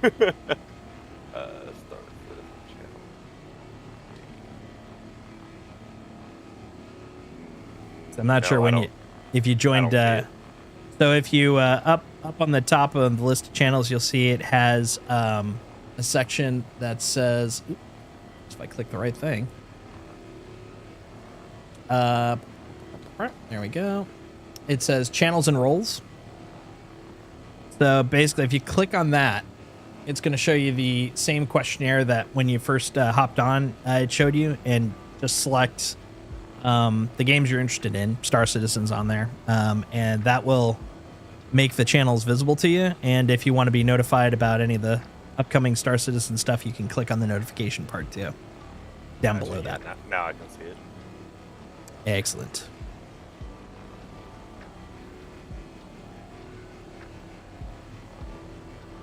This is so peaceful. I really Right? like this. It's good. It's great for vibing. If you got two screens, like including a phone or something, like I'll just watch videos while doing this. It's a great chill time. So it is worth noting, if/when you end up getting a vulture or another salvage ship of your own, not as many, but there are panels near most every Lagrange point station. So you can take a vulture there, look for panels. You'll only usually find about 3 or 4 at most together, as opposed to out here where you could get like 6 to 9 of them. I mean, crazy numbers. You could just find 3 to 4. Just go ahead and pull them there, and then go to the near Lagrange point and just drop them off in your freight elevator. And you could just slowly accrue them there, and then use a shipping vehicle, and then move them over to New Babbage or something to sell them. And that way you can just kind of chill in your own time, and then don't have to worry about, oh God, it's full, I gotta leave. It's like, just hop over to the station, drop them off, and keep going. Oh, okay. It's a Good vibe. to know. Yeah.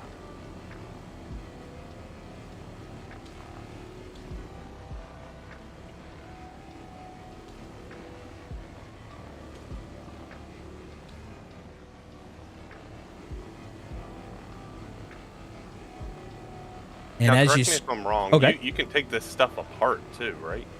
not Like after you panels, scrape it? but ships you can.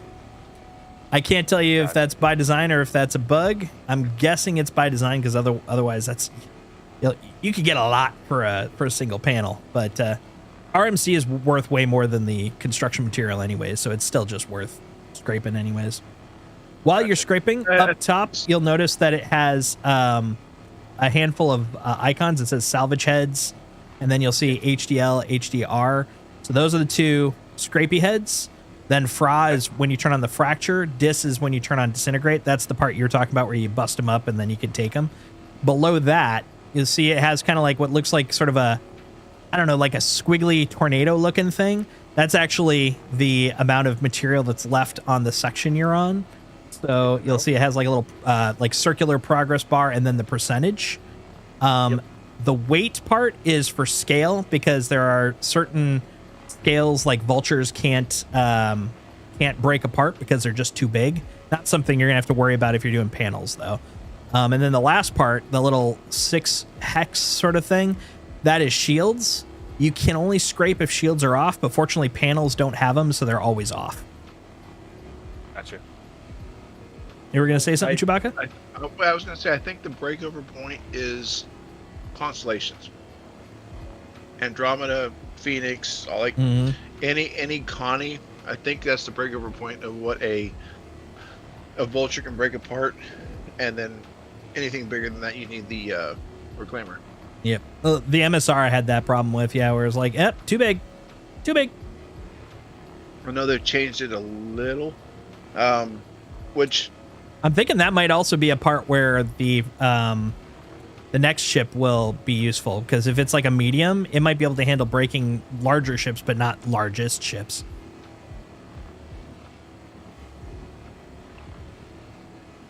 Totally a guess though, since we haven't seen it. The issue came in with people were taking the reclaimer, not scraping, breaking ships apart, and RMC was worth the same as construction material. Yep. And instead of balancing it, they were not focused on the salvage at that point, and they just said, "Oh, we're going to ham-fizz this, and we're going to make construction material not worth anything." Which, what they should have done was said, "You need to scrape, 70%, 75%, 80%, whatever number they decided on. You need to scrape that before you could break it down and get construction material from it, and make the construction material worth less." But they were in a hurry because it wasn't their focus. So they went far left, far right. Now they're bringing out the other ship. They're bringing out the balance. I think they'll bring up the value of construction materials to make sense in the next patch.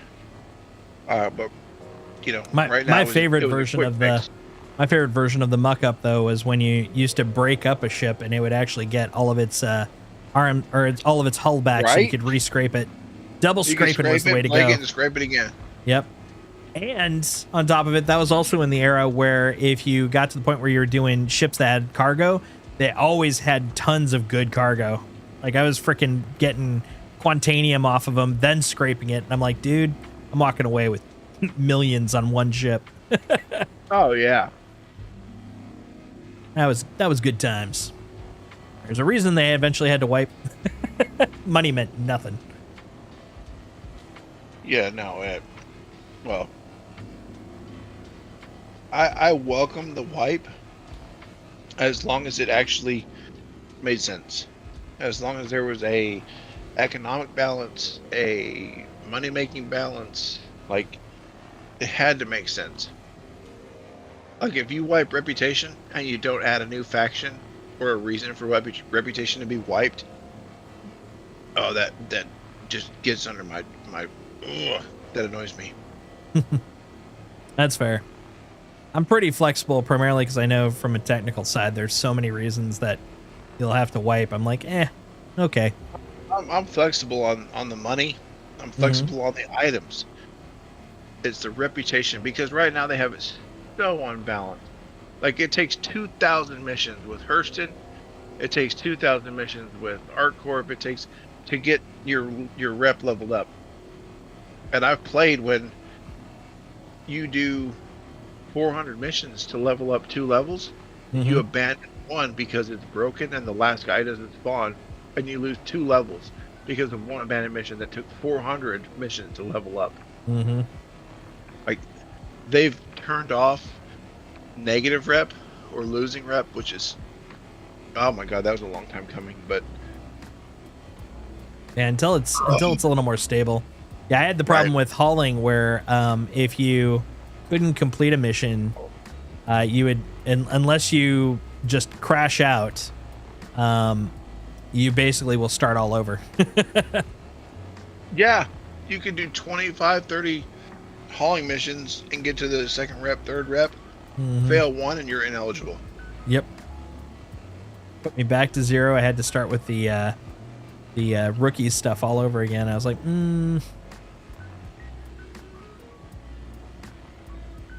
Yeah, I know they've been working a lot on rep right now because they've got all the new reps for headhunters and rough and ready and all that stuff. So I'm all for it. Get that stuff better. Make it workier. Workiest.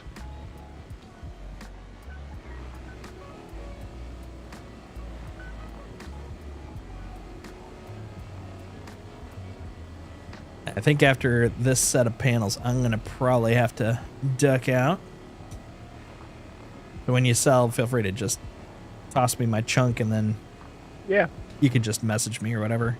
I should be able to get these last sets of panels going before then. And you guys can keep going, make some cash.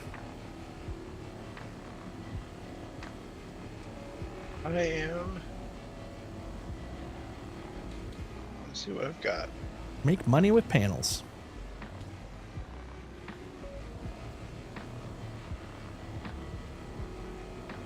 So how you liking the game overall so far, Trickster?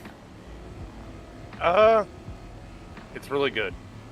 As long as I don't get stuck in elevators or, as Oh, long no promises pretty there. much as long as I can make it to my ship. No promises there.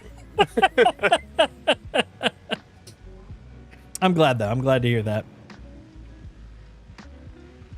I mean, I wanted something really casual. Like, I don't like PvP. I'm too old for that. At least I feel like I am, so. I just, this is perfect. I enjoy something like this. Yeah, Industry is a really fun, productive, but, low, time investment wise, potentially high in-game money wise, but I love Industry because it's creative, it's persistent, it's entertaining. You can do it with groups, you can do it by yourself, and yeah, it's super fun. And generally you can avoid PvP. Yeah. I mean, PvP only really happened on my first day, and that was it. Yeah, it doesn't happen actively often, but I definitely can't say it never happens. I think the last time it actually happened was I was in PTU during the ePTU, I guess, but PTU for 4.0 before it rolled out, and I was just flying around checking stuff out, and then started getting attacked by a mantis, and I was just like, oh, I don't know what to do, and it's like, dude, it's a mantis, and I was just like, I totally panicked. Ran away. Been so long since I'd had someone actively attack me that wasn't an NPC. I was just like, I don't know what to do. I'm gonna go. But it was fun. It was fine. I just noticed Fuller Station full. Bing bong. I never instigate or start PvP. Mm-hmm. But I've spent hours and hours and hours and hours honing my skills. So if it comes to me and I have a chance, I'm all about it. So you're saying But I have a chance.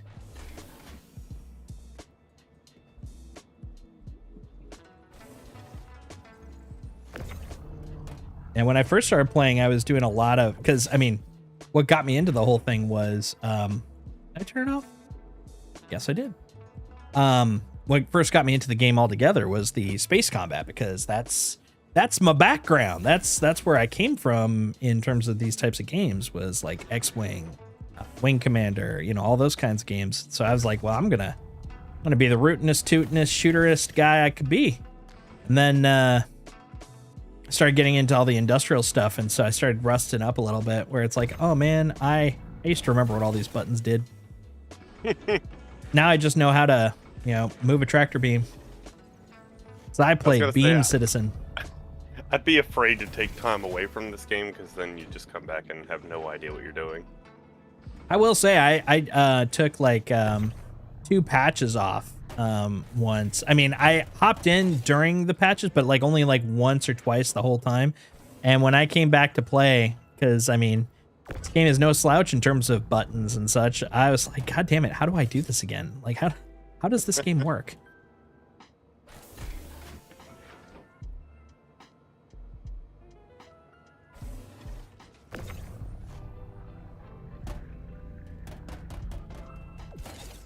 Well, that's not clean. There we go.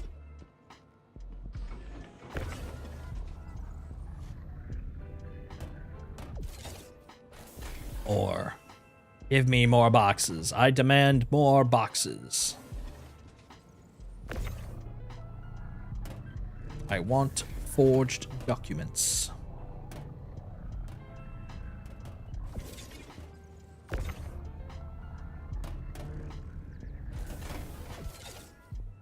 If you check the stream right now, you can kind of see what I did for putting stuff on the walkway when we were talking about how it can be off of the grid and such. Ah, yeah, you just cramming it in there. Yep. It's like, I got room. I got room. Dude, from nerd to nerd, I've got to know if I'm right. Am I right or not? What was that? I want forged documents. Replacement killers, Chow Yun Fat. You are correct. Nailed it. That's got to be worth at least 10 bonus points. That is points that, we don't. I will say that is you're one of the few people I've had that actually knew, like, no one knew it off the cuff, but when I mentioned the movie, they'd be like, so yeah, you get points on that one for sure.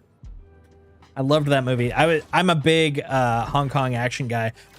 Speaking of which, John Woo is a legend. Yes, I agree. I still have I have The Killer. I have a Criterion collection of The Killer that I covet. It's like one of my absolute favorite movies that I own. It's so good. What was I gonna say? Oh yeah, one of the games series that I've been slowly playing through beyond Star Citizen is occasionally I will move forward in the Yakuza series, and I'm planning to do the what's it called, Judgment series after that, which is from the same guys, but it's the Hong Kong Triad instead of the Yakuza basically.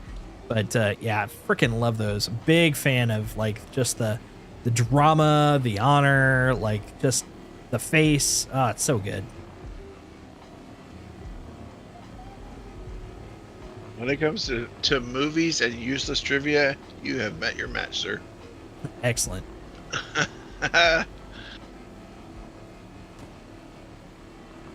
I know more about nothing than most people. That used to be my go-to, man. I love films. I love talking about them, but I started noticing that more of the people I hung out with were less and less as broadly like knowledgeable about them as me, because they would have specific ones they're into, and that's what we would like intersect on. But like they didn't. Hey, where are you going? I'm going over here. I got more stuff to scrape. I'm unloading you. Well, I didn't know that. I didn't hear your words. I'm at the back of your ship, like unloading like a madman.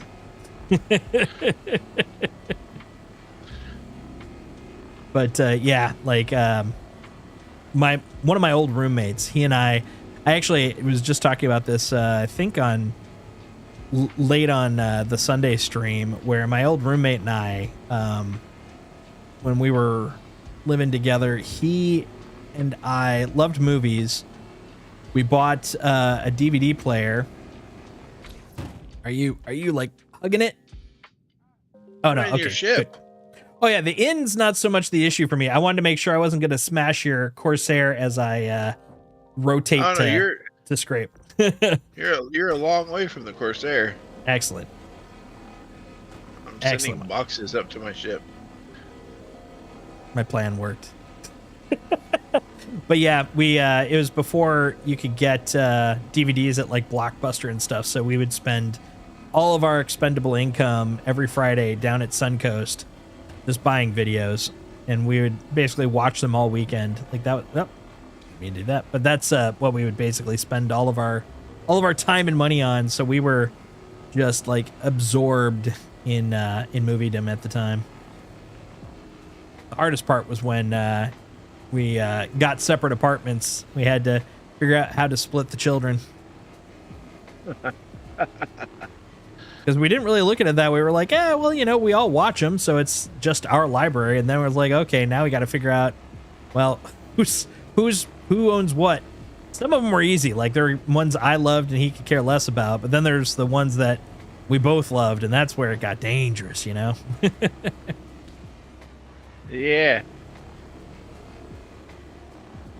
The good kid, the smart kid.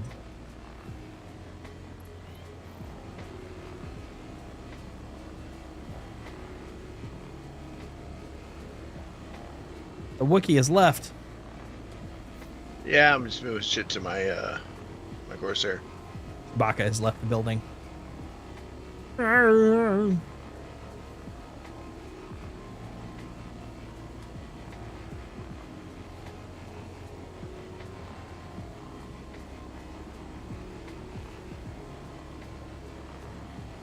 be pretty cool if there was a Christopher Walken as a Wookiee. Rawr, rawr, rawr, growl. There's nothing better than Matt Damon explaining working with him. that was golden. I am a Wookiee, sir. Just imagine if you were a dog. What? Oh, speaking of Chris Walken, movie I'm sure you probably remember, Suicide Kings. He was phenomenal in that. Loved that movie. I'm gonna take your busket.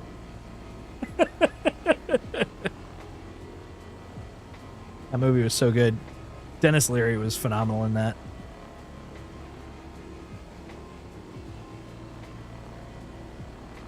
Dennis Leary's top performance between. I'm going to give you two choices. Okay. Demolition Man Okay. or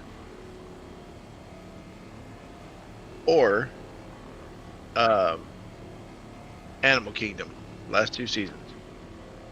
Oh, interesting. I didn't watch Animal Kingdom, so I'd have to default to Demolition Man. But I thought you were going to say The Ref. I loved him in The Ref. Nope. I'm giving you a harder choice.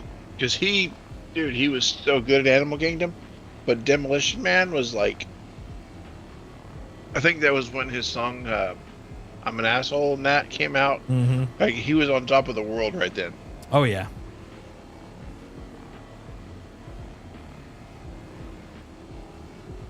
I loved The Ref for him, though, because he was so quintessentially Dennis Leary in that movie.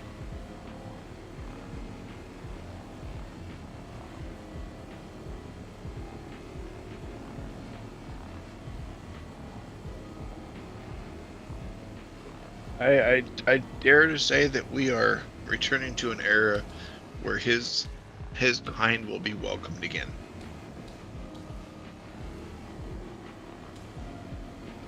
Which is amazing. He's a great comedian.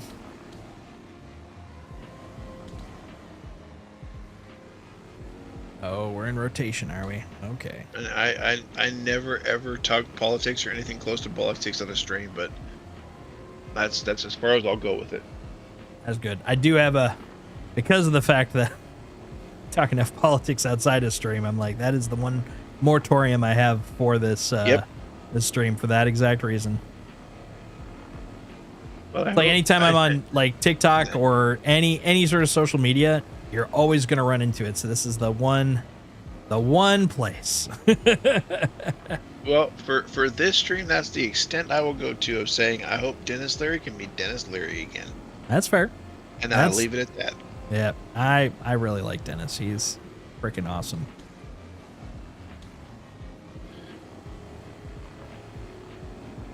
He doesn't know how to use the 3 seashells.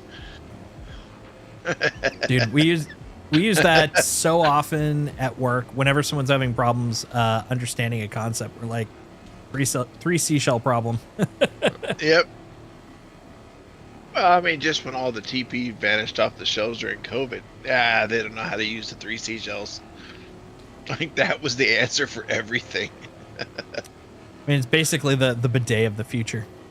Yeah. But Stallone nailed it. Taco Bell? Yes, since the franchise wars, all restaurants are Taco Bell. Oh. They won, man.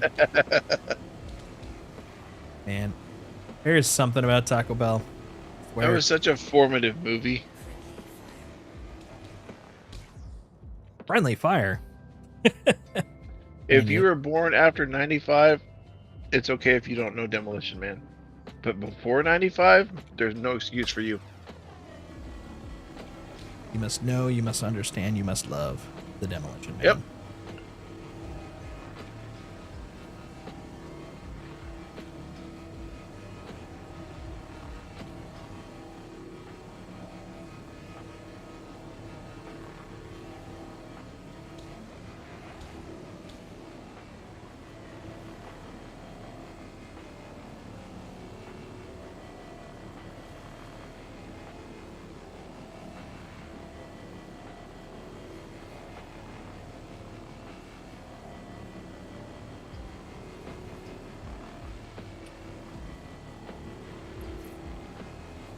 Oh, quantums be quantuming.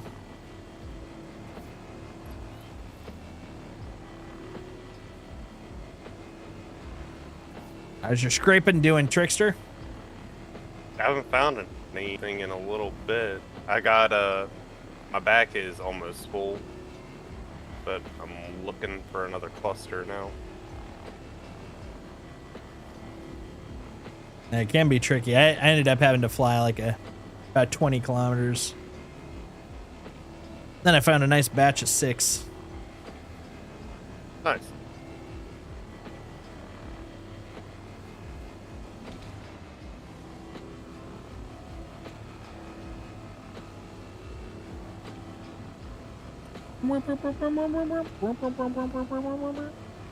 You start listening to that scrape long enough, it starts like drilling into your brain.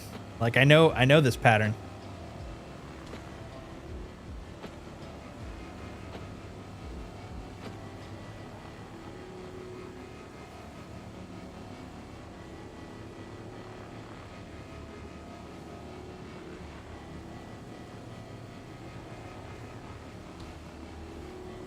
Here we go.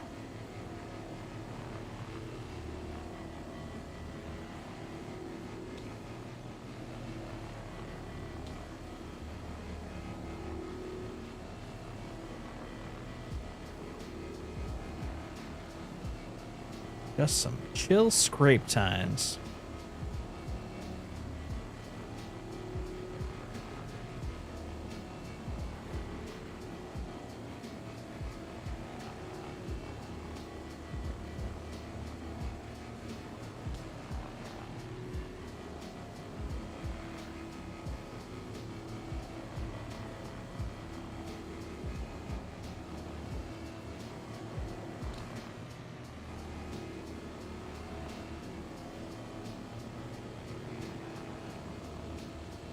Yes.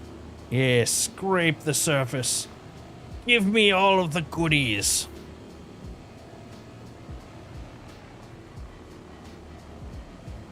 Oh, Timmy! Hello! What the hell, man? Just making sure you're still awake. No kidding.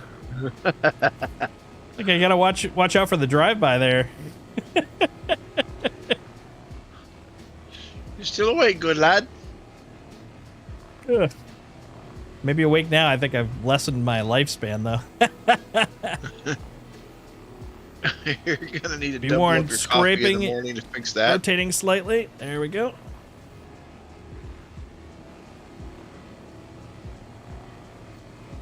I think I just shot myself.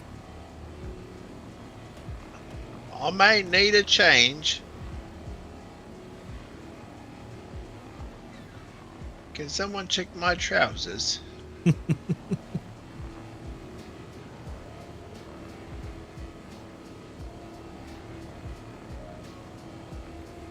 Bloody hell. Bloody hell. I What's wrong wasn't with you? expecting that. It's not Tuesday. It's not my birthday.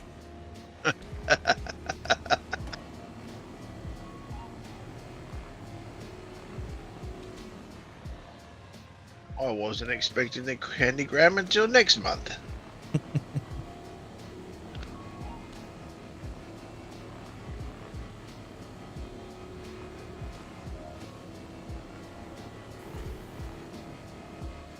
Just a little scrapety scrape.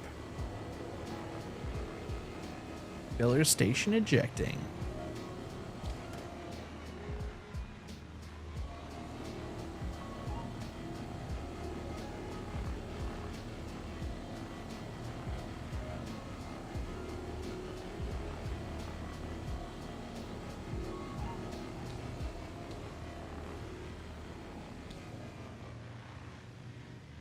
Oh, that's right. Can tighten it up. Tighten the beam. Giving her all she's got. Kind of giving her more.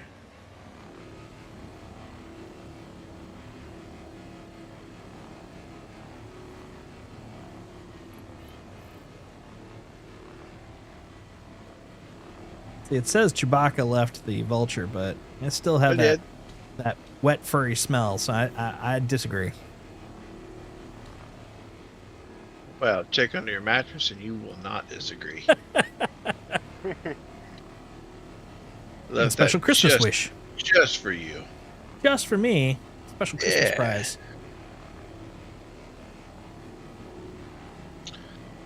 It's a Small hint, special it's not a Christmas sock. gift. Merry fucking Christmas.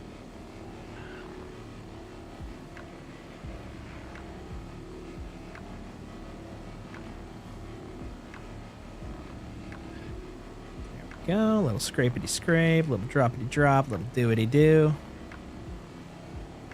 Everyone likes a little Wookiee surprise. Under the pillow. Of course. Of course. Makes you feel all widgy inside.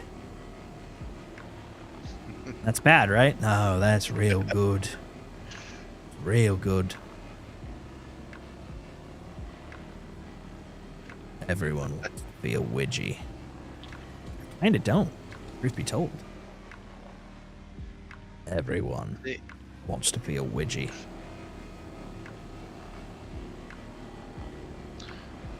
Now you want me to... You make me want to go watch Warrior again. It's such a good series. Let's celebrate with some sticky. Like, I've never heard anyone refer to it as sticky until him. And now that's the only thing I can think of. I was very impressed by the actor on that guy because he portrayed him perfectly in that he was just this like kind of outwardly he's just like this buffoon, you know, this goofy dude. But then like anytime that, you know, like someone talk about my sister? Yeah, exactly. Someone personal, if something started threatening him, like the show dropped and he showed, oh yeah, he is his father's son. Really like the range on him. I don't care if my sister represents the wrong family. You don't talk about her. Don't talk about her. Oh, dude, yeah. And he would mess a fool up too. Yeah, he was the hatchet guy. He loved his axes.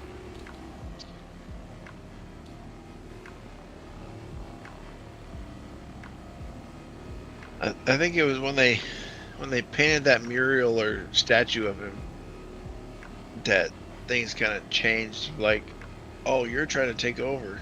Mhm. No, not really. But Like, I'm do just here better for my or I sister and will. then to help you guys out.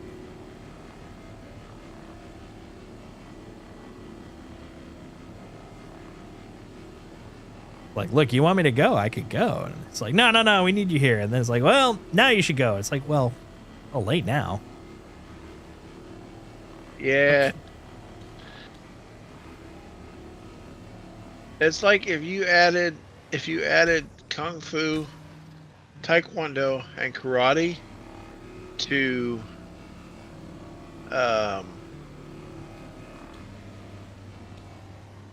Carnival Row. Mm-hmm.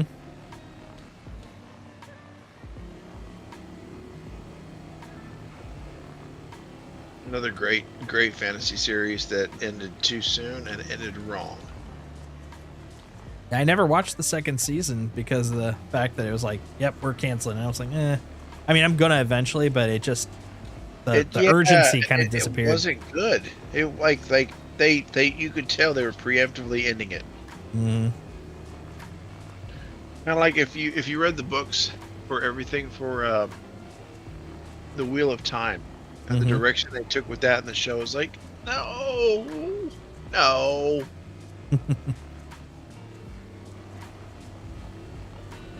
Yeah, Wheel of Time's one I never got around to reading. I heard good things, but yeah, I was a Dragonlance guy at that point.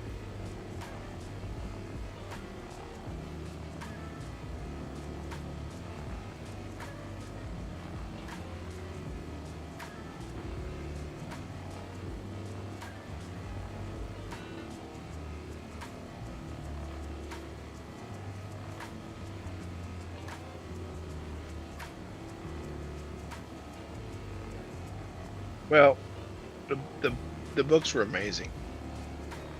I've heard Wheel of that. Time. I've definitely heard that. Absolutely amazing. And season 1 was off to a good enough start. Couple little picadillos, but nothing that they couldn't overcome. Mm-hmm. And then season 2 was like, y'all just totally went off the rails. Mm. Think it'll be redeemable for season 3?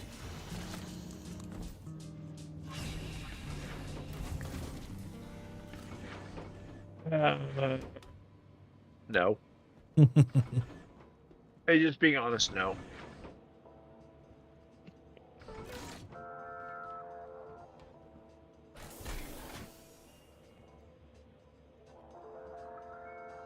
They've gone too far out of the original direction of the books to actually make it even recoverable. That's a shame.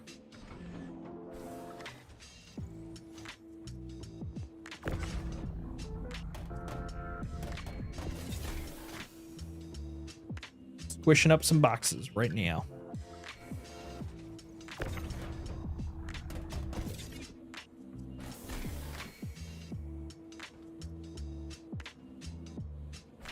Squishy, squishy.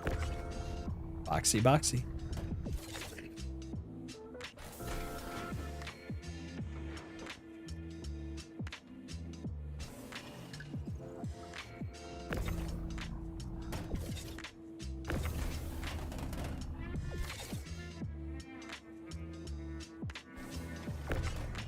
Yes. Got me a box. Got a treat for you. Yep, now I got room.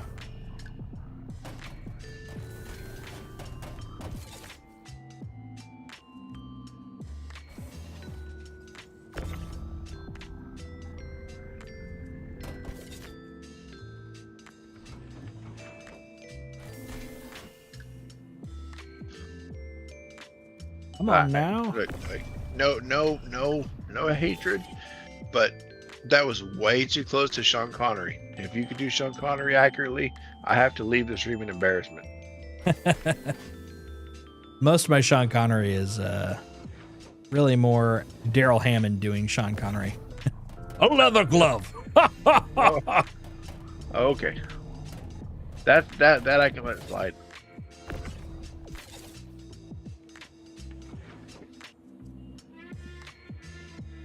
A hat. Another box. That's unacceptable. I'll take anal bum cover for 500, Alex. That's an album cover. Ha! That's what you think. Ha ha ha. Wait a minute. Where did that one go? Is Jake in khakis?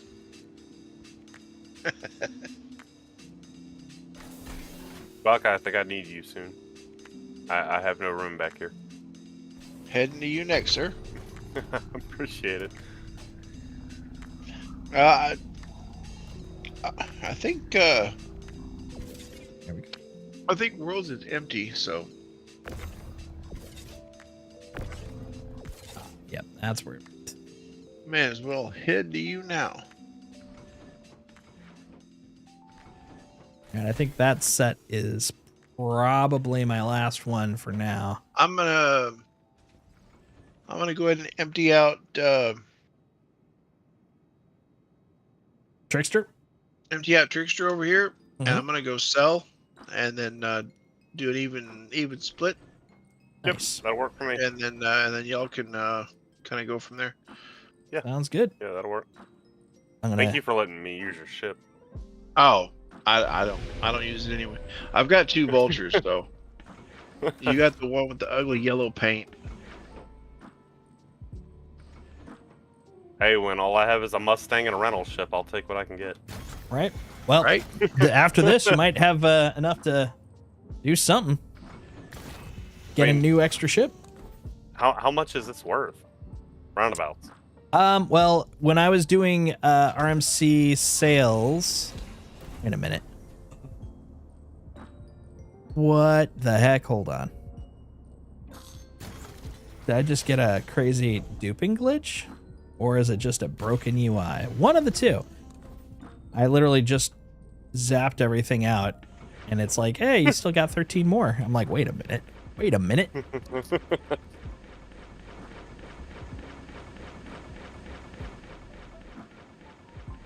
Or the ship's about to explode. One of the two.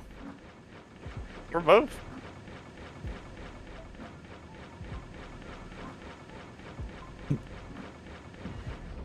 Yeah, I am in agreement. I think Chewbacca brought it up earlier that like a lot of the people that play this game are Mhm. like 30 up, and a lot of them seem like educated people.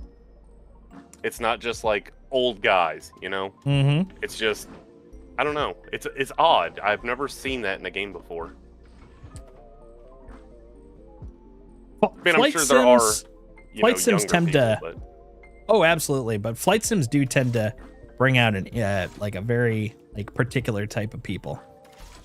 that- Right, that's like fair. you don't get the prepubescent 15, 16, 18, 19, 20, 22-year-olds that want to run around in Counter-Strike, Call of Duty, kill people nonstop. You don't get those guys playing Microsoft Flight Simulator 2025. Fair. They just don't do it. No, you got to get the 40-year-olds that want to do that. Right. True. And it's like, I've always wanted to be a pilot. I've always wanted to be, well, this is a beyond anything anyone else has ever made simulator of a flight simulator and Mhm. a complete go live your life as a spaceman. Does it have problems and bugs and glitches? Sure. Is there anything else even remotely close to it? No. No. Not even close. Yeah. I am not a white knight or a how could you conceive of playing blah blah blah. No, I'm not. And if somebody introduced a game that was better than this, that did what Star Citizen does but did it better, I go check it out. But it doesn't exist Yeah. yet.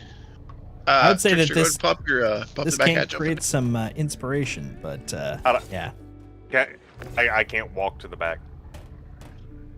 Oh, you're good. You can later on in seat and operator modes, you can do a key binding for unlock all, open and close all. Personally, I use page up, page down because those aren't Okay. in use. So page up is my open all, page down is close all. You're moving away from me. Am I? Nope, never mind. Nope, it's DC. Never mind. Okay. I was gonna say I should be sitting still. Oh, funny story about what happened. So I died for the first time in my hangar because So I was messing with keybinds and I accidentally ejected myself when I was in my hangar. Been there. Been there. I was like, well, this is bad. Blew up my ship and, well, it didn't kill me. I don't know, like, come on now. That should have killed me, but it did not.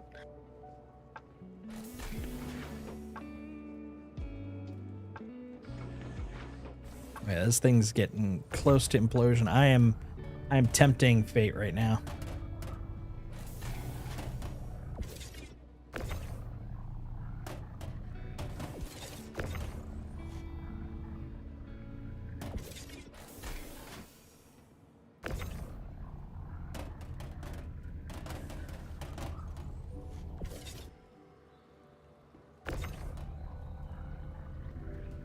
Oh, come on, buddy. What are you loading everything into, Chewbacca? Because I don't know much about the ships in the game. So there are 2 ships that are terrible at PvP, great at PvE. If you're trying to do higher end bounties, I would recommend the Constellation Andromeda. Okay. It's a great ship for that. I have a CCU chain that I haven't applied. I'm currently using the Drake Corsair. On paper, it holds. I'm gonna be lying right now. I want to say 97 SCU of cargo, while also having some good defense and combat capabilities. Not for PvE or for PvP, but good for PvE, good for bounties against NPCs. But if you load on the sides and you load, like, if you don't try to attach everything to a grid, you can get 120 SCU in it. Oh, wow. Honestly, one of the best they've made in a while that I would recommend for any starter player is the Zeus. It's one of those. It's like 134 on the grid, dang near 150 off the grid. The Zeus is just awesome starter ship for anybody that is willing to spend. What is it? 100 bucks, $110 or something CL? Can for the you get it in CL. game? Not yet. Not yet. Soon. But the Zeus CL is like, if you want to run cargo, if you want to defend yourself in combat, if you want just an all-around awesome ship, that the CL is just awesome. Better than For the what Cuddy you Black can ever get was. in game, what would be good? Cuddy Black. You buy the C1 Spirit in game? I was just trying to think about that. That would be a good one. I feel like they just added it, but I could be wrong. Cuddy Black's a good one overall, though. It is. I think they added the. I think they did add the. Oh, you know what? I got Urkel. The Spirit, the C1 Spirit. Urkel. What you know? What you know?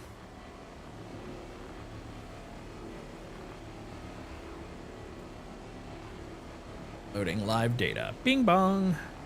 No ping pong. All right. C1, that is Crusader. C1 Spirit. It is available at... Yes, Crusader Showroom. 3.1 mil. That's actually not bad for what it is. If you can't afford the actual for the Zeus CL, that's a really great second choice. It's also rentable at Area 18 in Orison. Oh, okay.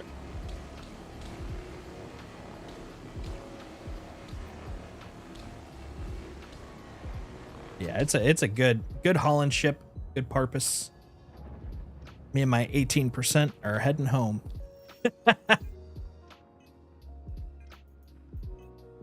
We're going see. I think I can do it. I think I can do it. Get it, Thomas? I think I can. I think I can. That's right. Thomas the Tanked Engine.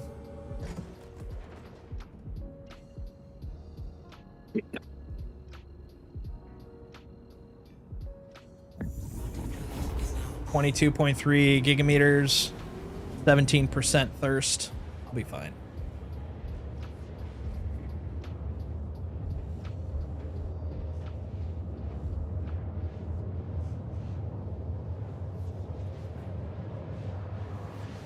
Anyway, I see a lot of people hanging out over on YouTube. Thanks for coming by. Hope you guys are having a good time over there. If you're enjoying yourself, please, if you feel like it, please feel free to drop a like and subscribe. Trying to build up those numbers, make them a little more competitive to Twitch, if you know what I'm saying. You know what I'm saying? So thanks for hanging out, though. Hopefully you're having a good time. And for you night owls on Twitch, always good to see you. Hopefully we're keeping things fun. That's the dream at any rate, right? Nobody else does down to earth and authentic Jabba voices like Worlds. So There you go. That's what I want to be known for. Retire off of my Jabba the Hutt impression. You want Wongo? dollars on Where- Wookiee. Where do you want me to head from here? RMC for you guys sells the most at Orison. If you want to continue scraping, it's all you. I'm gonna head to Orison to sell this load and then do a split. Split it up. You guys are free to take whatever path you choose. Going home. I am a quantuming to my pillow.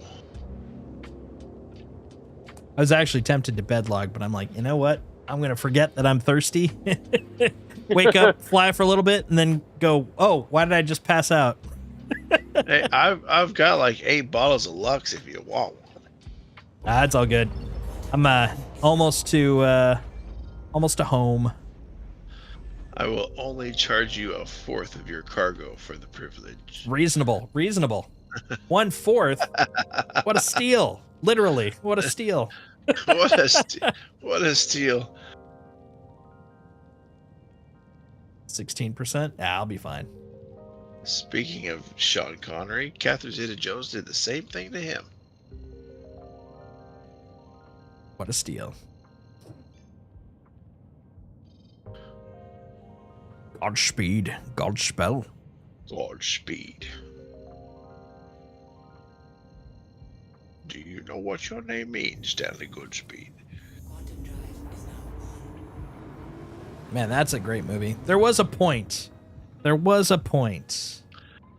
all of those films were really kind of hitting the button, and then it started becoming a caricature of the caricature. At which point I was just like, I'm good. But The Rock was quintessential, man. That was such a good movie. Well, I mean, that era, that 2 or 3 year period, Braveheart, Crimson Tide, The Rock. Oh, it was just brilliant filmography.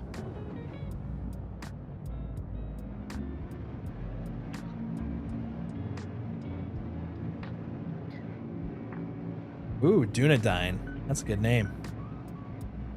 Got a Tolkien fan landed over here at New Babbage.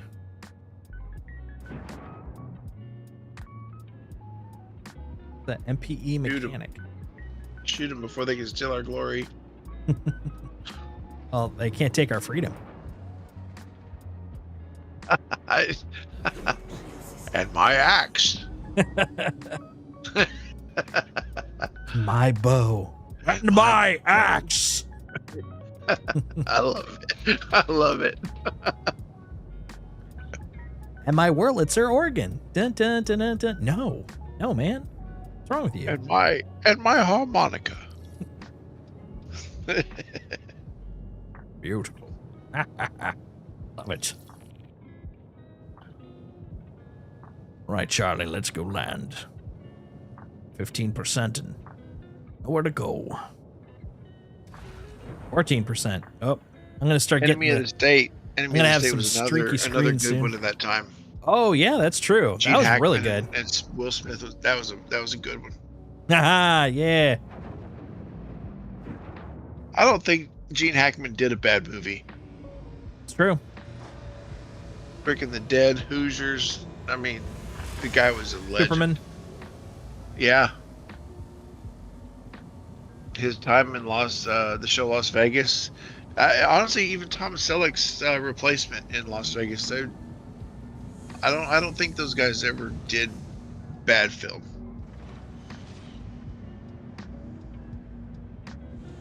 Wow. Yeah, I'm straight. It's offline. I gotta go get a snacko upstairs. Spaceport.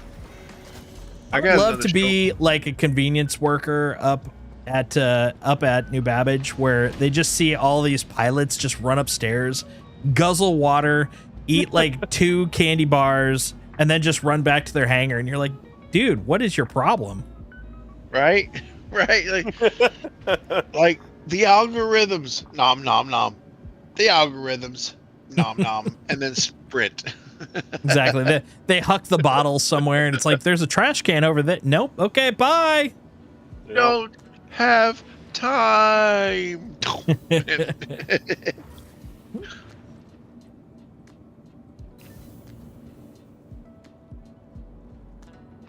Oh man. No, I don't need that. I need that. That's what I need. Another epic show, if you haven't seen it yet, is Slow Horses with Gary Oldman. Oh yes. I've pretty much it's a watched good all one. the Apple shows that I could find. I've loved every single one. Severance is going on right now. Silo was phenomenal too. Silo, Severance, Slow Horses, Shrinking. and For All Mankind. For All Mankind is great. That's the one that actually All got me Mankind's into Apple brilliant. shows. Absolutely brilliant. I mean, Joel Kinnaman is a great actor. He was incredible in The Killing with I was in Seattle. Mm-hmm. I mean, you should know that show. They filmed that all over Seattle. Yeah, What what's is- her name? what was her- Mirabelle or something like that? I can't think of her name right now. She did a great job, and then he came in and did just a phenomenal job. I mean, they cut the 4th season a little bit short, but it was still just start to finish was brilliant writing.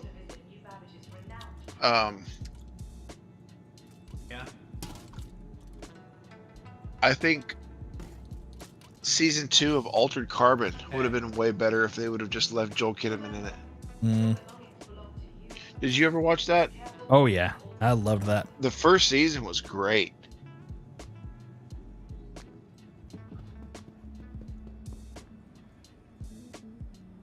Sci-fi nerds unite. Da-da-da-da-da-da. I can't drink.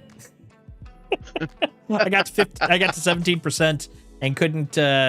It can't let go of the soda, so I'm leaving to rejoin just so I can drink. So you must remove your helmet. That's my favorite one. It's like when you first learn and you're like, can't figure out. It's like there's some force field. It's called glass. It's called plexus steel. It's your helmet. That's what's blocking you. How funny would it be if CIG coded around it? So your helmet's on and you have a double dog and you just smash into the glass and just relish and mustard go everywhere. Yeah. Then you'd really need that. Was it left alt X to wipe the helmet? Oh, that would be the funniest. Like, well, you wasted that double dog, genius. What are you gonna do with the next one? I'll take my hat off. That would be funny. That would be great. just open up a bottle of Lux and you just see just water just streaming down the front all over your suit.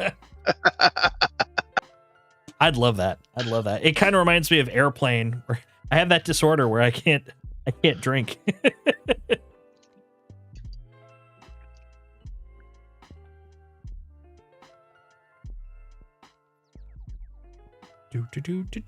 So I lied to you earlier. Oh, I take it back. When you have the inability to route somewhere, if you click on where you want to go, Mhm. and you alternate between pressing R to route Mhm. and clicking route with your mouse, alternate Mm. back and forth between that a few times, it will stick.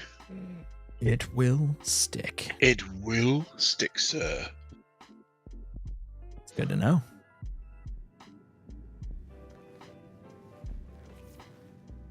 Get my bed.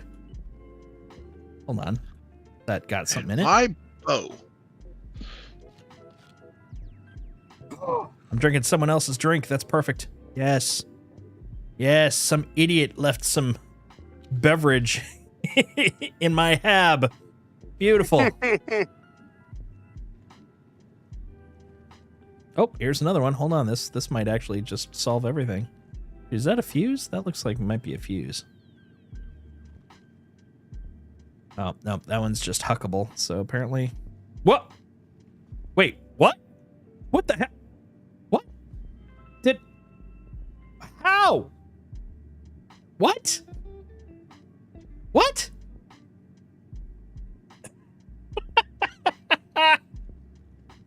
That's where I put my water in case of emergencies. Bet you didn't know it was magnetic. I knew it all along.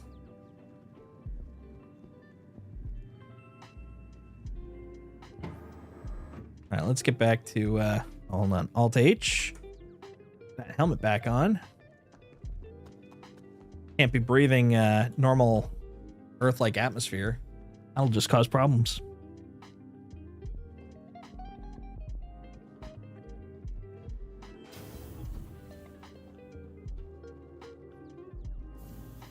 For fuck's sake, shuttles are broken on Orison. I know, that's the day that ends in Y. We know this.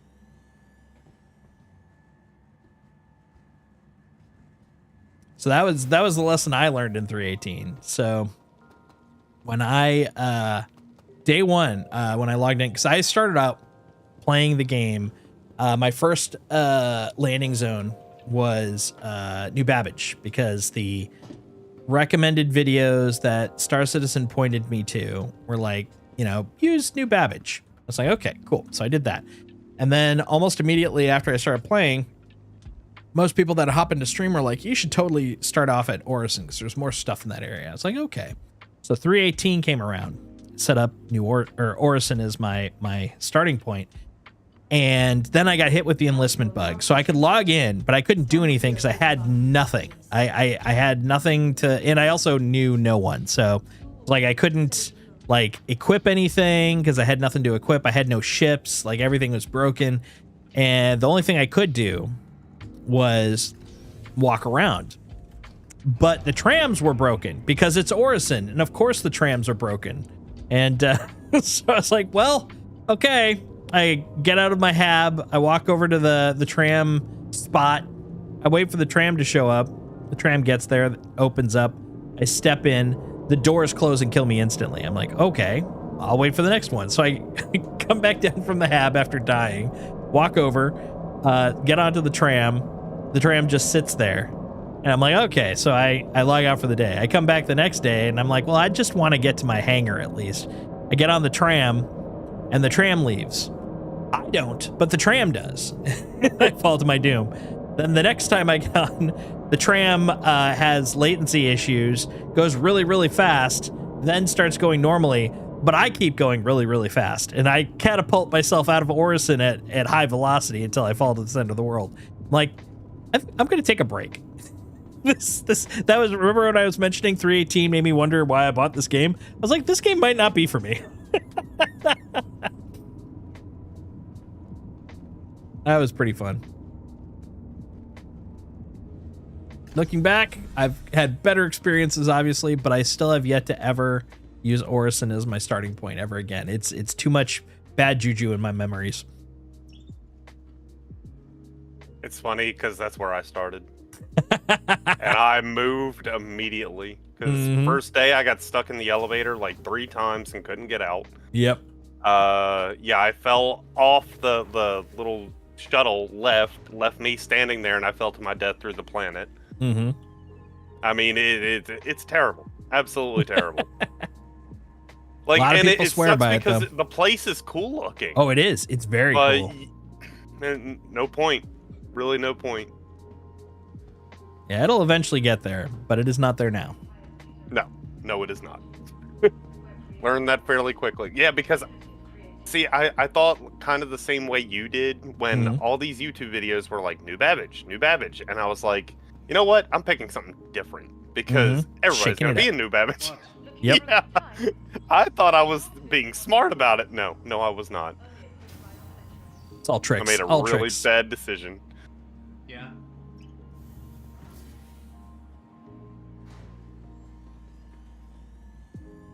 But so far, I mean, I'm right above what is it? Area 18? Is that Mhm. where I was? That place has been great so far. Yeah. I haven't had any problems, so I'm just staying over there. That's a good choice. All my not one cargo run has messed up over there. Yet. Oh god, that scared the living shit out of me. So I logged back in, run over to the hangar, and I'm like, well, because it was acting a little janky, I'm like, well, at least because it's in my personal hangar, the ship should be there, right? So I parked it, butt to the cargo elevator, and I come out the elevator. I look to my right, it's not there. I'm like, fuck. Then I'm like, oh wait, what's that purple thing on the far side next to the other side's cargo elevator? Oh, thank God. Oh God. All right, let's bring this guy up. Freight Mangler. Hey, Freight Mangler, do what I tell you. I'm the boss of you. I'm How the goes boss the of you. selling, Chewbacca?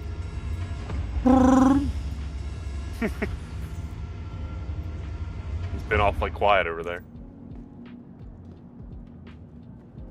This is step one of his long-term scam. He's quietly running away with all of our profits right now. Yep. He's like, guys, look at this new ship. Exactly.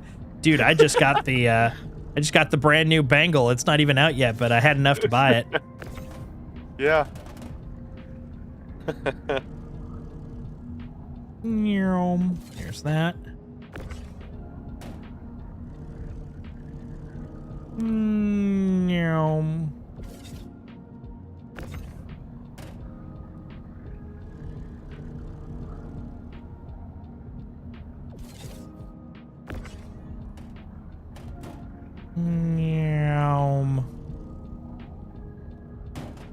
Bonk.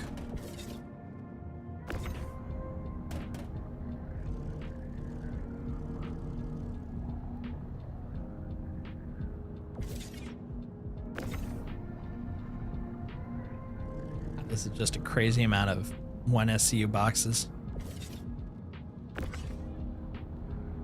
I really hope that what's implied by the images we've seen about the Fortune, where you can do 2x1s on that thing at least. Oh God, that'd be wonderful.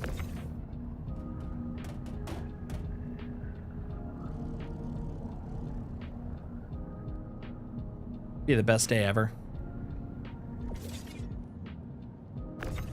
So, before your time, there was an interesting little bug with cargo crates where you had to stack, when you put stuff somewhere, if you wanted it to register correctly, you had to put the same type stacked. Like, you can put anything horizontally wherever you want, but if you had, like, say, recycled material on the bottom, you couldn't have just above it, like, silver. It had to be more recycled material, otherwise it didn't count it.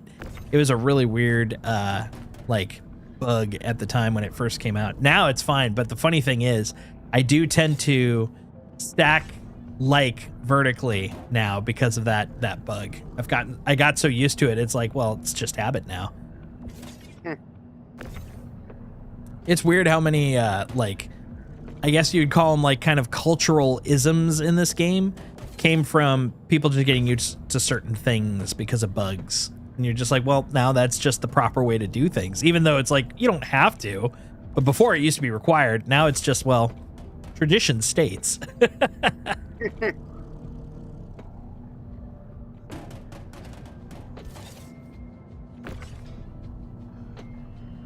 It's kind of interesting, a digital world where culture could be defined by traditions made from like latent bugs. I love the idea of that. That is just crazy.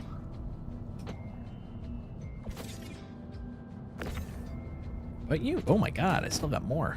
It's crazy. I ended up with a quasi dupe bug by accident. I took out everything from the hopper, went upstairs to go start scraping a little bit more for my last run, and then noticed that I had a full hopper again. And I was like, well, that's a weird glitch. Came downstairs to, you know, clear it, to reset it. Like, no. You are full. You better clear that. I'm like, wait, what? So yeah, I got so much more RMC than I had planned. I think in total I actually scraped like somewhere between like 14 and 15 SCU, and I'm gonna end up with like nearly 30. It's crazy.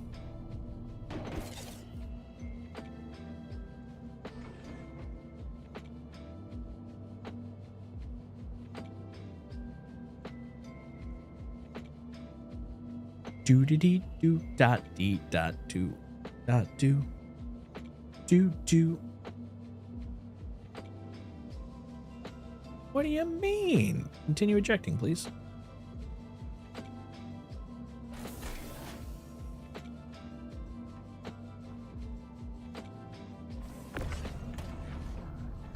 So what do you think of your first evening doing some industrial stuff, doing some salvage? I like it. It's pretty fun. You can get crews together to do this I'm gonna have stuff. to get me one of these. Yeah, Vulture is great. It's a really fun ship to have.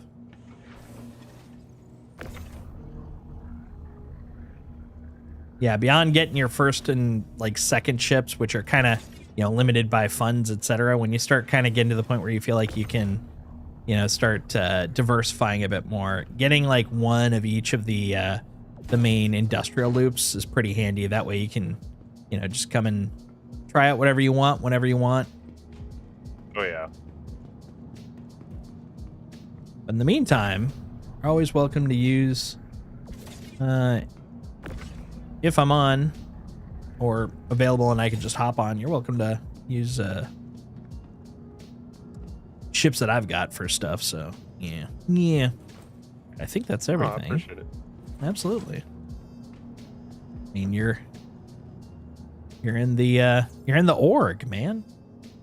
You're an org mate. That is true. Look at this. Look at this pile of beautiful squares. I'm gonna go sell them for candy, chocolate. All right, how much I got? How much I got? Let's see. What's my capacity?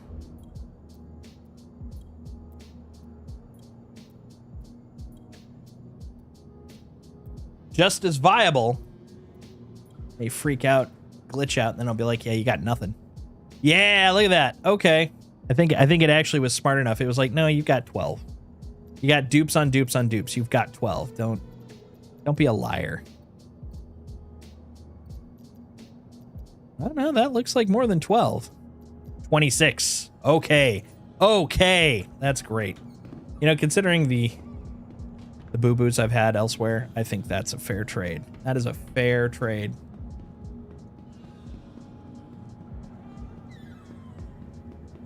Yeah, this is that justification that Chewbacca was talking about. Where he's like, look, we had some problems. It's only fair. It's only fair. I should get this back. I am owed.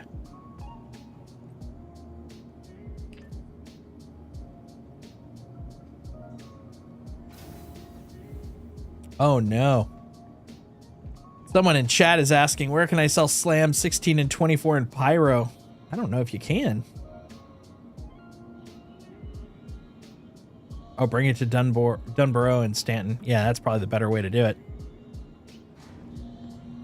All right, so if you watch my my screen, I'll show you how if you have crates of your own, you can sell them. So I'm assuming you've probably used the freight elevator by now, so you know how to take stuff out, send it down your elevator. But once it's there, like, what do you do with it? That's the mystery. So I can walk you through that. So first things first, I gotta leave the spaceport. Hey, thanks for following Stogie Bear 3. Much appreciated.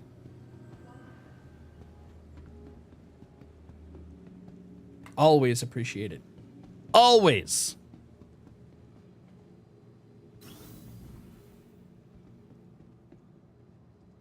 Wait a minute, what am I doing? Didn't I? Hold on. Now I'm lost. Oh, I didn't.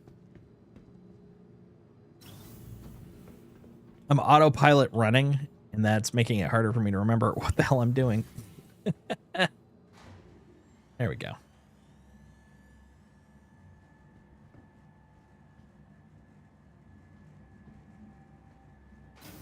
All right, so I'm going to go over here, and you'll notice you got all these things you can do, you see, on the screen. We're going to be going to the commons. Specifically, we are going to go to the TDD. That's the Aspire. Here's the commons. 'Cause I know the difference between things, honest. Let's see here. New Babbage, the commons, so we're going to take that. Stand clear of disembarking passengers. God, the teleporting frickin' tram creeps me out, man. Every time it's like, boom, hi, get in. We're going for a ride.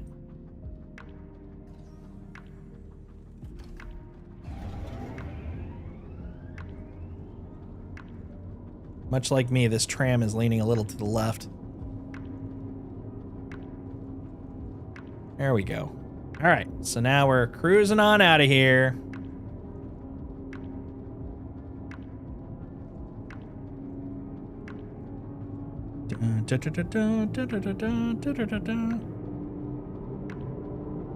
It's so pretty here, man.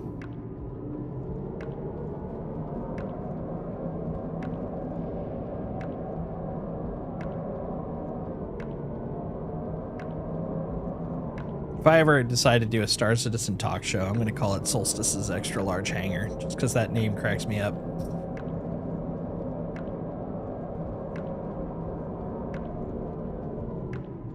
Welcome to Solstice's Extra Large Hangar.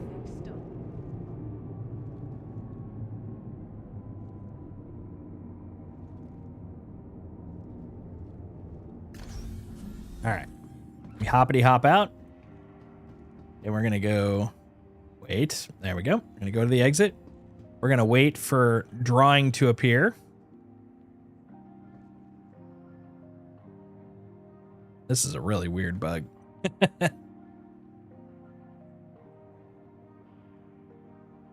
Hashtag when you beat the replication layer to the edge of a zone.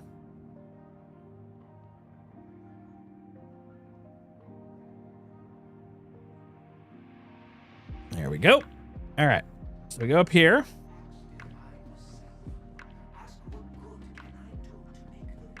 To the commons. We're going to head towards the plaza. Notice right here it says TDD, Trade and Development Division. That's where we're going. The nice thing is, it's very easy to get to. It's basically a straight line through. So we're head down the stairs, skip through the Mac store, go upstairs, and bing bang boom, TD freaking D. Aww. We're gonna go around the corner, go up to a kiosk. I go to this one because it's the cool kiosk.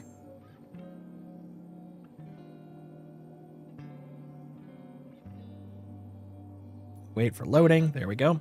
And then inventories is the big thing here. So this is where it can get a little confusing for folks. Because of the fact that I put all that stuff down the freight elevator, that means that it's here in New Babbage. I'm looking at this last guy here, Nubabaj. Click on him, and you'll see, boom, there's the recycled material composite. If you leave it in your ship and you put your ship away, it'll be available there. But they're basically, it's like hiring workers to kind of take it out for you. So if you leave it in your ship, they will have a charge. Basically, you won't get as much money, and it'll take time because it's the time spent for those fake people to take it out. So I highly recommend, if you want all the monies, take it out, put it in the freight elevator, come over here, select the location, and then you'll see if it's something that's saleable here, you'll see it right here. And then you select it and you sell it, and you then are happy with the outcome. Yay, happy outcome. And that's how you sales. That's how you do it. That's how money shows up in your pocket. Johnny Pocket Pants. Oh, look, there's a trickster over here. I'm going to celebrate the income showing up by getting some drinky poos, because I'm still only at 42%. Yeah, that's what I'm doing. I'm over here drinking and littering. Excellent. As long as you huck it, that's the important thing. You got to throw it. Dropping it? What kind of... Man, I'm not teaching you right. Wait, how do I throw it? Hold the button like you're drinking it. Hold the left mouse button, and then you'll see a curve, and then you let go. Yeah, that's a champ move. Now, because it's glitchy, it's dropping on the ground directly, but when it's working, you'll just huck it into space, and it's great. Oh yeah, that's so much better. See, I mean, if you're gonna do trash, do it right, you know? Oh yeah, you gotta chuck it. Exactly. If only I could roll down my window in my spaceship and just chuck it out Right? into space. I do that. So actually, what I'll do is I'll drink while I'm in like the back in the cargo hold. And I'm like, well, what am I going to do with this? I don't want to leave this on the ship. So I'll just open up the freaking ramp and just huck it into space. I'm like, look, I'm not affecting much. It's infinite, right? It would be funny if like Here's something else I like doing. and was like, you know what's causing the lag? It's because all you guys keep littering. Oh, actually, you're not far off, actually. So it's not specifically the bottles, but cleaning up like the unused stuff is actually something I have to do. Ironically, in software development, it's called garbage collection, but in this, it's also literally garbage collection because they do add up over time, but like it takes a lot for them to like actually add up to the point where it hurts, but it does add up over time. So they have a routine, and it actually is more excessive in landing zones because of the fact there's so many people here. So this is where most of the junk is. And that's actually, if you remember earlier tonight when I was scraping my contract ship and it just disappeared, that's what happened, is the garbage collection was too overzealous and it grabbed it. And that's a known issue in this build. All right, Because then. what it'll do is if you leave like a ship on a landing pad, it has a certain timeout where basically it's like it's been sitting there, it hasn't been used in X amount of time, we're gonna delete it, because otherwise imagine like how many people that just leave ships and log out for the night. Like you just have ships stacked up, right? And so they will clean them up over time, but like some their algorithm still needs some work, so it's it goes away pretty quick. Are you really eating those sandwiches that were just Yep. left on the ground? Yeah, ground Okay. sandwiches. They're delicious.